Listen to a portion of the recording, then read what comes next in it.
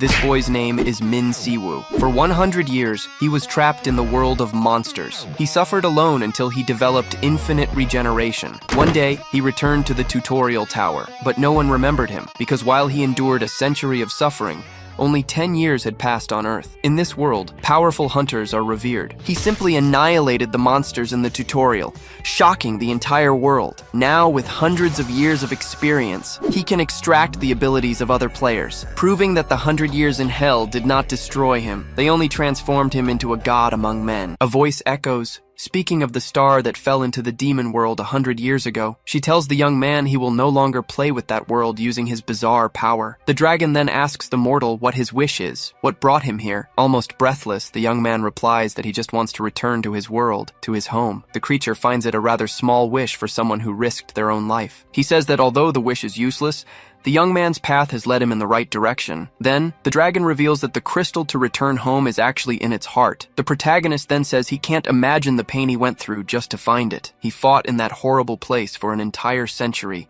a century of pure suffering. With that, the dragon decides it will grant him a little mercy. And this mercy would be to simply end his pathetic life with a single, precise strike. But the young man smiles, agreeing it was about time to end it all. Suddenly, an immense light explodes from his body and rushes towards the giant creature. The dragon is hit head-on by the flash, reeling from the force of the impact. Startled, it wonders what kind of sinister and powerful light this is that envelops it. The young man notices his wounds are closing and wonders if this is healing power, but the dragon corrects him, saying it goes beyond that. It's actually regeneration. With his body healed, he dares the beast to rip out the heart, or he'll do it himself. He gives it 3 seconds, warning that he's not just some ordinary warrior. The creature is shocked by his healing power, trying to understand what's happening. Then, the protagonist mercilessly crushes the dragon's head in a swift, brutal blow. He counts to 1, saying he can't wait any longer to end this fight. And with a dull thud, the dragon's giant body finally falls to the ground, defeated. It's then revealed that his name is Xiu Min, a hunter of the healer class. He holds the crystal and complains, thinking it's a crappy reward for 100 years of fighting. A voice tells him to shut up,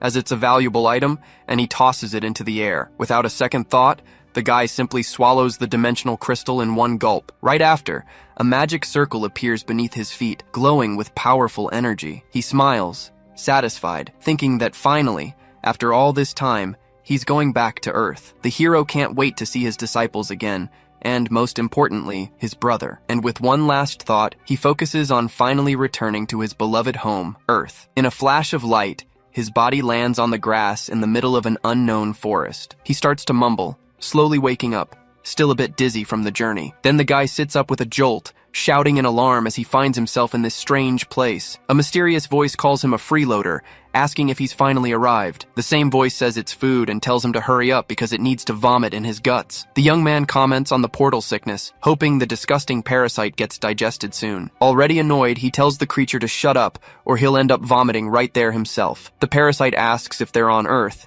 and the young man says yes, but he doesn't recognize the place. He notices a strange mana flow, very similar to what he used to feel inside portals. Suddenly, his mana starts to disappear, and the parasite questions if his power was fake. The hero despairs, shouting that he can't believe this is happening again. He explains it's a side effect of the journey, with his power dropping to about 20% of its total. The parasite gets annoyed by this, and the young man replies that it's not that simple. He recalls it took him decades to recover, which makes the parasite furious with him. The young man tries to say he still has a few tricks, but a scream suddenly cuts him off. We see a girl running breathlessly, lamenting that she got separated from her companions. Then, a giant orc chases her with an axe, leaving the young woman utterly terrified. She ends up tripping while calling for help, falling flat on the ground with no chance to escape. Despair fills her face as she starts to accept that her end has come. But suddenly our hero appears and stops the monster, asking if he can talk to her. He flashes a wide grin and excitedly asks if this place is really planet Earth. The young woman is completely confused by the question, stammering a yes, still very frightened. He then asks the year, and she answers 2037, shocked that he killed the beast in a single blow. Xiu Min calculates that 10 years have passed on Earth while he lived 100 in the other world. Then he asks a key question, wanting to know who the current president of Korea is. The young man freaks out when he hears the name, yelling that he can't believe that guy became president. He's furious, thinking that bastard really managed to climb so high in life. The hunter wonders if Korea is out of heroes, or if he's just pretending to be someone. The hero notices the strange mana and questions her about it, and she explains they're in the tutorial tower. She says the tower is used to awaken hunters, but he finds this new, as it wasn't like that before. She says only the first generation didn't need to, and he asks how long it takes to get out. The young woman replies that the record is 3 weeks, leaving our hero thoughtful. Just then, a strange noise from the bushes catches their attention, putting them on alert. Suddenly, a giant tiger leaps out in front of them, startling the girl with its appearance. She screams in despair, recognizing the creature as a trolliger, a very dangerous monster. The hunter suggests they run, but Seo-min thinks 3 weeks is too long. She insists they run, but he thinks his body is still weak from the journey. With the beast roaring, he decides he'll have to take it easy, sending the young woman into a panic. Then he pushes her out of the way and lands a devastating blow to the beast's face with full force. The girl is in shock as he says it will only take him 5 days to finish everything. Seo-min confidently states that this amount of time will be more than enough for him. The scene changes to an office where a man is informed about a group that has returned from the tower. He asks if it's the team that entered 8 weeks ago, finding their time quite reasonable. But the subordinate reveals that one of the members who came out wasn't one of the beginners. And to make matters worse, another employee reports that this person isn't even in their records. The employee adds that this unknown newcomer is causing a lot of confusion. Upon taking the report, the chief's eyes widen, showing genuine surprise. He sees the young man's photo and stammers his name, wondering if it's his brother. The scene returns to the tower, where Seo-min asks the young woman if she's going to follow him forever. The huntress can't believe what she's seeing, wondering if it's all a dream. She doesn't understand how someone cleared the tower in just 5 days, while he feels his strength returning. Just then, a voice announces the end of the tutorials and begins to calculate his attributes and skills. The system simply can't compute the data, and the hero gives a little smirk. With an intense flash of light, the exit gate finally opens right in front of them. The protagonist starts walking toward the light, leaving the girl behind for a moment. She asks him to wait, as he thinks to himself that he's finally made it to Seoul. Outside in the lobby, people watch as the portal opens with the two of them inside. One of the guards approaches, asking about the commotion, and a man tells him the gate opened. A nearby employee recognizes the girl from the entry list, but not our hero. The guard approaches, and the young man greets him, saying they are the leaders of Team 2. He explains that the problem is the guy's name wasn't on the entry list. The guard doubts that the scrawny guy cleared the tower and glares at him with contempt. With a smirk on his face, he pushes the other man aside and says he'll handle it. He asks why his name isn't on the register, and Seo-min says he didn't enter that way. The guard yells that it's a lie, since everyone enters through the gate, but the hero denies it. He gets irritated by the answer, and the parasite comments that this guy seems to enjoy trouble. Then, the brute gets in the rookie's face, getting ready to teach him a lesson. He pressures the young man to tell the truth, or things will get very ugly for him right there. The guard loses his patience, screaming for him to talk or he'll get the beating of a lifetime. But the protagonist just gives a mocking smirk. He tells the guard to shut up because his breath stinks, leaving the man in shock. Seo-min cracks his neck and asks if he really wants to get beaten up like that. He then challenges him to a fight, but tells him to close his mouth because it stinks like hell. The brute becomes enraged, his face red with fury. Then he lunges with a punch, cursing the hero with all his might. But the young man easily catches the punch, saying he warned him to shut his mouth.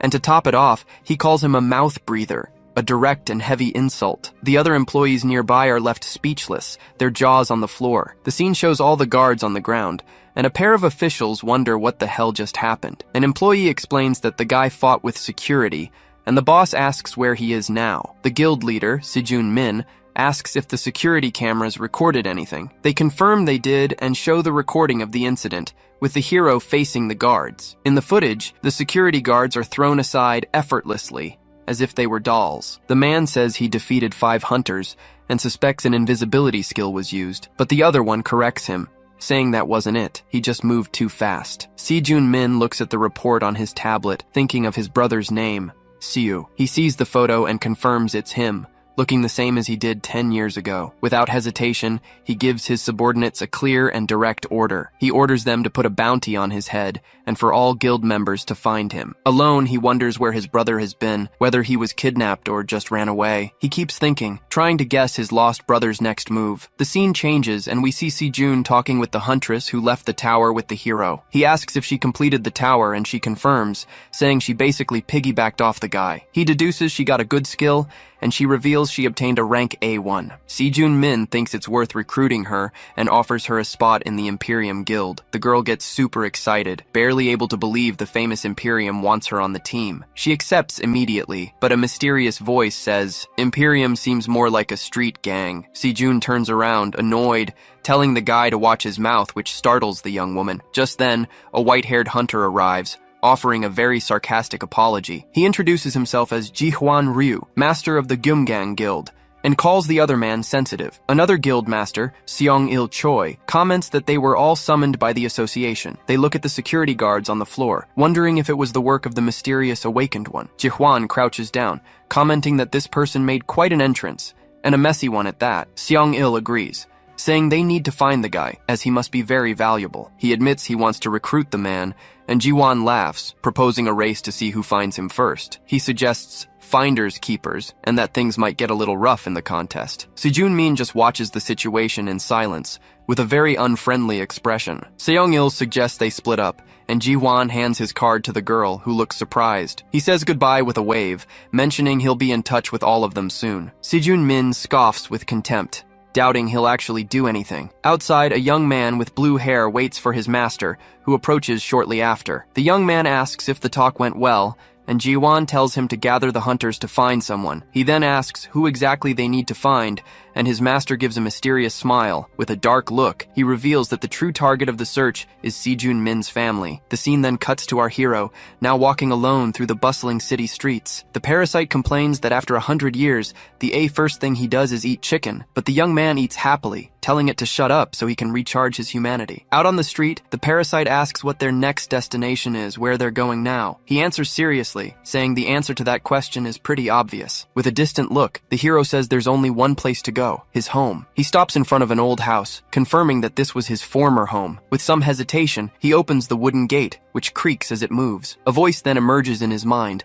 welcoming our hero back. In a flashback, he remembers his parents welcoming him home after a long day. He also remembers his younger brother running excitedly at their mother's call. It was a happy memory of a family dinner, with everyone gathered and joyful. But reality is very different, and he finds the house completely ransacked and abandoned. Empty bottles and spiderwebs everywhere show the place's depressing state. He remains silent, just observing the mess with a sad, lost look. Lying on the porch, he sighs, lamenting that he can't even remember their faces. He thinks about how they say the ability to forget is a blessing, but for him, it's a curse. For 100 years, he fought non-stop, his body ceasing to age and his senses fading. Afraid of having his identity erased, he desperately clung to his memories. He held on to the memories of his brother and all of his precious disciples. Instead of being the past, these memories became targets of obsession and regret. But he was okay, because those were the memories that kept him sane for an entire century. The parasite complains that the place is cold, but the hero reminds it that there's no chicken in the demon world. He then warns that he won't stay there long,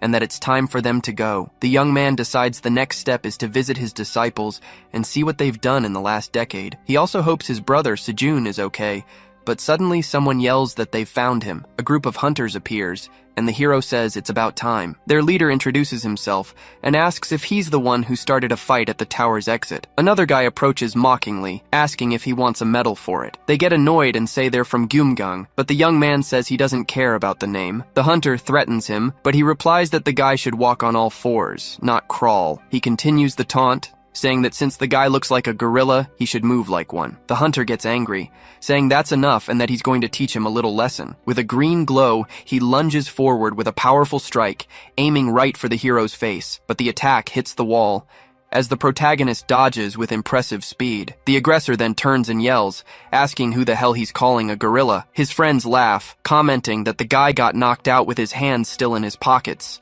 It's explained to us that his skill, Mercury, doubles the user's speed. The parasite asks if he wants to eat the skill, and the hero says yes, since it's the first one. At that, the protagonist jumps up, leaving the red-haired hunter quite confused. He appears behind the guy in the blink of an eye, who screams without understanding what happened, and with a precise strike, he hits the hunter with full force, throwing him violently to the ground. The man spits on the ground from the force of the attack, leaving his companions terrified. The hero then positions himself over the fallen body, preparing his next dark move. He extends his hand and commands his predator to consume the prey right in front of him. Suddenly, a dark magic circle appears, trapping all the hunters in place. The predator skill is activated, and he manages to extract the speed skill from the hunter. He's happy it works on Earth, but the parasite says the taste doesn't beat fried chicken. One of the hunters on the ground writhes in pain, showing the attack's power. One of them tells the rest of the group to attack, and the hero decides to use his new skill. He agrees with the parasite's suggestion,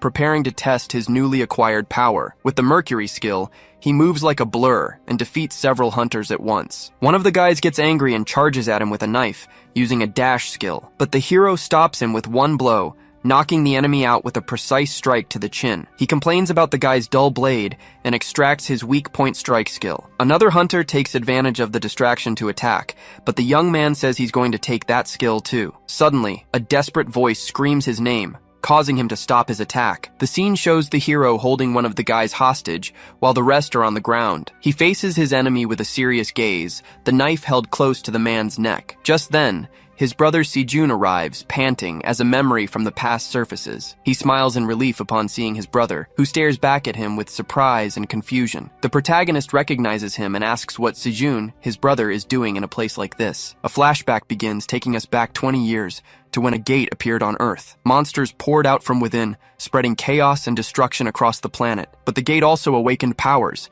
creating the first generation of hunters. With his parents dead, Seo became a hunter to take care of his brother. Little Sejun then asks his older brother why he isn't going to school today. Seo replies with a smile, saying that from that day on, he would start working. The little boy gets sad and asks if it's all his fault, feeling guilty. But his brother comforts him, saying he just chose his career a little earlier than others. Sejun then asks if he'll be late coming home that day. The hero says goodbye, promising he'll try to come back as soon as possible, so he shouldn't worry. The scene changes, and we see a memory of the protagonist complimenting his brother's fancy new house. He's amazed by the place, and Sejun says he just followed his teachings to live by. In his thoughts, Sejun reveals he bought the house for when his brother came home. Seo gets excited about having a room, and his brother thinks it must have been tough for him. Sejun gets emotional and says that from the way he talks, he really is the brother he once knew. Sejun gets closer and asks where his brother has been, wanting to know why he only came back now. With a smile, Seo invites him to sit, as he has 100 years of stories to tell. Now sitting in the living room, the older brother begins to summarize his long journey. He explains he was sent to another world,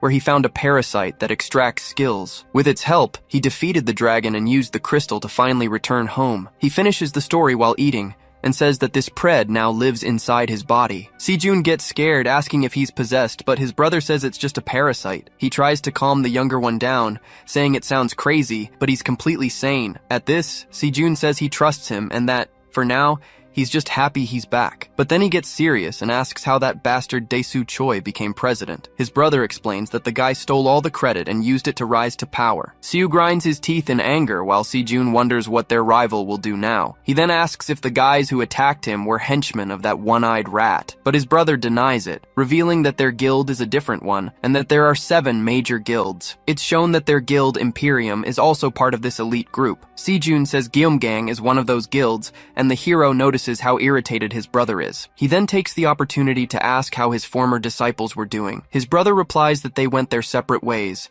and that it's been a long time since he contacted them. He says one of them went back home, while the other allied with that bastard Dae-soo. The protagonist then asks about the last one, wanting to know what happened to Minjun. With a grim look, Sejun reveals the tragic news that the disciple was murdered. Seo is shocked by the revelation and asks who was responsible for it. His brother explains they never found the culprit, as their friend's body simply vanished. He suspects another hunter and says that even a special agency investigated, but with no success. The hero is confused by the agency's acronym, wondering what it was. Sejun explains it's an international organization that investigates crimes involving hunters. He continues, saying the employees there were always on the front lines. In short, that agency was basically a police force just for hunters and the awakened. With his eyes gleaming, Seo asks if his brother happens to have any contacts inside. Sejun says yes and offers to help, asking his brother not to risk going on a mission alone. The protagonist thanks him, but says he doesn't just need information, there's more to it. Sejun says that hunters fight, they don't investigate, and that his brother should get some rest. But Seo cuts him off, reminding him that he spent the last 100 years fighting to survive. With a dark look, he assures him there's nothing he can't or won't do. His brother swallows hard,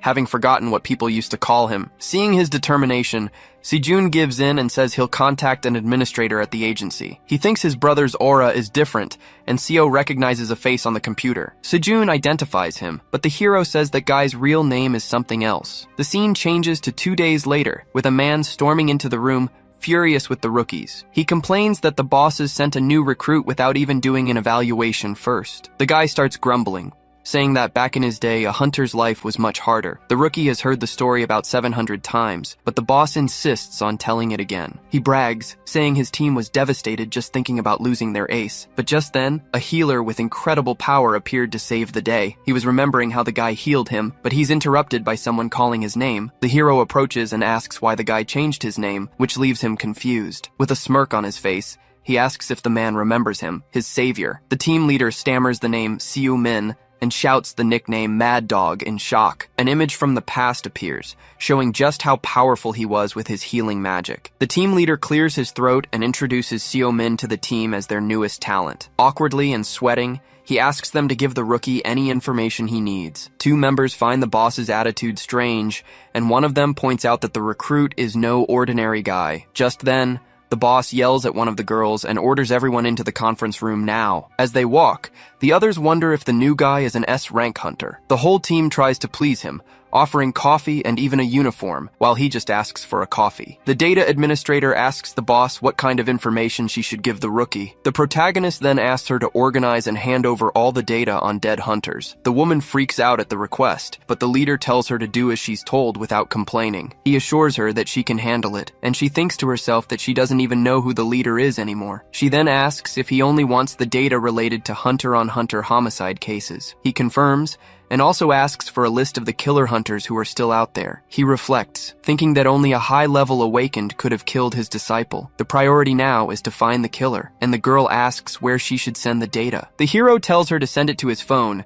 and just then, someone knocks on the conference room door. A guy comes in, announcing that the police have requested backup for a gang war. The leader thinks they're just a bunch of nobodies, but the guy clarifies that one of the gangs is Cerberus. He sighs, already fed up, while our hero asks what the hell Cerberus is. The woman explains that it's a notorious gang, even involved in hunter trafficking. Hearing this, the protagonist tells the leader to take him along on the mission to investigate the case. The boss agrees immediately and rushes out, with the hero dragging him along and confirming he understood. He puts on his jacket, saying that as a recruit, he needs to keep an eye on his superior. The scene shifts to a wrecked bar with a man bragging about his easy victory. He is Gangho, the second in command, calling himself the invincible shield of Cerberus. Just then, another member named Jikin, the third in command, asks for some credit too. Gangho says he needs to beat him to be recognized, and the other promises he will. He brags again, and his subordinate asks if they can start marking their territory. The boss yells that from this day on,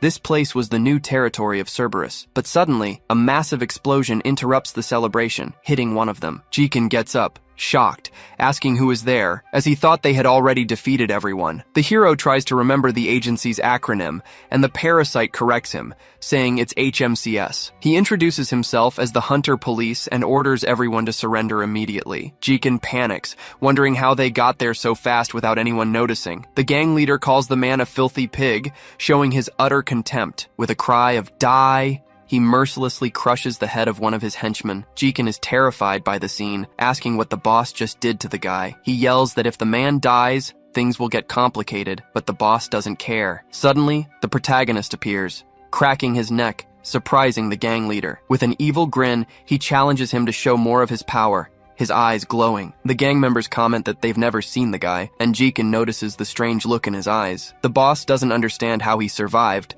but decides he's going to finish him off anyway. With a furious roar, he activates an armor skill and promises to kill him for real this time. They all charge at our hero, ready to finish him off for good. Suddenly, the man finds himself in a dark place, seeing an old man on the other side of a river. He calls out to the old man, who waves strangely, and he screams in despair. The fallen gang leader starts hallucinating about his grandfather father as the hero finishes him off. He then unceremoniously grabs him by the hair, telling the guy to get up now. With everyone else on the ground, he informs the last one standing that he's the only one left at the party. The parasite says the guy's skill looks tasty and tells the predator to consume it. The man yells that they're just henchmen and asks why the hero is doing this. But the protagonist scoffs, saying he knows, because they just look like a bunch of incompetents. The man doesn't understand the reason for the attack and asks why he did all of this. He explains that he just wanted to test the criminals and pull out the weeds of the city. Just then, the team leader comes running and asks if he's okay, looking very worried. He panics when he sees the scene, and the hero complains that it took them long enough. He explains that he left one alive,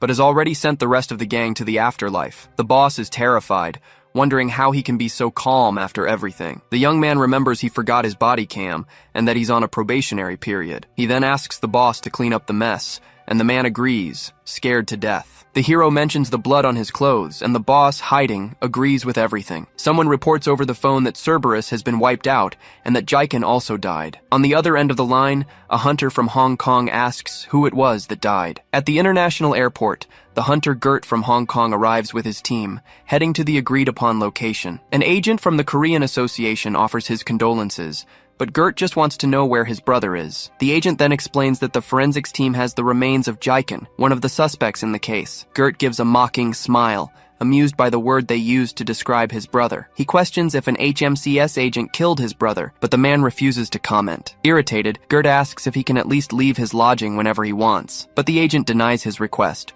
warning that it would violate the law and could even lead to deportation and a fine. Gert gets the message. They just want him to pay his respects and leave as quickly as possible. Then, he calls for one of his men, Ryu, who promptly answers the call. The order is clear. He tells the hunter to find the person they're looking for. Gert walks with a look of hatred, vowing that he will rip out the heart of whoever killed his brother. The scene cuts to Seo Min, who asks Sejun if someone stole Minjun's things. Sejun confirms, explaining that they took everything from his house a couple of days after the murder. He says that a hunter's mana is unique, and the culprit did it to erase any traces. Since Minjun was an archaeologist, anything that could have contained his mana was simply taken. Seo Min questions if the killer really did this, thinking it was just a thief, and Sejun is shocked. He shows the list of missing items, which is full of valuables, and asks why someone would take such a risk. Seo says that if he were the killer and wanted to erase the mana, he would have just burned the whole house down. Sejun then asks if a thief broke into the empty house, and Seo says he's seen similar cases in the files. He decides he's going to check on some fences,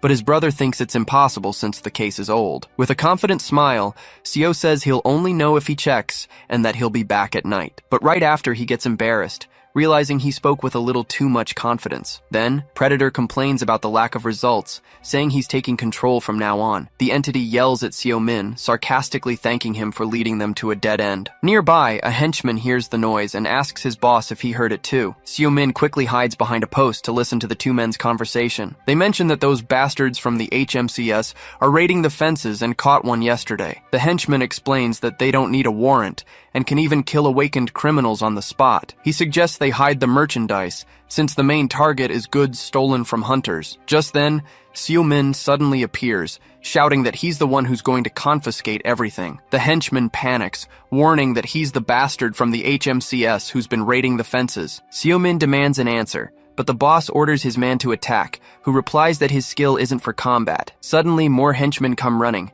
asking if the boss is okay and wondering what's happening. The boss laughs, saying Seo Min made a mistake coming alone, and that his body will end up at the bottom of the sea. Surrounded in the alley, Seo Min just stares at the men with a calm and serious expression, unfazed. He thanks them for saving him the trouble of hunting them down one by one, as a golden energy emerges. Seo tells Predator that vacation's over, asking him to load up the strongest one, and the entity negotiates for food. With a magic circle on the ground, he accepts the deal as the energy grows around him. The thugs are startled by a flash of light, and Seo Min unleashes a powerful shockwave in their direction. An immense blast of golden energy surges forward, completely filling the narrow alley. The light from the explosion is so intense it blinds everything, showing only the raw power of the attack. With the impact, objects in the area fly, and the henchmen are electrocuted by the skill. Lying on the ground and shaking, the man stares at Seo Min, who asks if he's going to show him the way now. Utterly terrified, the henchman stammers and asks what kind of monster he is. With a sinister smile, Seo Min just replies,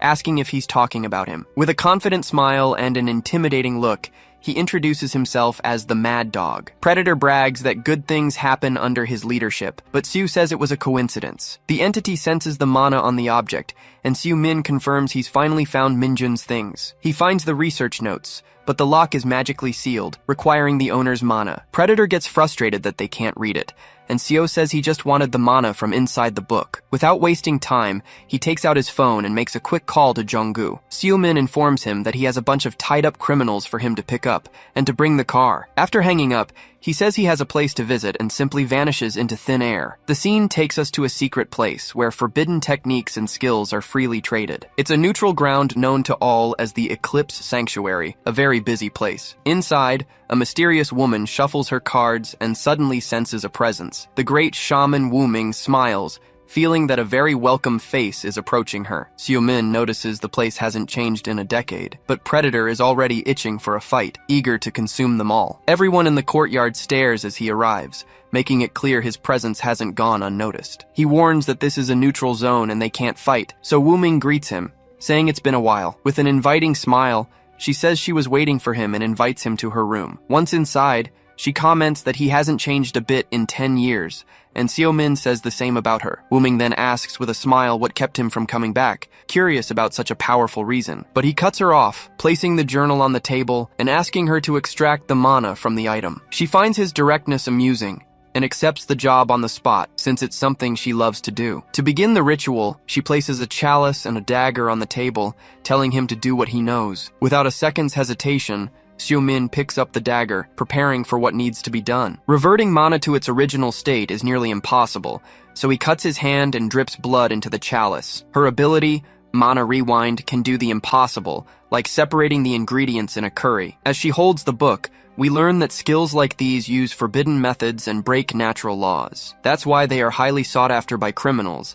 and must be kept under constant surveillance. Wu Ming finishes the job, complimenting his blood, but Predator finds the woman sinister and terrifying. He thanks her for the compliment and leaves her a tip, creating a golden light in his hand. Wu Ming asks if he's leaving already, but Seo says he's busy and that he'll be back. She lets out a little laugh, thinking he's still such a mysterious man. In the car, Predator says he's never going back there, and Siu asks why he's so angry today. Siu finds it ridiculous since all they did was take a bit of his blood. That's it. Seo Min announces they're heading to the Ancient History Research Center right now. He then reveals that's the place where Minjun was murdered some time ago. Predator complains about trespassing, but Seo Min informs him the place is Imperium property. With a serious look, he thinks about how Minjun's death impacted everyone at the time, and he adds that its impact still affects him to this day. Determined, he says he's going to find out exactly what happened on that fateful day. Predator asks if he's really going to use that, and Seo Min confirms without hesitation. He then activates Mana Recall, a skill that materializes emotions from a target's mana. The mana he got from Wu Ming flows out of the vial,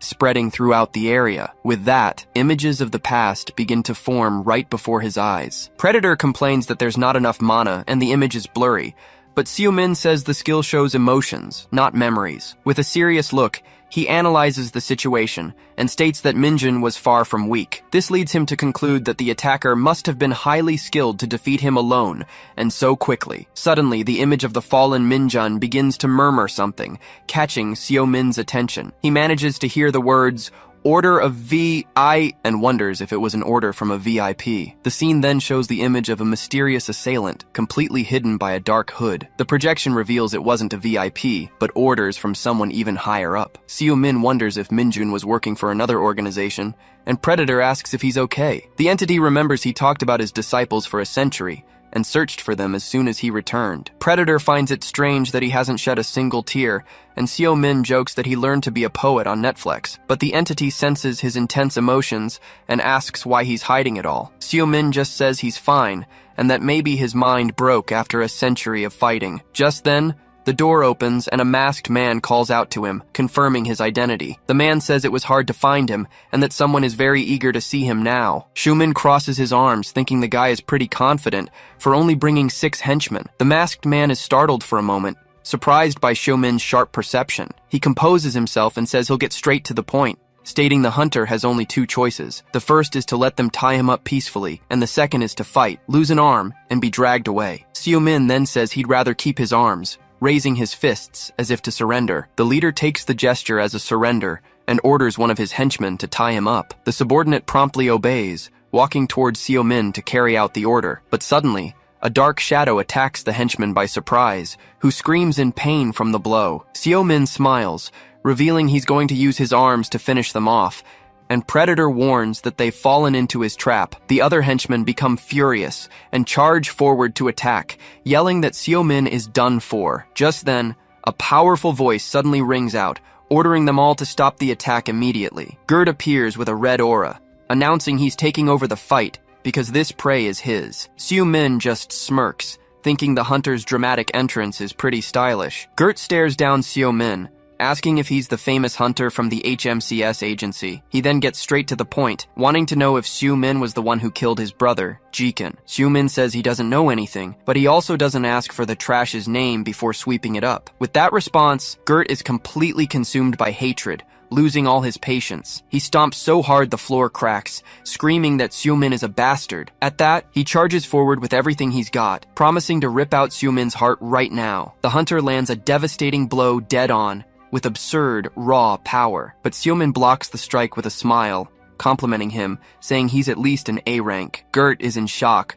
wondering if that's a healing skill and if Seo is a healer. Enraged, he attacks again with a barrage of blows, yelling for the bastard to just die already. The henchmen can't believe it, and one of them yells for the others not to just stand there and to attack together. But Seo-min appears in front of him, warning the small fry not to interfere in the fight. He then dodges every single blow, saying he won't let them ruin his fun. Gert is stunned. He had read all the trajectories and dodged with minimal movement. He realizes the bastard is strong and extremely perceptive, much more so than he had imagined. Gert decides to fight with his all, but Seo-min grabs a henchman and explains how things work. He squeezes the man and warns that those who commit a crime face the consequences, no exceptions. Seo-min confirms he killed his brother and says the ones who should be crying are the victims, not Gert. Gert is furious at the response and asks if he thinks every criminal just deserves to die. He yells that Jikin had no choice and became a criminal just to raise him when they were kids. With his arm glowing with rage, he swears he'll make Seo-min pay for destroying his brother's life. With that, he uses Rain of 1,000 Arrows, launching a massive attack with his concentrated mana. Seo sees there's no way to dodge and asks Pred for a skill, who complains about how much he's working. He then activates the Neutralize skill, creating a giant magic circle to nullify Gert's attack. Gert is completely shocked to see his arrows vanishing, wondering if that was a dispel. The henchman despairs at the sight and yells that it's better if they all attack at once, but Seo-min appears next to Gert, telling him to stop with the sad, repetitive story. With a bluish glow, he lands a powerful strike right in the middle of the hunter's chest. The impact is so strong it sends Gert flying, and his men scream for their boss in desperation. Even injured, he gets up and shouts that the fight is his, telling everyone to stay away. Gert thinks Seo-min is out of mana, and decides to attack up close to end the fight for good. With a war cry, he charges with a spinning energy attack, leaping at Seo-min. But Seo-min simply stops him with a punch to the face, telling him not to even try it. Then he follows up with a series of blows, preventing Gert from using any skills he wanted. Seo-min even complains about the old building, asking if the criminal trash is going to pay for the repairs. Gert is thrown back by the impact, while Seo-min does a backflip in mid-air. Seeing his chance, Gert yells for his henchman, Ryu, to bind Seo-min as quickly as possible. Ryu complains about them only asking for help now, but activates his containment chains anyway. The red chains fly out and bind Seo-min, immobilizing his arms and body. Trapped, he hears Ryu shout that he's going to tear him to pieces so he can't heal, but Seo-min congratulates Ryu for following in his brother's footsteps and becoming a criminal too. With a golden magic circle, he activates his lifesteal skill, which drains the target's life force. Gert screams in pain, feeling his life being sucked away as his body withers and ages instantly. The henchman panics, yelling that this can't be the ability of a simple healer. Seo-min then explains that this was the first skill he awakened and that he's no ordinary healer. He explains that he does more than heal, as he controls life force at its very essence. With a confident, power-filled smile, he reveals himself as a life mage. Seo-min then turns to the last henchman, who becomes desperate and begs not to be hurt. But he simply says no, and knocks the guy out with a single blow to the head. With everyone on the ground, Seo-min glances around, wondering if he got them all. Then he remembers something and adjusts a camera on his belt, hoping it's on. He speaks to Jong-gu through the camera, warning him that the criminals attacked first and it was self-defense. The scene cuts to Jong-gu's team, who are watching everything in shock, spitting out their food. The problem is, the agent points out that he hit the live button instead of record. Elsewhere, the ministry is discussing the video, questioning since when the HMCS has been doing live broadcasts. A man explains that it's part of a recruitment project from the agency's international headquarters. He says the project was a failure because they couldn't create videos that grabbed people's attention. An official wonders why such an incredible talent joined the HMCS, but is interrupted. A woman points out that the important thing is that the person who died on the live stream was Gert from Hong Kong. The door opens and everyone stands up as an important figure apologizes for the delay. It was Dae-soo Choi, the president of South Korea, who arrives wanting to know what the problem is. A few days later, the scene shifts to the bustling cafeteria of the Imperium Guild. Sejun sits down with his brother and asks if he can hear all the chatter around them, but Seo-min is more focused on his food, and Predator tells him to just ignore it and keep eating. He praises the cafeteria's food, asking if he can have lunch there every day. Sejun then explains that the video from his live stream dealing with Gert went viral online. He mentions that luckily the camera was shaking so much that his face was unrecognizable, but he worries what'll happen if Dae-soo Choi finds out, asking Seo-min to keep a low profile for now. Seo-min calmly nods, picking up a piece of omelet with his chopsticks. He says he'll do as his brother asks and feeds him a bite, surprising Sejun. Sejun gets embarrassed, but Seo-min says that no matter how old he gets, he'll always be his little brother. Suddenly, a group approaches their table, greeting the guildmaster. A hunter, Jisoo Shin, bows and thanks him, saying she awakened an A-rank skill because of him. Sejun notices the hunter Seok is with them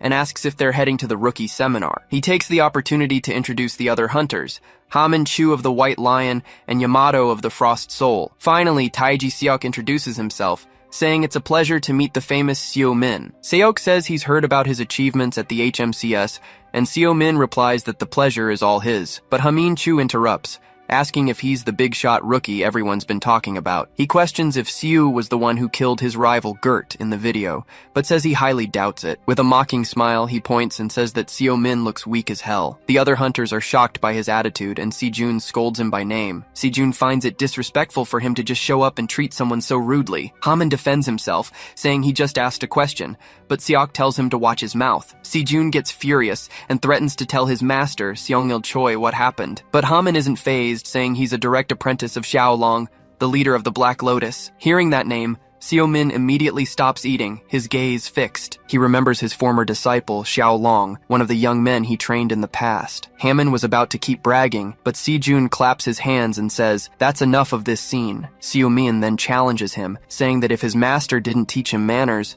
maybe he taught him how to fight. Haman becomes enraged, furious that he dared to mock his master right in front of him. In a fit of rage, he stands up and kicks the table hard, startling the others. With a dark look, Hamin threatens Seo-min, telling the kid to watch his back at night. Seok panics, apologizing for Hamin's behavior, but Sejun tells him not to worry about it. Sejun tells his brother to ignore the idiot, and Seo-min takes the chance to say he behaved himself. With a smile, he thinks that since the guy is his disciple's apprentice, he'll let it slide this time. The scene changes to an office, where a man confirms he will register the case as closed. The director of the HMCS, Gyeonho Baek, asks what brings the visitor here, since they could have handled it over email. The man was Seong-il Choi, master of the White Lion, who came to apologize for the incident in person. He apologizes for his members' disrespect, but Gyeonho Baek cuts him off before he can continue. The director smiles and says a formal apology isn't necessary, since there was no fight and no one got hurt. But he tests the waters,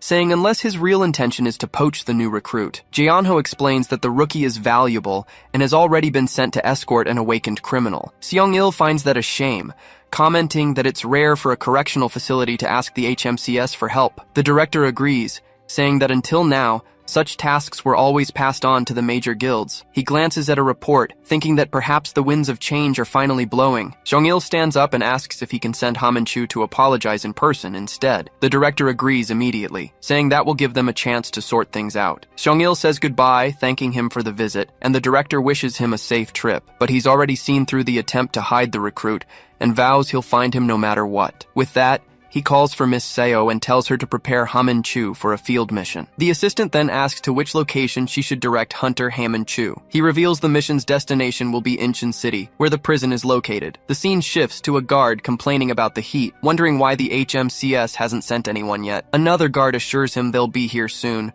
and the first one complains about a new prisoner. He's furious because instead of behaving, the guy is just making more work for them. The prisoner's name is Sari Volka. He arrived quietly but then freaked out and took down 5 men at once. Inside the cell, the prisoner Kari Volka stares at his handcuffs, thinking about his situation. Suddenly, a rat approaches him, saying it has a message from the Bestia organization. The rat explains that his escape has already been arranged, as a task awaits him outside. But without a second thought, Sari simply steps on the rat, crushing the creature on the floor. The voice says the only thing he needs to do is simply cause total chaos. Outside the prison, Seo-min arrives in a light rain, observing the place. He then confirms if this is indeed his destination, the Incheon Correctional Center. Hamin Chu arrives at the prison furious, shouting that they just left with the prisoner. He complains about the sloppy transport and wonders why Xiang-il even sent him there. Just then, he spots the bus in the distance and asks if that's the one. The guard immediately confirms it. Frustrated, he gets in his car, grumbling that at this rate he'll end up in another province.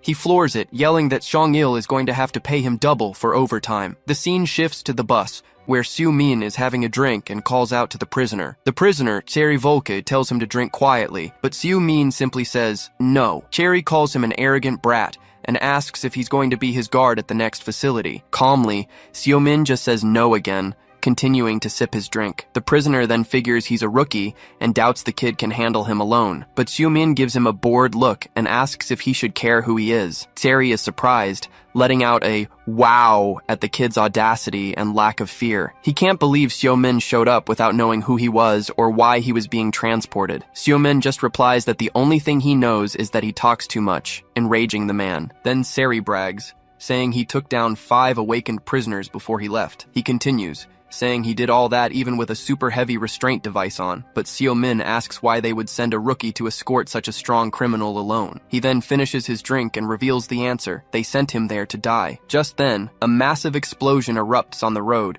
engulfing the bus in a fireball. The impact sends the vehicle flying off the road, flipping over and crashing onto the grass. Outside, a young man observes the wreckage and asks his master if the explosion killed him. Suddenly, Sari kicks through the bus's metal frame, yelling at the wretched old man who was there. He emerges from the wreckage, furious, and confronts the two, asking if they were trying to kill him too. The old man scoffs, calling the gray wolf a little dog, and Sari tells him to shut up. The young man confirms he took care of the guard, saying his brain must be drowning in coffee and blood. The camera focuses on Seo-min's hand, limp and motionless next to his spilled cup on the floor. The boy starts to unlock the cuffs, warning him to stay still, as they are Manatech products. With a click, the cuffs finally break open, freeing the prisoner from his bonds. Sari celebrates his relief, but suddenly a voice yells for the criminals to freeze. Hamin Chu arrives and takes in the whole scene, realizing the bus took the most suspicious route. Hamin scoffs at the rookie,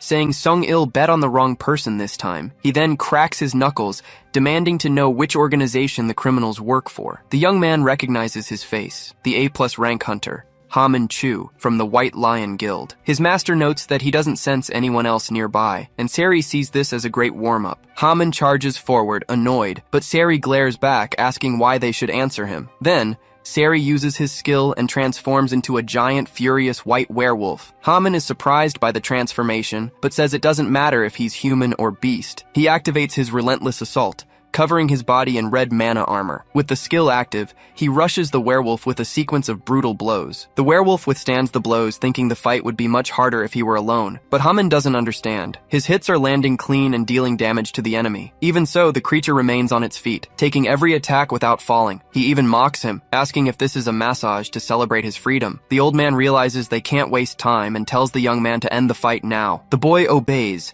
conjuring a pink energy to trap Hamin with the 10-headed serpent. Hamin scoffs, wondering what he's going to do with that toy snake. The serpent lunges forward, coiling around the hunter's body as he complains about the skill. With him trapped, the werewolf lands a powerful blow, saying he expected more. He yells that in the underworld, pampered hunters like him are nothing but worm food. But Haman retorts that he talks big for someone who needed help to beat him. Sari kicks him, saying it's called being smart and that he should have waited for backup. The old man warns that there's no time, telling Volka to kill the hunter at once. The werewolf prepares an energy attack and asks if he has any last words, but doesn't really care. Haman grinds his teeth, wondering if this is where he's going to die, helpless. Suddenly, a golden explosion erupts from the ground, throwing everyone back with the impact. The young man from Bestia cries out in pain, feeling the earth tremble from the force of the attack. Xiu Min appears, asking if it was Xiao Long who taught him to give up so easily. Haman is shocked, wondering how he survived that bus explosion. Xiu Min complains about the camera, and Predator tells him to get a magnifying glass if he's already going blind. Sari can't believe he's alive, and the old man realizes his skill is extraordinary. Haman yells desperately, telling him to stay down and wait for backup to arrive. But Xiu Min lists their crimes and sentences them under the authority of an HMCS hunter. With a golden aura and a sinister smile, he reveals their sentence: summary execution. Xiu Min announces that the three of them are sentenced by his authority, and the penalty is execution. The scene changes, and a man tells Xiaolong's apprentice that the Asura skill isn't a striking move. He then clasps his hands, creating a red magic circle with a very intense glow. Furious, the creature charges forward screaming, but Xiu Min prepares to attack with his power. His fist lands squarely on the monster, shattering the beast's jaw with a crack. Then, he explains that this is an impaling skill, piercing the enemy with a red flash. The apprentice is shocked and yells that this is Master Xiaolong's special technique. The monster is thrown far away, and Xiu Min comments that he needs to drain its blood to tenderize the meat. Suddenly, another man launches a lightning attack, shouting the name of the skill, Mahoraga, but an old man dodges the blow, leaving the guy in complete disbelief at what he just saw. Xiu Min gets curious about the old man's power, and Fred immediately asks if he can eat that. He then explains that it's just a magic scroll, and Fred complains that it's like frozen food. Outraged, the apprentice yells at Xiu Min, asking how he's using his master's skill. With no patience for talk, Xiu Min grabs his face, making the guy scream in pain. Just then, the old man appears with a sinister aura and warns the young man not to move a single muscle. The old man threatens to crush the apprentice's soul with his gravity field, putting him in a bind. But Xiu Min just smirks and asks if that's supposed to be a threat to him. So the old man proposes a deal, asking them to leave in exchange for the hostage's freedom. He tries to convince the young man, saying it would be good for both of them if he just left. Xiu Min cleans his ear and calls it nonsense, as he wants what this mission offers. He says the apprentice can escape on his own, but the boy shouts that he can't get out of there. The old man gets confused and asks if they aren't on the same side, but Xiu Min denies it. Hearing that, the old man's eyes go wide, realizing something is very wrong. Xiu Min walks toward him and asks which assassin organization he belongs to. The man tenses up and asks who Xiu Min is and what he wants, already preparing an attack. With a cold gaze, Xiu Min tells him not to make him repeat the question about his group. Desperate, the old man unleashes his electric power and yells for him to get no closer, but Xiu Min remains calm and prepares a shockwave with his own blue energy. His attack is so strong it swallows the old man's power, who can't understand how he did it. Fred says the food got tastier, and Xiu Min notices he's recovered 40% of his mana. Xiu Min scoffs at the old man, telling him to throw in the towel and enjoy the little time he has left. But the man refuses, shouting that they'll never rat out the organization, so he can forget it. Then, the apprentice explains that they made a silence pact linked to their mana. Suddenly, the werewolf Volka appears, all wounded, and the old man curses him for taking so long. Xiu Min lets out a slight chuckle and asks if that's all they've got, if they're afraid of dying. Shrouded in a green aura, he tells them not to worry, as you get used to it after a few times. The old man then yells for Volka to do something, but the beast tells the old man to shut up. Enraged, the werewolf warns that he doesn't care about dying because he's going to rip him to shreds. But the apprentice steps in front and blocks the attack, saying he won't let him pass. With a smile on his face, he comments that the fight has just gotten a little more fair. He yells that the monster should have stayed dead, but the creature replies that it's just getting started. With his face covered in shadows, Xiu Min whispers the name of his technique, Boreal Gale, and then a giant ice storm hits the beast and throws everyone far away. He grabs the old man's neck and asks in a cold tone what it feels like, and then he answers his own question, saying it feels like dying slowly. The old man screams in pain, being slowly suffocated by our ruthless protagonist's hand. With a sinister look, Seo Min asks how many deaths it will take for him to finally tell the truth. The apprentice despairs and asks what kind of monster he is to do something like that. Seo Min then breaks the boy's arm and says that apparently one death wasn't enough. In shock, the apprentice realizes that he heals his targets just to torture them again and again. He then moves on to the third attempt and asks once more which group they belong to. The apprentice can't take it anymore and begs the old man to talk, who finally whispers the name Bestia. With a satisfied smile, Seo Min confirms he heard the name of the organization he was looking for. Just then, the old man remembers why that skill seemed familiar, having a great revelation. He shouts that Seo Min is the Mad Dog, one of the 3 supreme masters who vanished long ago. Having gotten what he wanted, Seo Min crouches beside the body and says he'll get straight to the point. He then creates a mana sphere and asks if the apprentice knows the scoundrel he's looking for. We learn that Bestia is an assassin's league, specializing in hunting and killing hunters. They are the most influential organization in the underworld, known for their skills and absolute success. The old man says that as a first-generation hunter, he had no choice but to accept their offer. He then talks about the Pact of Silence, a tradition to protect the secrets of their comrades. This is an unspoken rule that forces members to be loyal until the end of their lives. For 15 years, he served Bestia faithfully and thought he would die before betraying them. But the constant deaths at Seo Min's hands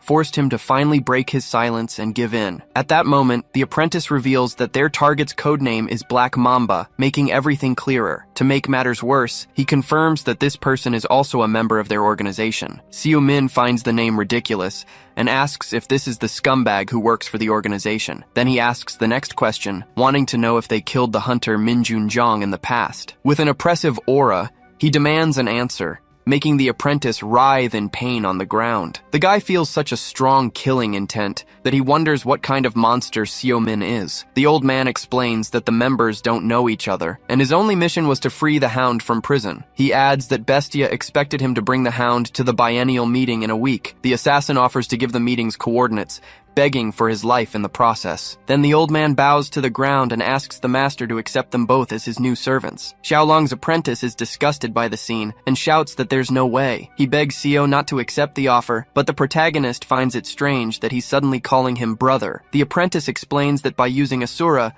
Seo Min met his master, which makes them close. The guy offers to be his apprentice, but an impatient Seo Min tells him to shut up. With a thoughtful look, he focuses on his goal, which is just to get information on Black Mamba, but he realizes that if he lets them go, Bestia might find out about him, which would be a huge problem. Suddenly, he changes his mind and says they have a deal, leaving the apprentice shocked. The old man thanks him happily, but Seo Min warns that there's a condition for this to happen. He says that to ensure their loyalty, they both have to take the mana oath. Volky complains that it's a slave contract, but the old man tells him to keep quiet if he wants to live. With little choice, they step into the magic circle glowing brightly on the forest floor. Seo Min then creates a mana disc and tells them to pool their energy and state their names. The old man introduces himself as Crimson Spectre, and the other says he is Carrie Volke, sealing the pact. Fred celebrates that the food servants are now his, and Seo Min names them his subordinates. In return, he promises total protection, and their contract glows brightly on a scroll. With little choice,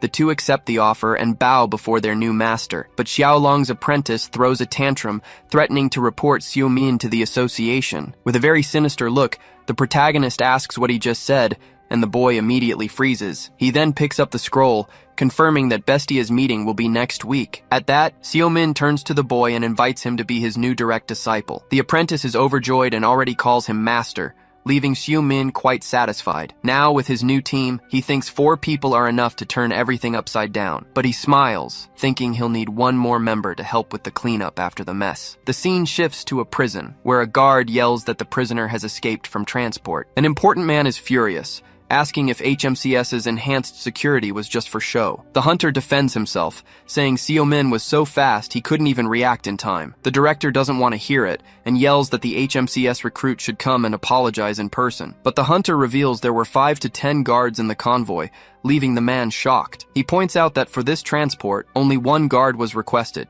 which is very suspicious. The director stands up, annoyed, but the hunter interrupts him with a bombshell. He reveals that the prisoner confessed to bribing someone high up within the prison itself, so he announces that HMCS will start a full investigation into both the fugitive and the facility. With a firm gaze, He asks for the director's cooperation, who is left with no choice but to comply. The scene changes, and we see a man with a forced smile, looking completely exhausted by the situation. Elsewhere, Seo-min hears that the investigation into the bribery case has already begun. Just then, Hunter Hammond-Chu from the White Lion Guild appears, surprising everyone in the room. He also asks who the mysterious old man is, who's just sitting there drinking calmly from a mug. Then he points to the hooded Volca, who's in the corner sweating bullets from nervousness. But Seo-min smacks Jung-gu and tells him to sit down, warning that it's a long story. Now with the team assembled, he sits and announces he will go over the operation details. He explains they will infiltrate Bestia's meeting, an event with 8 elite assassins. Jung-gu is shocked and asks what the point is of invading the place with so few people. With a sinister smile on his face,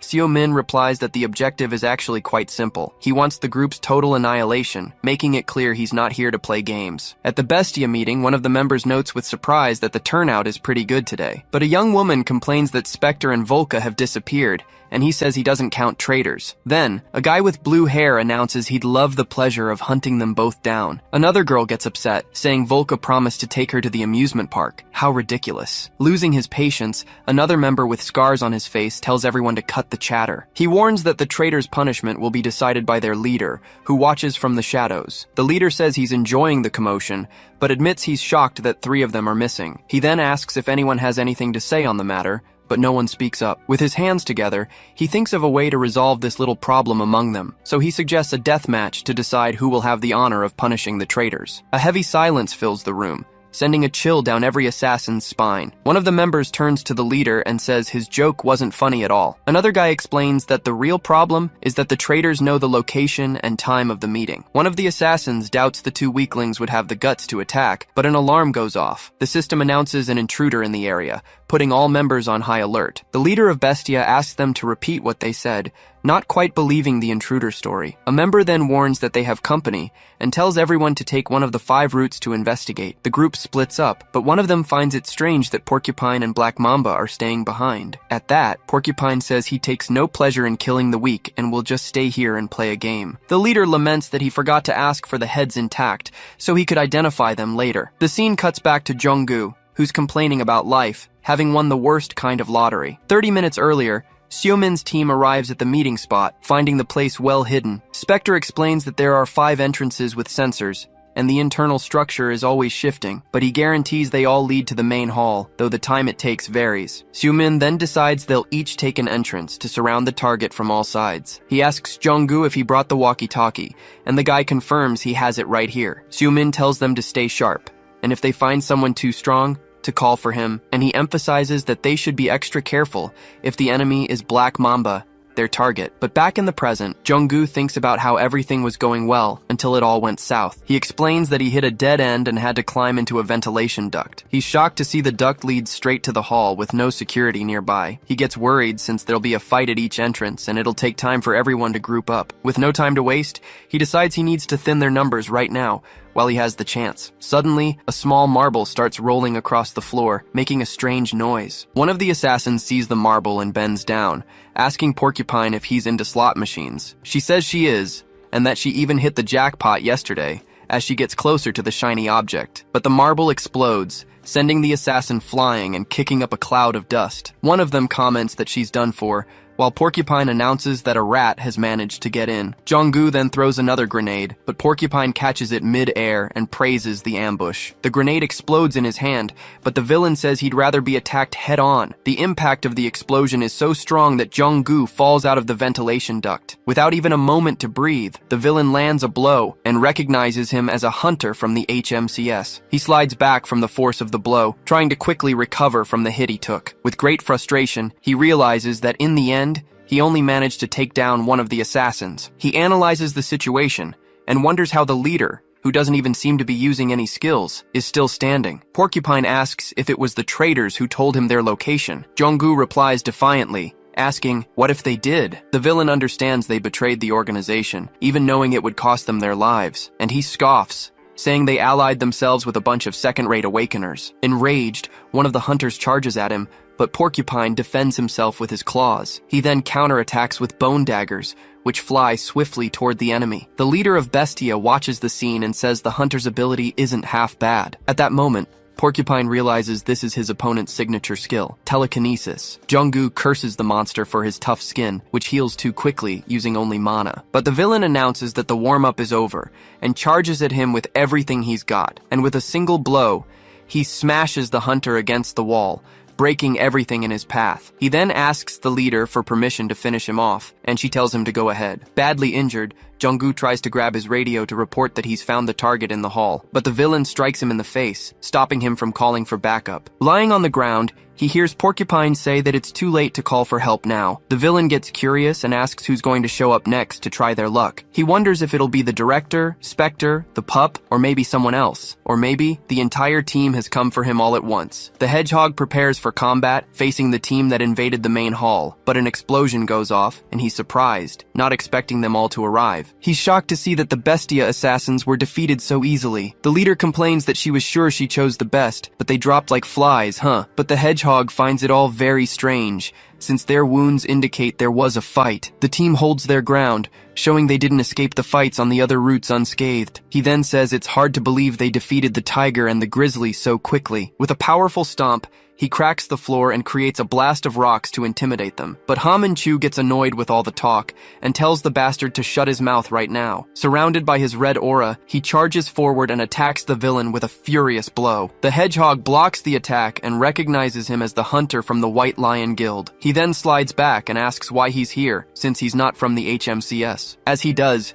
he bumps into someone and apologizes, saying it was his bad. Lying on the ground, the Spectre coughs and remarks that this whole situation makes no sense at all. The villain says their teamwork is terrible, and their stats are too different for a team. The hedgehog wants to know who the leader is, the person who gathered this group for the attack. Then, we see Seo Min holding one of the assassins by the hair, showing his dominance. The scene changes, and Ha Manchu wonders how Seo Min got there so fast. But it's explained that the master appeared mid-fight and told him to run to the center. He figures the same thing happened with Volca and the old man, and now they need to hold the target. Volca complains that facing an A+ awakened without killing them is nearly impossible, especially that snake. The Spectre agrees, talking about the Black Mamba, a shapeshifter with brutal speed and strength. He suspects they've set a trap, or that the leader, the crow, is just watching from a distance. With that, he slams his staff into the ground, creating a luminous mark to track the mysterious leader. He then tells Volca to focus on capturing the snake, and the werewolf complains about the hard work. Ha Manchu leaps to attack, but the hedgehog slams him to the ground with a quick, powerful stomp. But the Spectre traps him with his magic,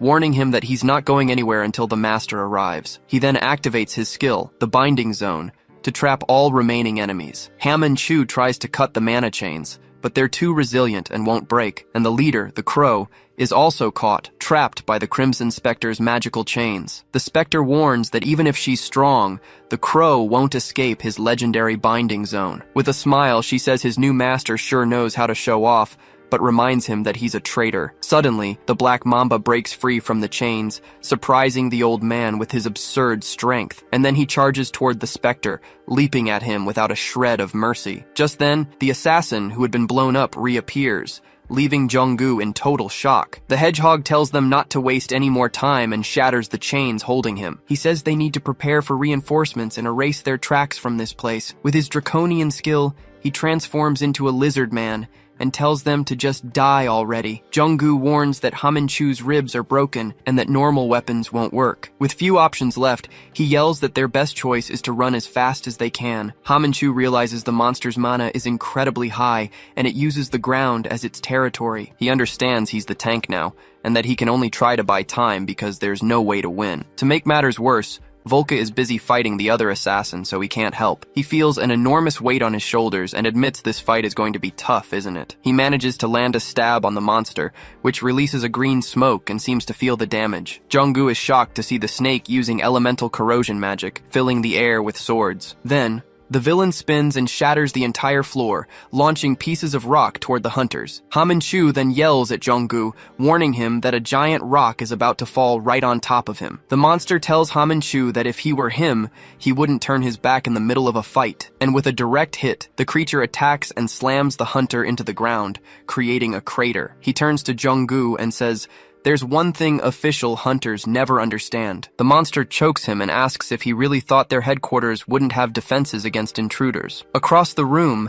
the assassin relentlessly attacks Folka, screaming for him to just die. It's explained to us that the hall floor is filled with magical self-destruct and tracking traps. The villain then says their fate was sealed the moment they stepped into the serpent's den. Losing his patience, he tells the hunter to stop resisting and just die in silence, once and for all. But suddenly, the creature senses imminent danger, and its survival instincts flare. He instantly leaps backward, escaping a blast of ice that appears out of nowhere. And the one who arrives is Seo-min, who charges toward the monster, leaving Jong-gu shocked, With a brutal, direct hit, he slams into the villain, showing him who's boss. With a wicked smile, he announces that he's finally found his target, that slithering piece of trash. Suddenly, Yowa attacks with her blade, yelling and demanding to know who the intruder is.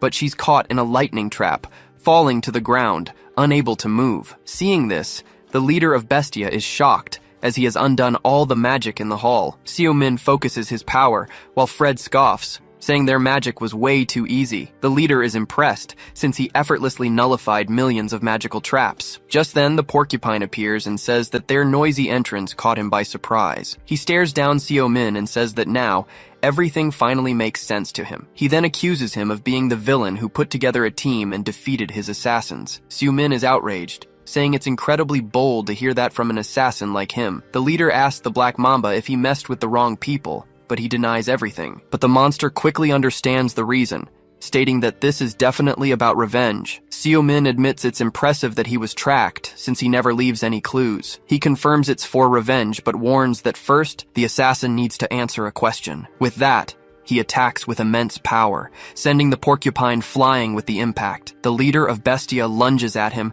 starting to realize who he truly is. Even from the ground, Yowa tells the leader to be quiet, warning that the Supreme Master is about to speak. The leader of Bestia starts to laugh, saying she wouldn't dare interrupt and question such fierce loyalty. From a distance, an assassin watches the fight, wondering what kind of monster Seo-min is. The porcupine is in shock, having never expected someone to use his own magic against him. He doesn't understand how Seo found him, nor how he can use magic and move so fast. With a powerful blow, Seo-min hurls the porcupine straight into the wall. The assassin spits blood on the floor, admitting he's never met anyone like him before. He says he prided himself on knowing every elite hunter, but he has no idea who Seo is. Then, he unleashes a dark energy and screams, demanding to know what Seo-min wants with him. Seo-min simply jumps and stomps on his back, saying he still doesn't get it. He smashes the assassin's face into the ground, warning that he's the one asking the questions. With another stomp, he tells the guy to stay quiet so he doesn't end up dying by accident. The assassin gasps for air on the floor, desperately begging for Seo-min to stop. Seo then grabs his face and asks who is above the so-called VIP. With a furious look,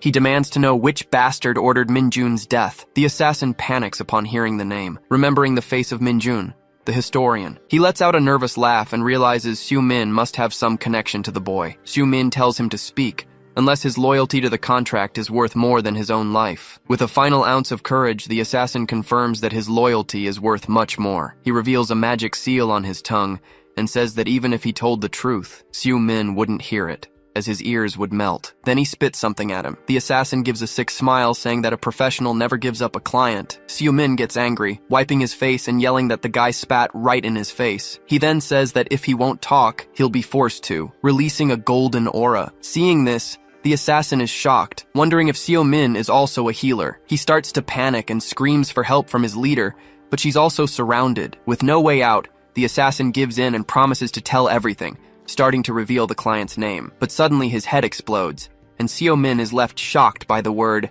pandemonium. From afar, the leader of Bestia gives an evil smile, as if everything went according to plan. With a single blow, she attacks and creates a shockwave, pushing everyone around her away. The leader of Bestia faces him with a smile, saying she already knows who he is. She reveals his identity, calling him Seo-min, the mad dog who vanished 10 years ago. Seo-min then asks directly if she is also part of this pandemonium, but she denies it, explaining that they are freelance assassins and don't work for just one client. She says she figured it all out from his power and the way he recognized the name. He insists, asking if she truly knows nothing, and warns that he'll know if she's lying. The leader confirms she doesn't know, and says she's sure he's already realized it's the truth. She wonders why everyone forgot about him, and with a snap of her fingers, she revives the fallen. Just then, a huge explosion occurs, revealing it was a self-destruct trap. In the sky, she and Yowa float and ask if the mad dog isn't coming with them. Seo-min refuses, saying it's fine since he already got the clue he needed. Seeing his refusal, the leader smiles,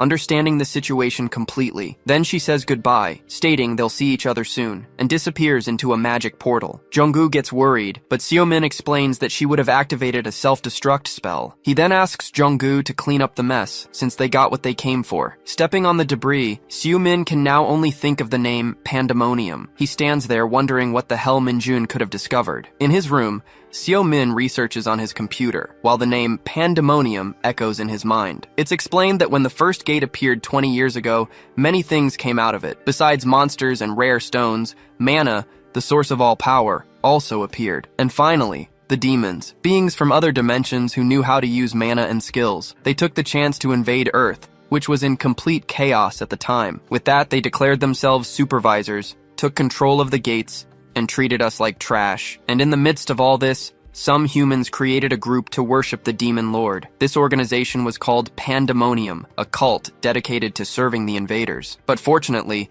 the first generation of hunters learned to use mana and put an end to this tyranny. With that, humanity finally won the war and restored peace on Earth. Seo-min remembers that Pandemonium was disbanded even before he defeated the Demon Lord. That was 10 years ago, so he wonders why that name has reappeared now. He then closes his eyes and calls for Pred, wanting to ask him a question. Seo-min asks if he remembers the demons from another world, and Pred says yes because they were different. Pred explains that they enslaved dragons and other races, and that he feels they stole something from him. Pred continues, explaining that based on what he saw, he wouldn't be surprised if the demons did the same in other worlds. Seo-min scratches his head, frustrated that he needs more information about them, since before he only focused on hunting them. The only thing he knows is that their mana pattern is different, and that they now imitate humans much better. At this, Pred yells for him to just kill them all at once, but Seo-min knows it's not that simple. The office door opens and his brother, Sejun-min, enters, with Seo-min commenting that he arrived early. Sejun doesn't waste time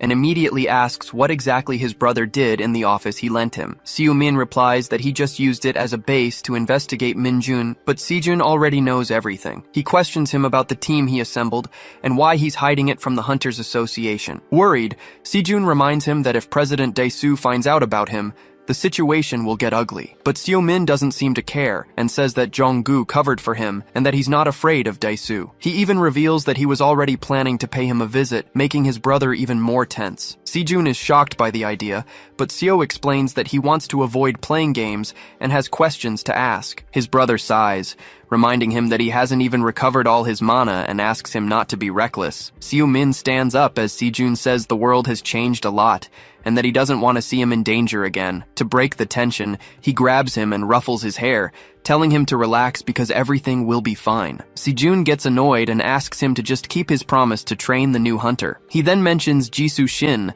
explaining that her ability is very complicated to use. Seo-min cleans his ear and reluctantly agrees, saying he'll give her a few tips. Just then, his stomach growls and he asks his brother to get something to eat, who is shocked by his appetite. Suddenly, the phone rings, while Pred also complains of hunger and demands fried chicken. On the other end of the line, Jong-gu shouts, asking why he took his name off the case. Seo-min gets annoyed with the lecture, but Jong-gu informs him that their operation has leaked to the press. The news spreads, revealing that the HMCS took down a group of assassins all by itself. At the agency, chaos erupts as everyone tries to calm down the media and the curious onlookers. Jong-gu explains that Director Baek is now keeping an eye on him. Since Seo-min isn't involved, he panics, because he doesn't know how he's going to explain that he defeated everyone by himself. Seo-min then suggests he ask Hamin for help, but the other man is already desperate on the phone. He begs Seo-min for help, but the protagonist hangs up, saying he needs to have dinner first. Seo-min then walks away,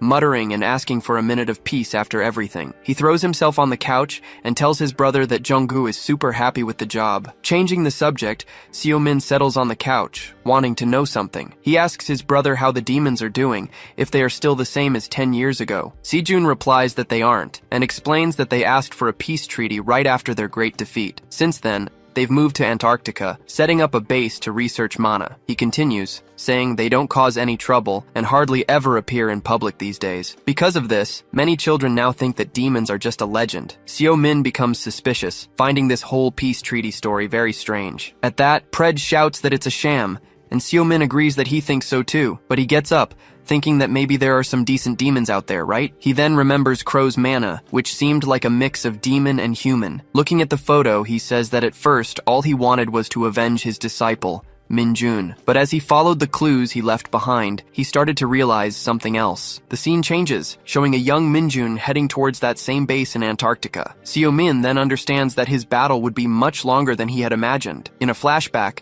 Seo Min tries to teach his disciples, telling them to focus their mana on their center. Hawkman is completely confused, not understanding what it means to cycle mana. He then complains to his master, saying that skills are just adrenaline and that meditating is a waste of time. Seo Min smacks the other guy on the head, annoyed that they asked for help only to get lazy. He explains that using skills is like running, and that hunters today don't learn the basics. Sue says he'll teach them what the Tower of Tutorials didn't, and tells them to pay attention. He says mana is fuel, and that Hawkmoon can't feel his center because he doesn't know the basics. Sue begins to explain about the mana reservoir, which is called the center, or the core. This is where mana gathers to generate power, which then manifests as a skill. He touches Hawkmoon's chest, showing that the strength of a skill depends on controlling this flow. Seo Min continues the lesson, saying that with training, it's possible to open even more power centers. Hawkman gets very curious about the term Earth Time as his hand begins to glow. Sue tells them to stop asking questions, but Pred scoffs, reminding him it took him a century to learn. He warns them that tomorrow's training will be very physical,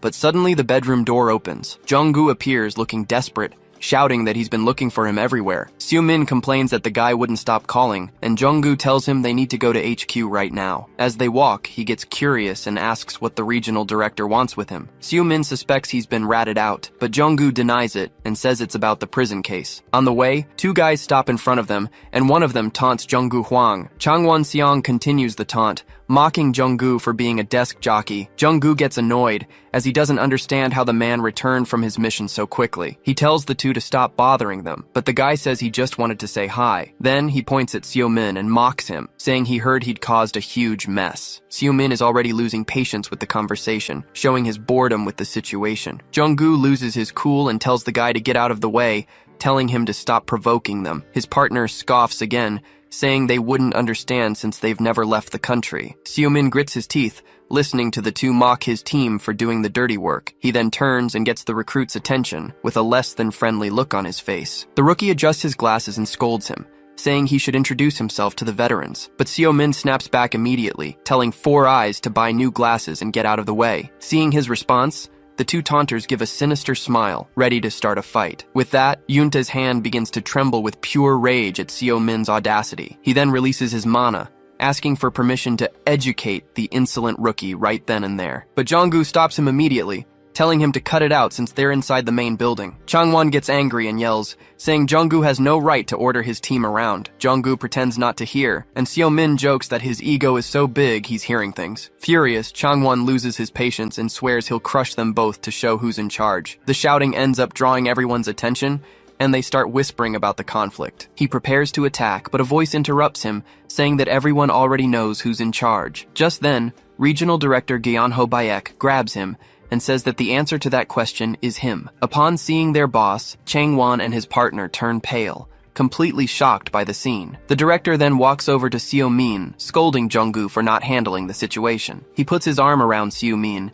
inviting him for a rare tea he prepared for him. Changwon tries to protest, but the director calls him by name, cutting him off immediately. With a smile, he reminds him of the privileges he requested in Japan and tells him to focus on his work. With nothing to say, the two swallow the director's scolding and stand there in silence. From a distance, Changwon wonders what the deal is with that rookie and why Director Bayek seemed so excited. Now in his office, The director says it's a pleasure to finally meet Hunter Min in person. Seo-min says the pleasure is his and asks what he wants, making Jung-gu break out in a cold sweat. The director laughs, liking his attitude of getting straight to the point. He then reveals he called him in to talk about the escort mission at Incheon prison. Thanks to the incident with Bestia, they now have the authority to investigate the corruption in the prison. He continues, saying they now need to focus their resources on finding the escaped prisoner. Then, he questions Seo-min, finding it hard to believe that someone like him lost the criminal. The director then asks Jung-gu to give them some privacy, and he stands up immediately. Before leaving,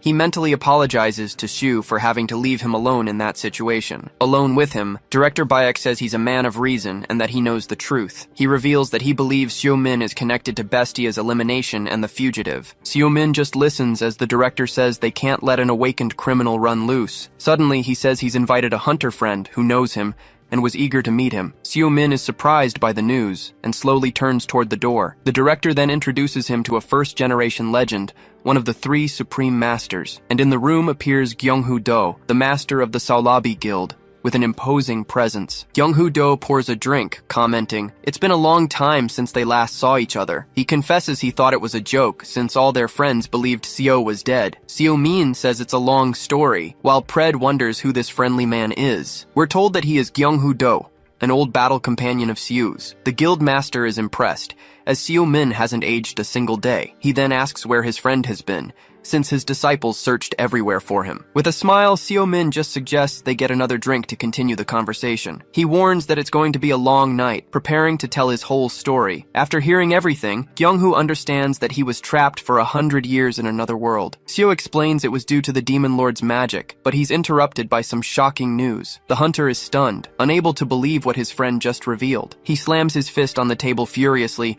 questioning how they made a peace treaty with the monster still alive. The master tells him to calm down, explaining that the Demon Lord is like a living corpse. He says the demons proposed the treaty, blaming only the former lord for the war. Seo-min says they were just scared, but Gyeong-hoo reminds him that humanity couldn't take any more fighting. He recalls how the world was in ruins after the first gate and the monster attacks. On top of that, there was the war against the demons, so everyone was exhausted. Surprisingly, they offered to help rebuild the world and teach them how to close the gates. In return, they only wanted to retrieve their Demon Lord's remains and stay in Antarctica. Back then, people just wanted peace and to quickly adapt to the new power of mana. That's why the nations accepted the treaty, and Dae-soo Choi was the one who represented Korea. Since then, the demons have kept to themselves, only coming out to help. But some first-generation hunters didn't like the treaty and simply disappeared. Gyeong-hoo admits he didn't care anymore either, but now something feels very wrong. He then reveals why, saying that Seo-min's name and title have vanished from history. All records of him from the last decade were erased,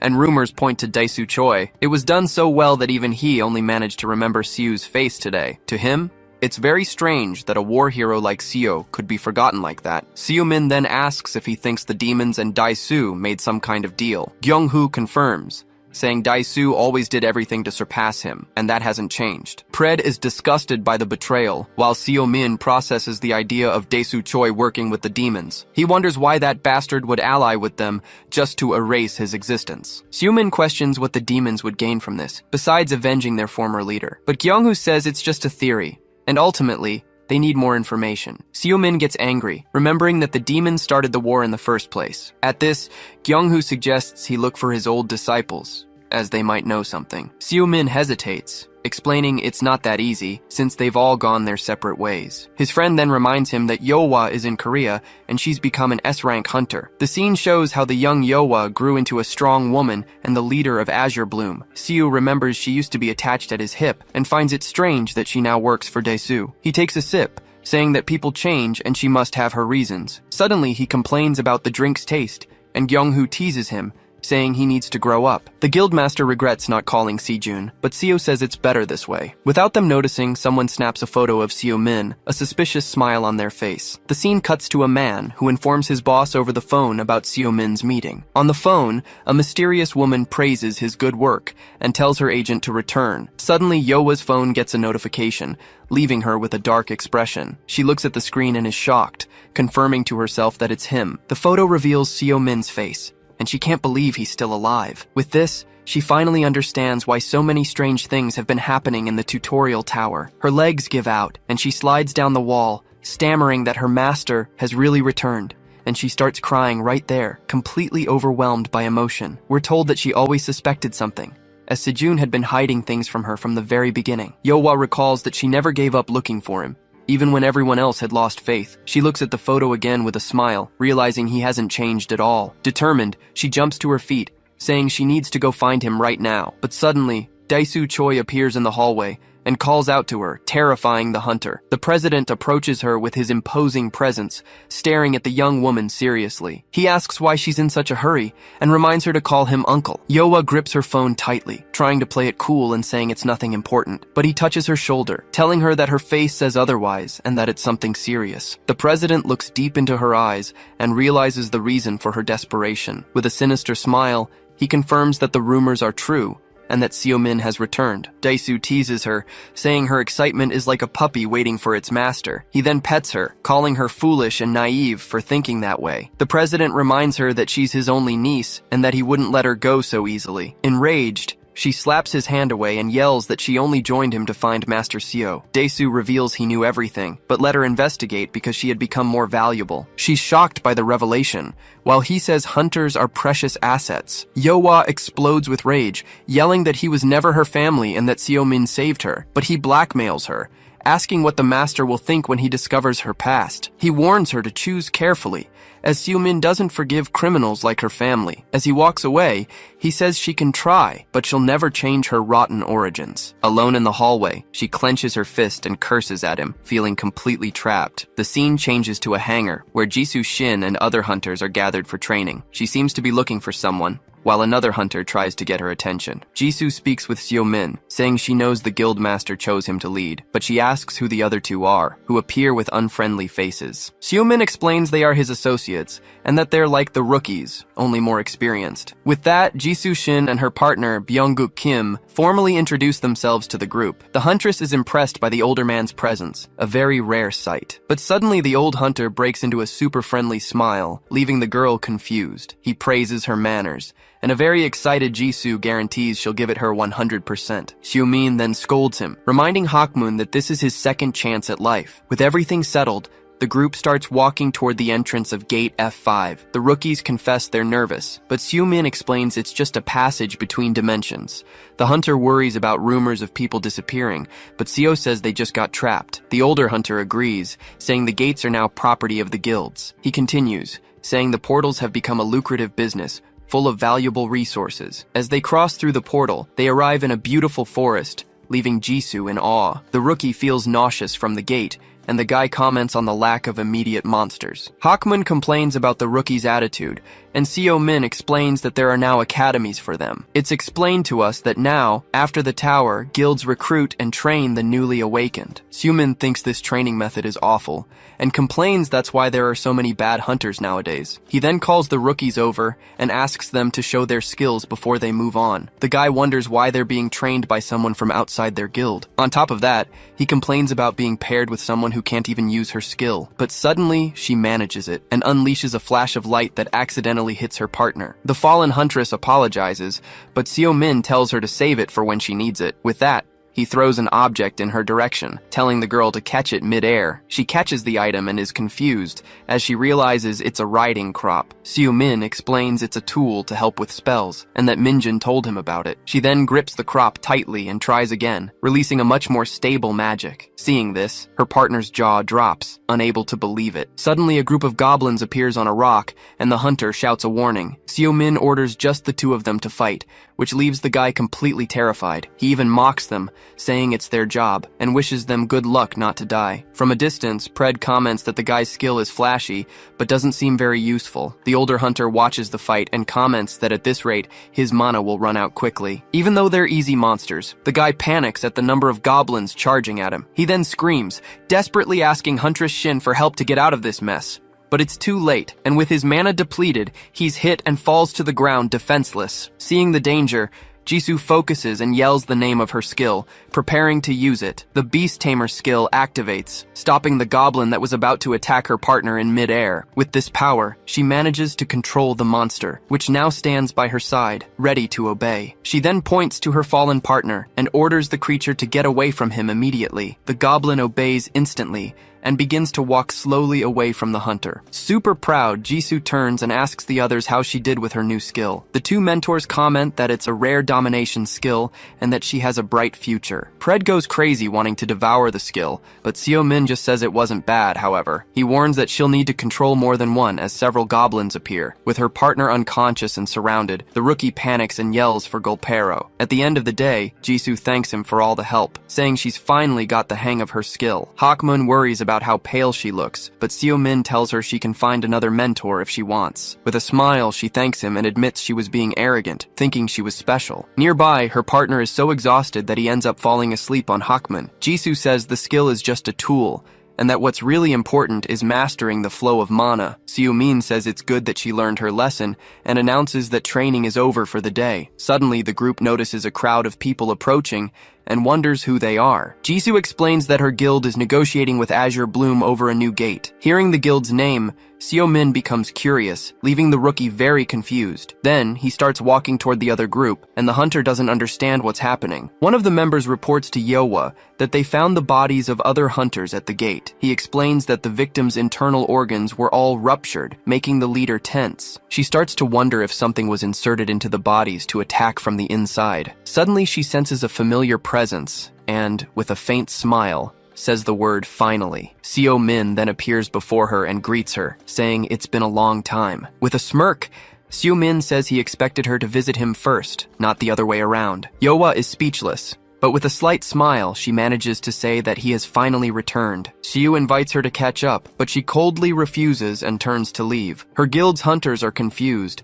not understanding why their boss is acting this way. Pred scoffs at the situation, while the older hunter asks if that's his disciple. Seo-min confirms it, but something bothers him and he starts to wonder. He notices her eyes were watery and asks himself if she cried. In a flashback, we see a young Yeowa crying and hiding as Seo-min finds her. He sits next to her and asks why she's crying, teasing her about her defeat. Seo-min gently strokes her hair and tells her that if she's going to cry, she should just cry openly. She gets angry, complaining that he teaches Sejun better things just because he's his brother. The young girl says she's just a nobody he picked up off the street and that she's not important. She thanks him for saving her, but asks him to leave her alone to cry. But he ignores her request and starts ruffling her hair to cheer her up. With a smile, Seo-min says they can at least decide who to call family. He says that from that day on, she would be his little sister, and he, her big brother. Embarrassed, young Yeowa refuses the offer, saying she doesn't need a brother like him. Seo-min then threatens her, saying that the next day's training will be even worse. We're told that back then, she didn't want to be seen as just a little sister. She wanted to become his partner, his equal, and help him build the world he dreamed of. But she knows that's impossible, being the daughter of a criminal with a dark past. Even with a broken heart, she decides to fight for him, the man who gave her a new life. The scene changes, and we see Yeowa entering Sejun's office, who is surprised by her visit. She calls him by his name, and the young man, a bit nervous, asks what brings her there. With a serious expression, Yeowa says she needs to talk to him, as the matter is very important. Elsewhere, Gyeonghu tells Dae-soo that, despite everything, he still has faith in him. He recalls that the three supreme masters always fought together to maintain order in the world, but Dae-soo cuts him off and tells the old hunter to get straight to the point. Without hesitation, Gyeonghu faces him and asks if he has met with Seo-min. The guildmaster scoffs, saying a decade was enough to tame the mad dog. Dae-soo reveals that everyone misjudges him, as he doesn't work for the peace of humanity. He grinds his teeth in anger and calls the title of Three Supreme Masters a joke. With a shout, Dae-soo reveals his ambition,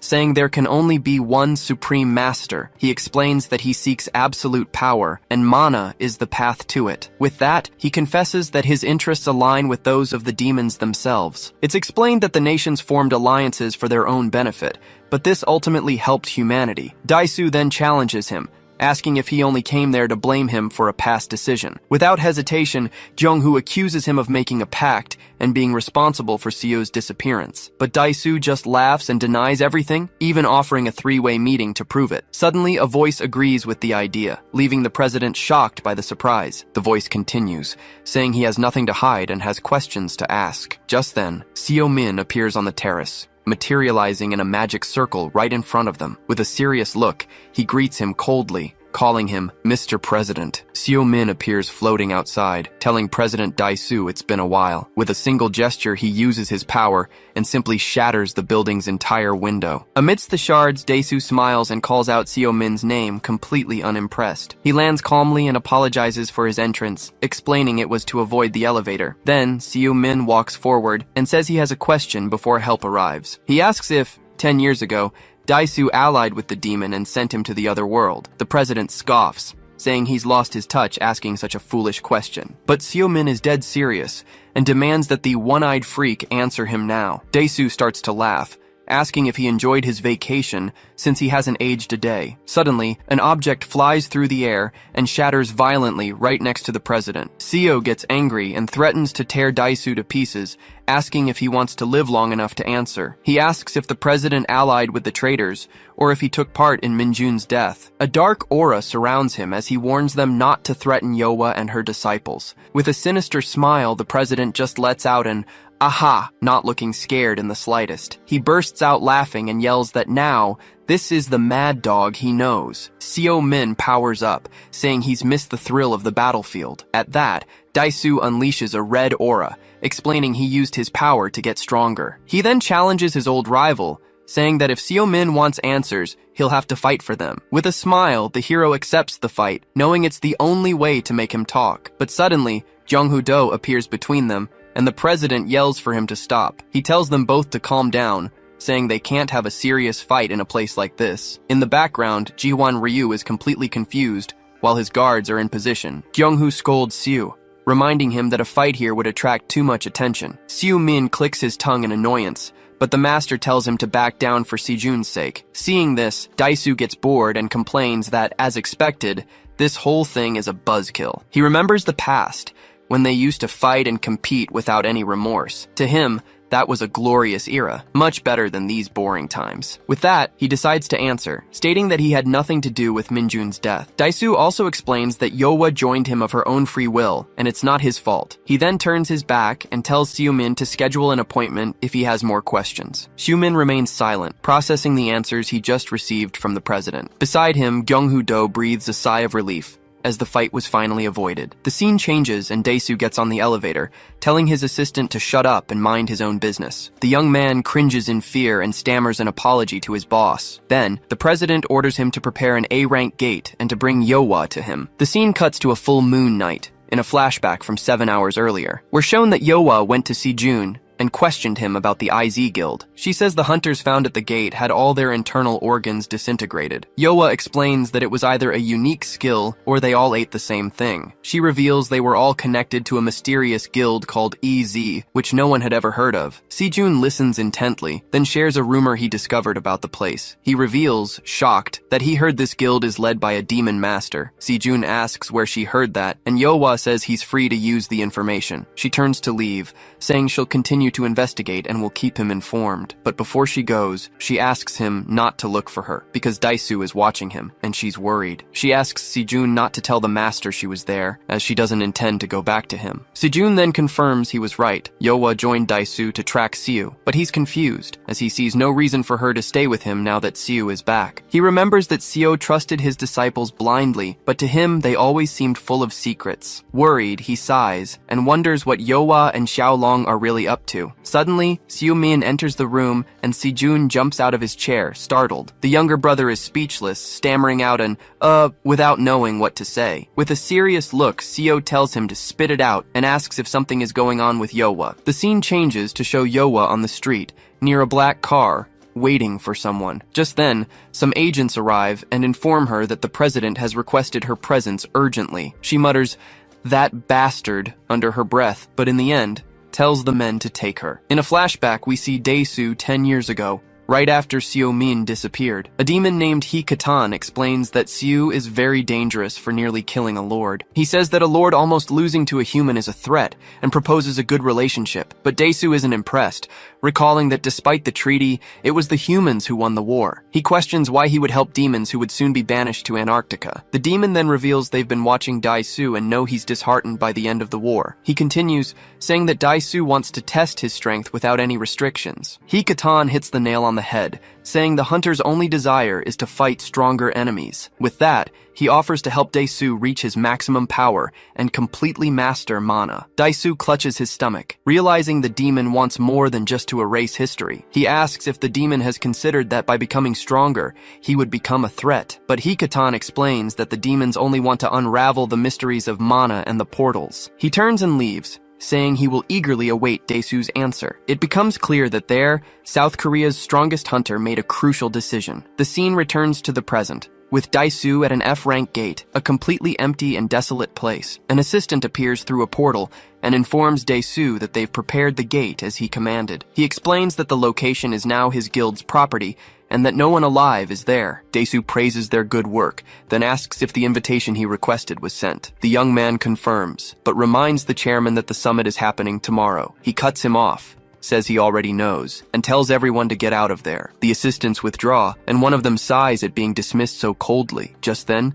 Yowa emerges from the portal and asks why he summoned her to this place. Dae-soo reprimands her and tells her to watch her tone as people are listening to their conversation. But she's unfazed and tells him to get straight to the point, no messing around. He then reveals he knows she suspects he played a part in Seo Min's disappearance. He says that 10 years ago he didn't accept the demon's proposal, nor did he cooperate with them. But Dae-soo admits he let Seo's records be erased because he didn't care about his legacy. Yowa is outraged by his coldness, saying he has to be kidding her. He continues, explaining that he felt a sense of unease, but it wasn't guilt for becoming the chairman. The real uncertainty was never knowing who was stronger, him or the so-called mad dog. Furious, Yowa calls him a bastard and unleashes her powerful aura at him. She charges forward, screaming that he really was involved with the demons all this time. Enraged, she realizes he knew everything that was happening from the very beginning. Then, she leaps to attack, shouting about her master's disappearance and the destruction of his legacy. But Dae-soo stops her attack with a single hand, showing he's much stronger. He says she's just like her mother, reckless and slow, and throws her back with one blow. The impact is so powerful it kicks up dust and carves a crater in the ground. As she lies fallen, she hears that she's just a tool to make the mad dog even more filled with hatred. He then confesses that a feeling of inferiority has always haunted him like a ghost. And now that Seo Min is back, it's time for him to finally clear away this remnant of the past. Even wounded, she laughs and doubts her master would fall for his little game for someone like her. With one step, he replies that he will, because he believes Seo will do exactly that. He steps on her and says that he never believed in the master's little family act. But the look in Seo Min's eyes that night proved he was wrong about his feelings, so now he's using her as bait, as she's the only card he has to ignite the fight. Dae-soo materializes a glowing magic chain, preparing to bind his hostage. The chains then wrap around Yohwa's body, and she cries out in pain, unable to react. He explains the item is so strong that not even an S-rank hunter could escape it. With a smile, he tells her to stay alive until her rescue arrives, as that is her mission. She struggles and screams that none of this changes the fact that he's still a piece of trash. Suddenly, a massive noise startles her, coming from somewhere very close by. From the sky,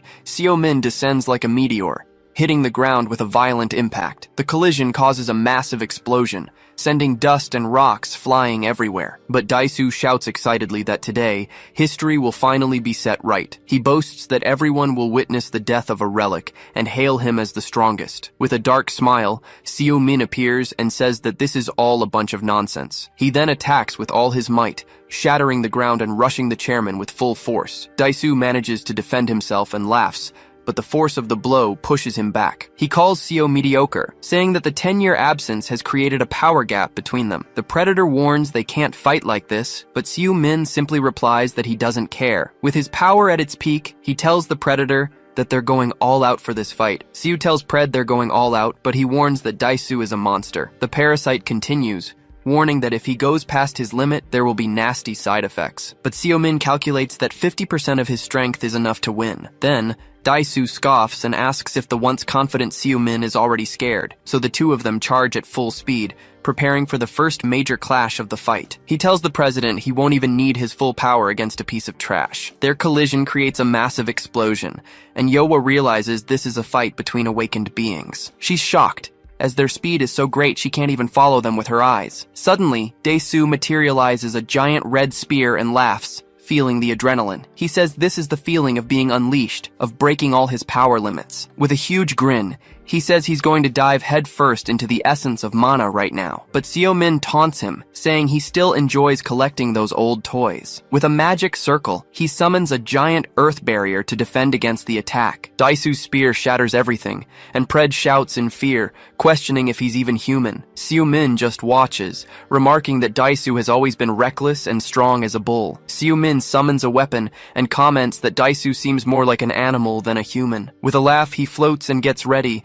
as the president charges forward with his red power. Daisu throws several swords, but Seo-min calmly prepares to counter the attack. Then, the president yells that he's going all in, launching a wave of energy at him. The blow hits an energy shield and Daisu scoffs, saying the defense is too weak. The barrier begins to crack and he taunts, asking if this is the best Seo can do. Then, Daisu summons a giant hammer, wanting to see how many hits the shield can take. He strikes with all his might, and the hammer blow makes the shield start to shatter completely. Seeing this, Seo-min prepares a counterattack and shouts, summoning several ice spears. A shower of ice flies toward the president, who doesn't even have time to dodge the power. The spears converge and explode right in his face, creating a large blue energy ball. The hammer falls to the ground, and Daisu admits that the mad dog still has a pretty strong punch. Slightly tired, Seo-min tells him to shut up and release the hostage, if he doesn't want to die. He says he knows Yowa was a bait and that her job here is done. But the president smiles and says that's not good enough, as he knows he can do better. Daisu warns that Yowa still has her uses,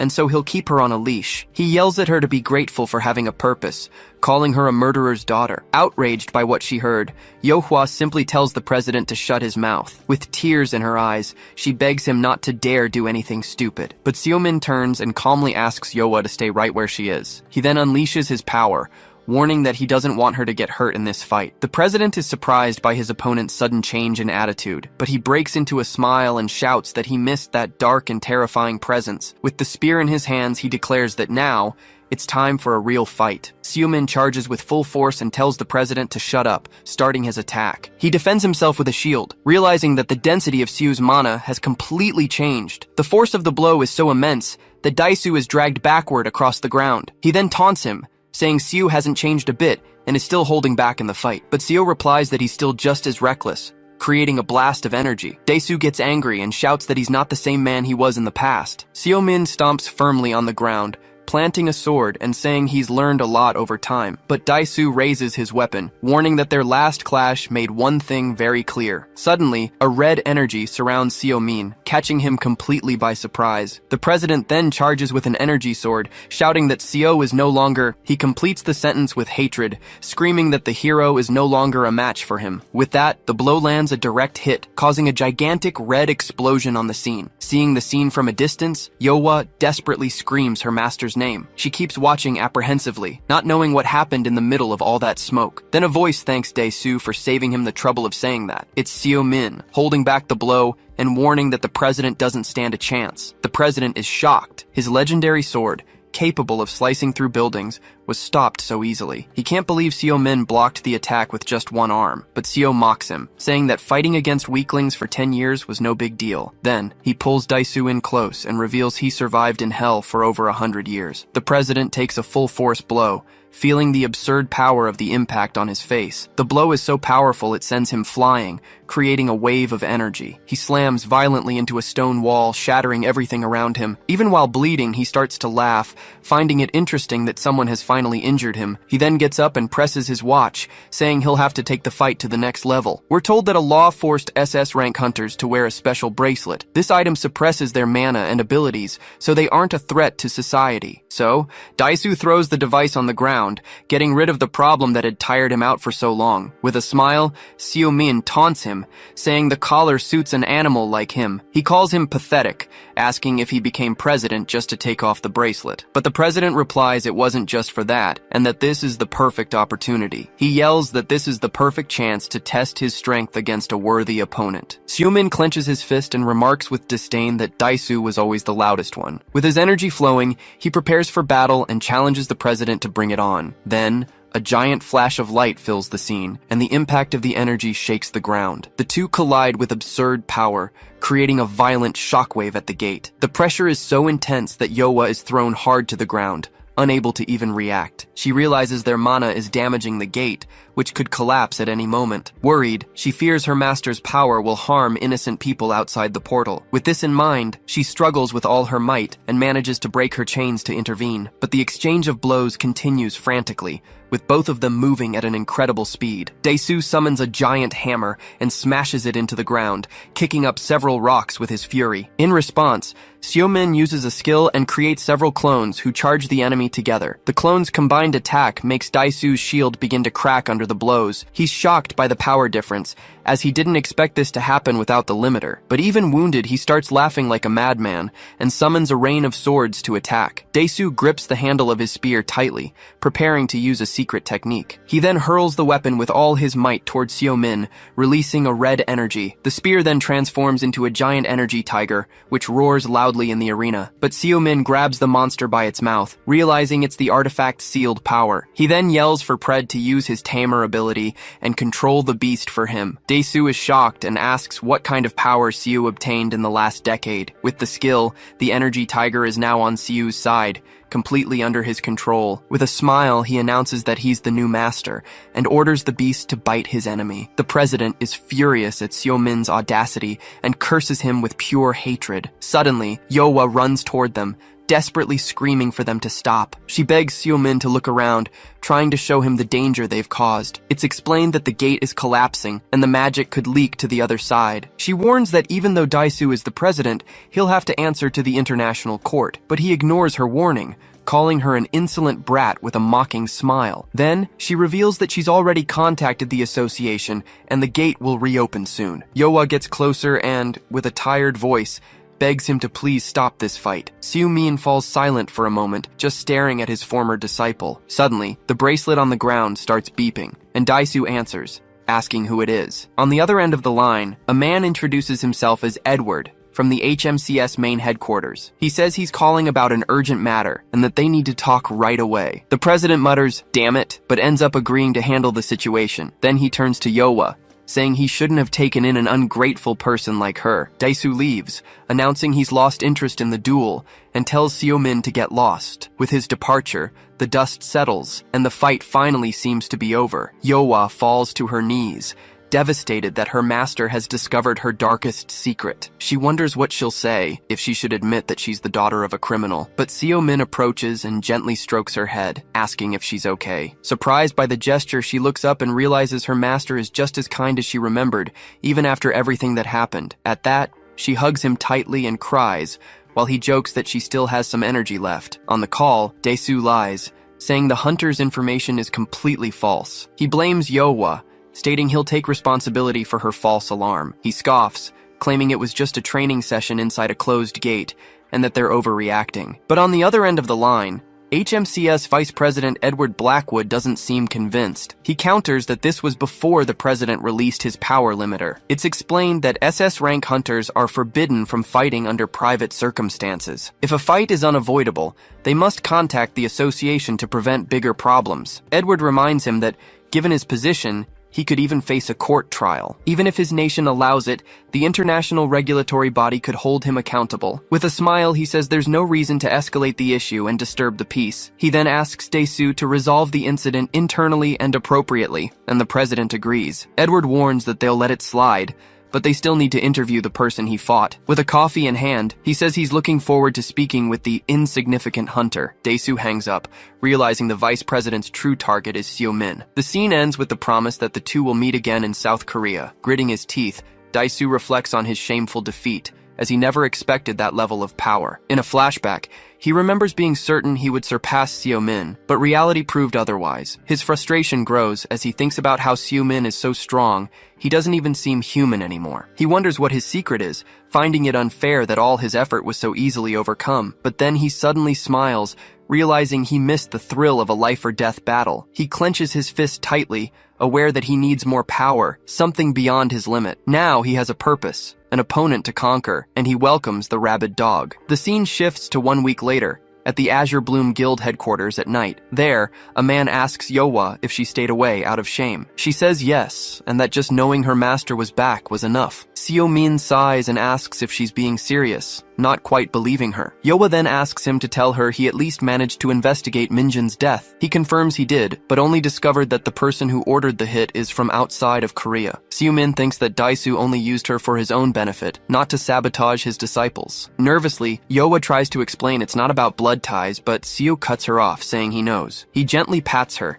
saying he wouldn't defend anyone who treats him like trash, even if they're family. With a smile, Yoa thanks her master, saying he helped her get back on her feet. But Seo-min says it's not alright, and that she needs to cut those family ties. He advises her to do good and be proud, because she did nothing wrong. In a memory, we see him promising to help her overcome all her problems. She then smiles, realizing she was never alone and always had people helping her. At that, Yoa picks up her phone, determined to apologize to Sejun for everything. She knows rebuilding trust will take time, but that the fault is hers alone. Seo-min scratches the back of his neck and agrees that she should meet with him tomorrow. The idea startles her, but he informs her that he's already spoken to Sejun about it. He looks at his phone and sees 9 missed calls, when suddenly someone calls his name. Junggu appears and explains that it's an urgent matter, which is why he sought him out. He then reveals that he just received a call from the HMCS International headquarters. Junggu says that Vice President Blackwood is coming to Korea to meet with him in person. Seo-min gets annoyed, grumbling that this Edwin guy found out about the fight and what a pain. Seo-min asks what on earth the HMCS Vice President could possibly want with him. The agent explains that they didn't give any details, and Junggu is shocked that he knows this Edwin. Junggu says he came looking for answers, as Seo-min's name came up in connection with this important visit. Seo-min then stands up and says he'll spare him the details, since he's under a gag order. The man asks him to wait in the office, as they will call with the visit's schedule. Meanwhile, their boss is freaking out on the phone, telling Junggu to drag the information out of him. Yoa advises him to do as he was told and stay off the radar until the dust settles. Later, he's surprised that she's walking with him, but she says it's her way home. He takes the chance to ask her what her next step will be from now on. Yoa offers to help with the investigation, promising to use her guild's resources. But suddenly, a black car screeches to a halt in front of them, honking loudly. The two are confused by the situation, but Yoa immediately recognizes the car. A voice from inside mocks him, finding it annoying that he took her in even after knowing the truth. The window rolls down to reveal Daisu, who stares at them with a very serious expression. Inside a car, President Daisu Choi calls for Seo-min, the mad dog, to get in. Yoa is outraged by his audacity and asks why Seo should obey. The president then threatens him, saying he'd better listen if he wants to stay with his disciple. She prepares to attack, calling him a scoundrel, but Seo stops her, calling her name. With a smile, he asks her to go home, telling her he'll contact her when he's done. Worried, Yoa watches her master open the car door and get inside. The car drives off, leaving the girl alone on the sidewalk, speechless. As the vehicle speeds down the street, Seo-min thinks to himself that she was right. Inside the car, the president makes fun of him for showing up after taking such a beating. But Daisu admits his schedule is getting busy and proposes an official fight to the death. Seo tells him to shut up, saying he can't believe a piece of trash like him is the president. With his arms crossed, he then says the name of the organization that worries him, Pandemonium. The president explains that remnants of that old group are still active around the world. We are shown that demons contacted them 10 years ago, right after Seo-min's disappearance. Seo grows thoughtful, wondering if they're just a cult or agents of the demons. The president adjusts his seat and explains that tracking demons has become difficult since the peace treaty. He says that although important figures are watching them, no one has seen anything significant happen. But then he drops a bombshell,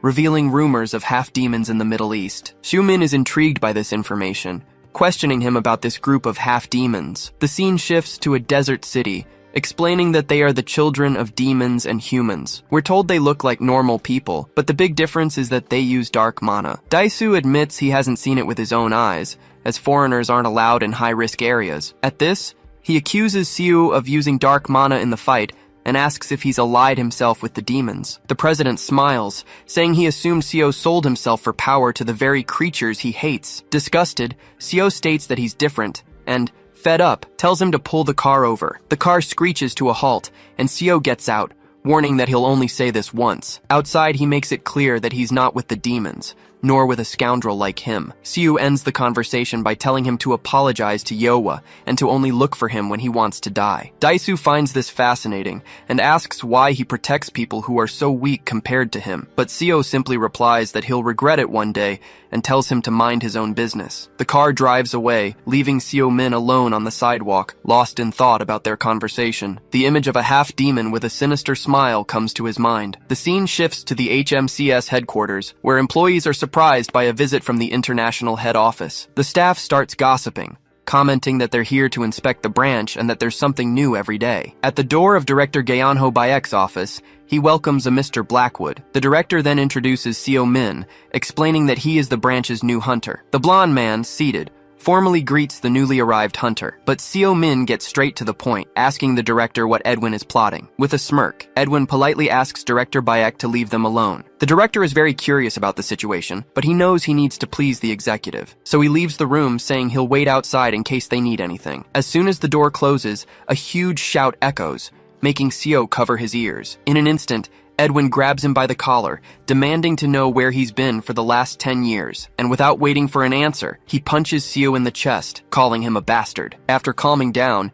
he says it's good to see him in one piece and asks him to tell him what he's been up to. Sighing, Seo Min seems to have expected this, and asks his old friend to sit down. After hearing the story, Edwin understands that he survived in a dimension where time flows differently. He laments that many have forgotten the hero and confesses that even he was starting to forget. But Edwin gets worked up, remembering that Seo was his savior, pulling him from the brink of death multiple times. Seo Min finds it disgusting to be called a savior and changes the subject, asking about Yowa. Edwin then explains that the agency's head office is collaborating with several guilds on a case. Her guild, the Azure Bloom, is one of the partners, and he got her contact information from them. Seizing the opportunity, he invites Seo to the head office, since he's at the Korean branch. The answer is a blunt no, leaving Edwin shocked and confused. He insists that Seo is a big fish in a small pond and that he needs a partner. He also argues that with the head office's authority, Seo's investigation would be easier. Seo says he'll think about it and then asks about the huge case involving the guilds. Edwin reveals they found a portal in the desert,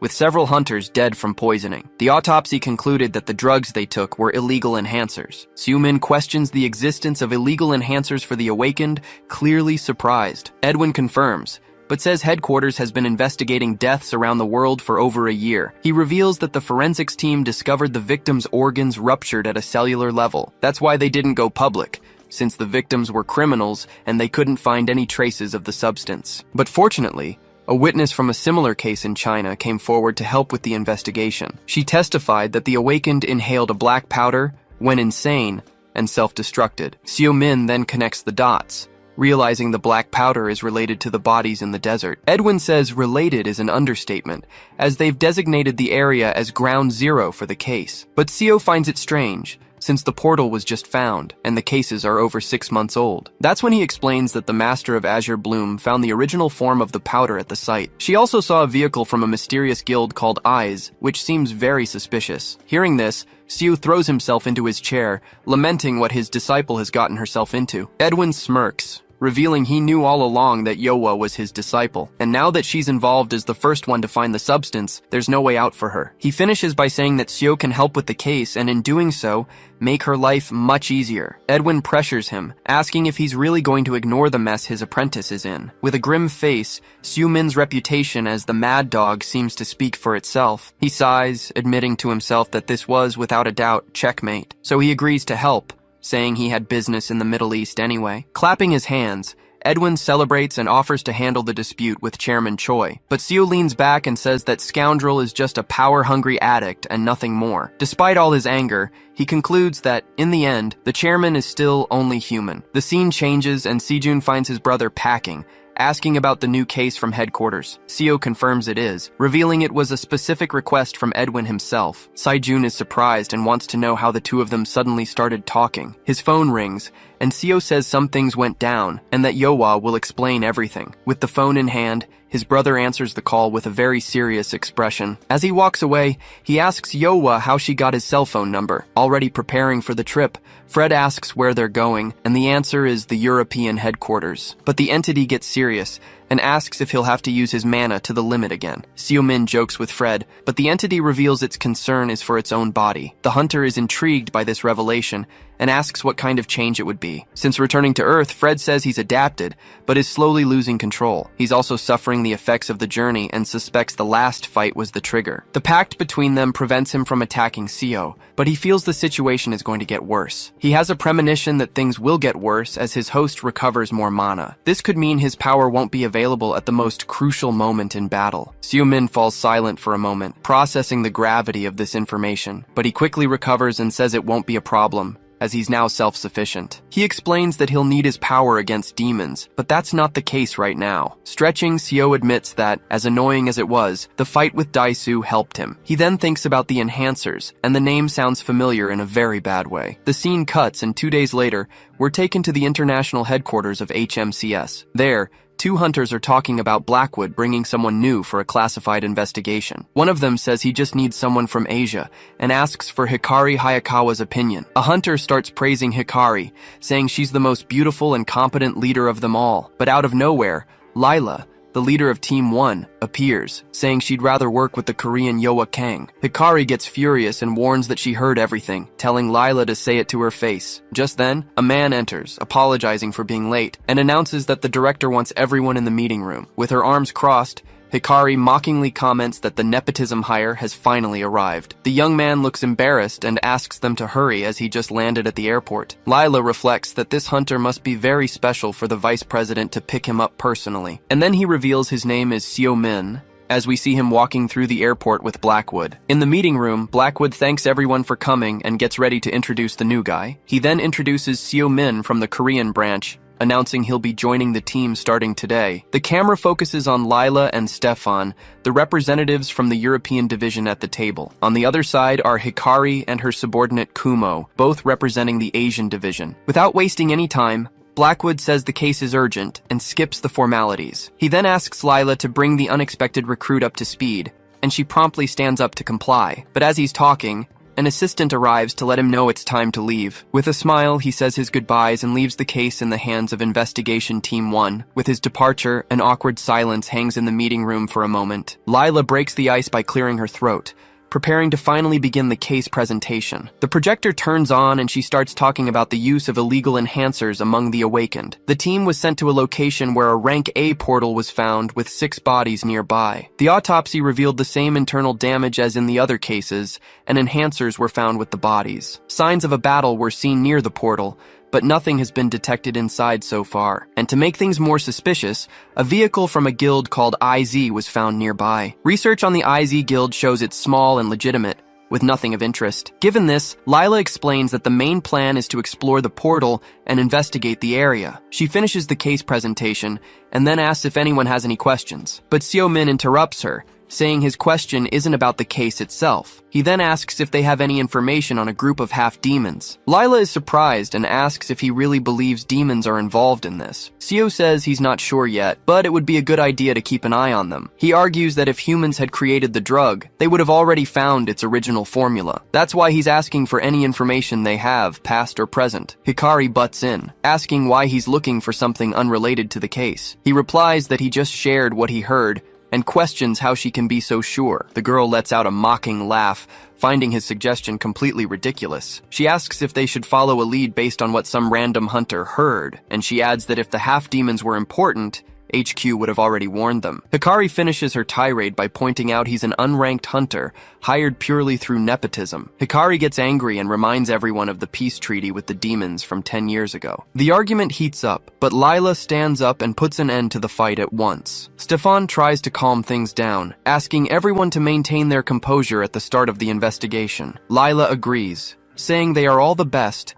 and must work together to solve the case. She then asks Hunter Min to focus on the investigation, and he agrees, but only for now. With the fight over, she announces she will pass along the details of the environment where they are heading tomorrow. The meeting is adjourned, and she says goodbye, telling everyone to get ready for the airport. Even after leaving the room, Hikari is still fuming, wondering who that man thinks he is. She doesn't understand how someone so rude and self-centered managed to get on the vice president's good side. Lila tells her to go easy on him, but Hikari accuses her of taking his side, but she denies it, saying that despite everything, You can tell he has a lot of experience. Back in the empty room, Seo-min yawns, looking completely bored with the whole situation. He thinks the trip is going to be more boring than he expected, but he just doesn't like beating around the bush. The door opens, and Edwin enters, commenting that he got quite a welcome from the team. With a smirk, Seo greets him sarcastically, calling him Mr. Vice President. Edwin sits down and vents, saying that running an international organization is not easy at all. But Seo stands up, reminding him that reality takes a while to sink in,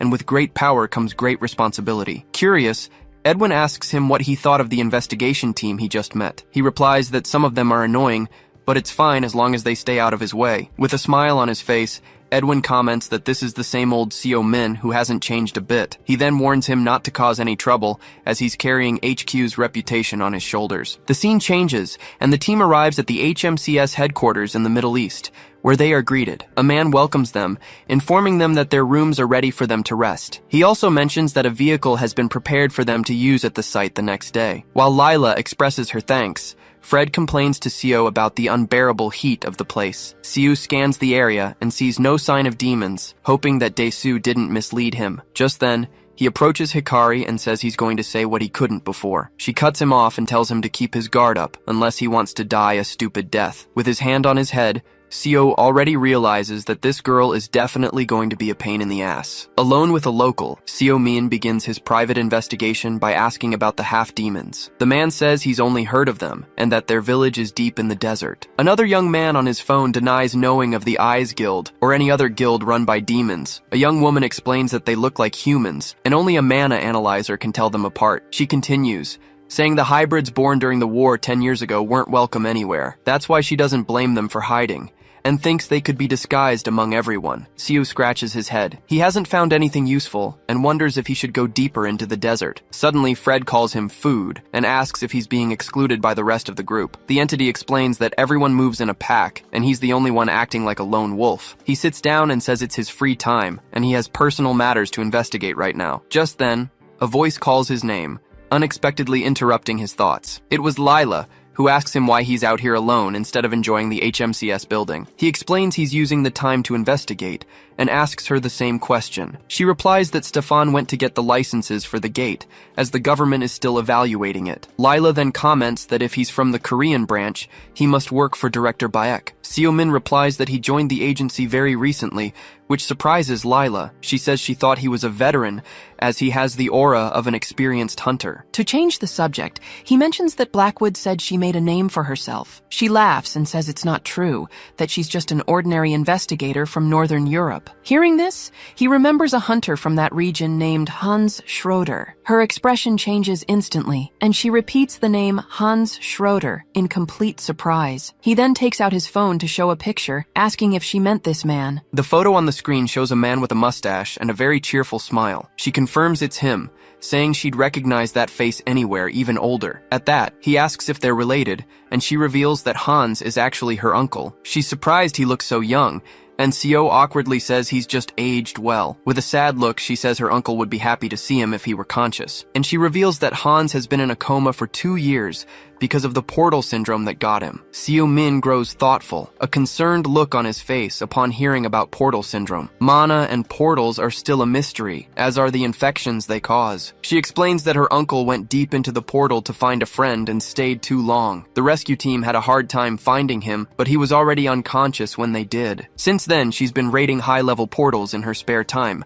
but hasn't found anything useful. Seo-min then asks if she's looking for rare items like elixirs inside the portals. She confirms she is, because even if it's foolish, her uncle is her only living relative. Just then, Stefan arrives, announcing that the authorization is complete and they can access the portal. Lila stands up and says she'll go get Hikari, arranging to meet them outside. Watching her leave, Seo thinks to himself that he should visit Hans soon. The scene changes, and now the whole team is in a car, driving through the middle of the desert. Inside the vehicle, Hikari complains about the sand and asks how much longer until they arrive. Stefan explains that the weak GPS signal delayed them, but they're almost there. Sitting in the back seat, Seo comments that preparing for a night attack is already a challenge, but he quickly corrects himself, saying that a portal connects 2 very different dimensions. Inside, they could find a paradise where the sun never sets, or a lightless hell, and he finishes his thought by saying they'll only know once they're finally inside. Hikari says everyone knows that, but Seo interrupts her.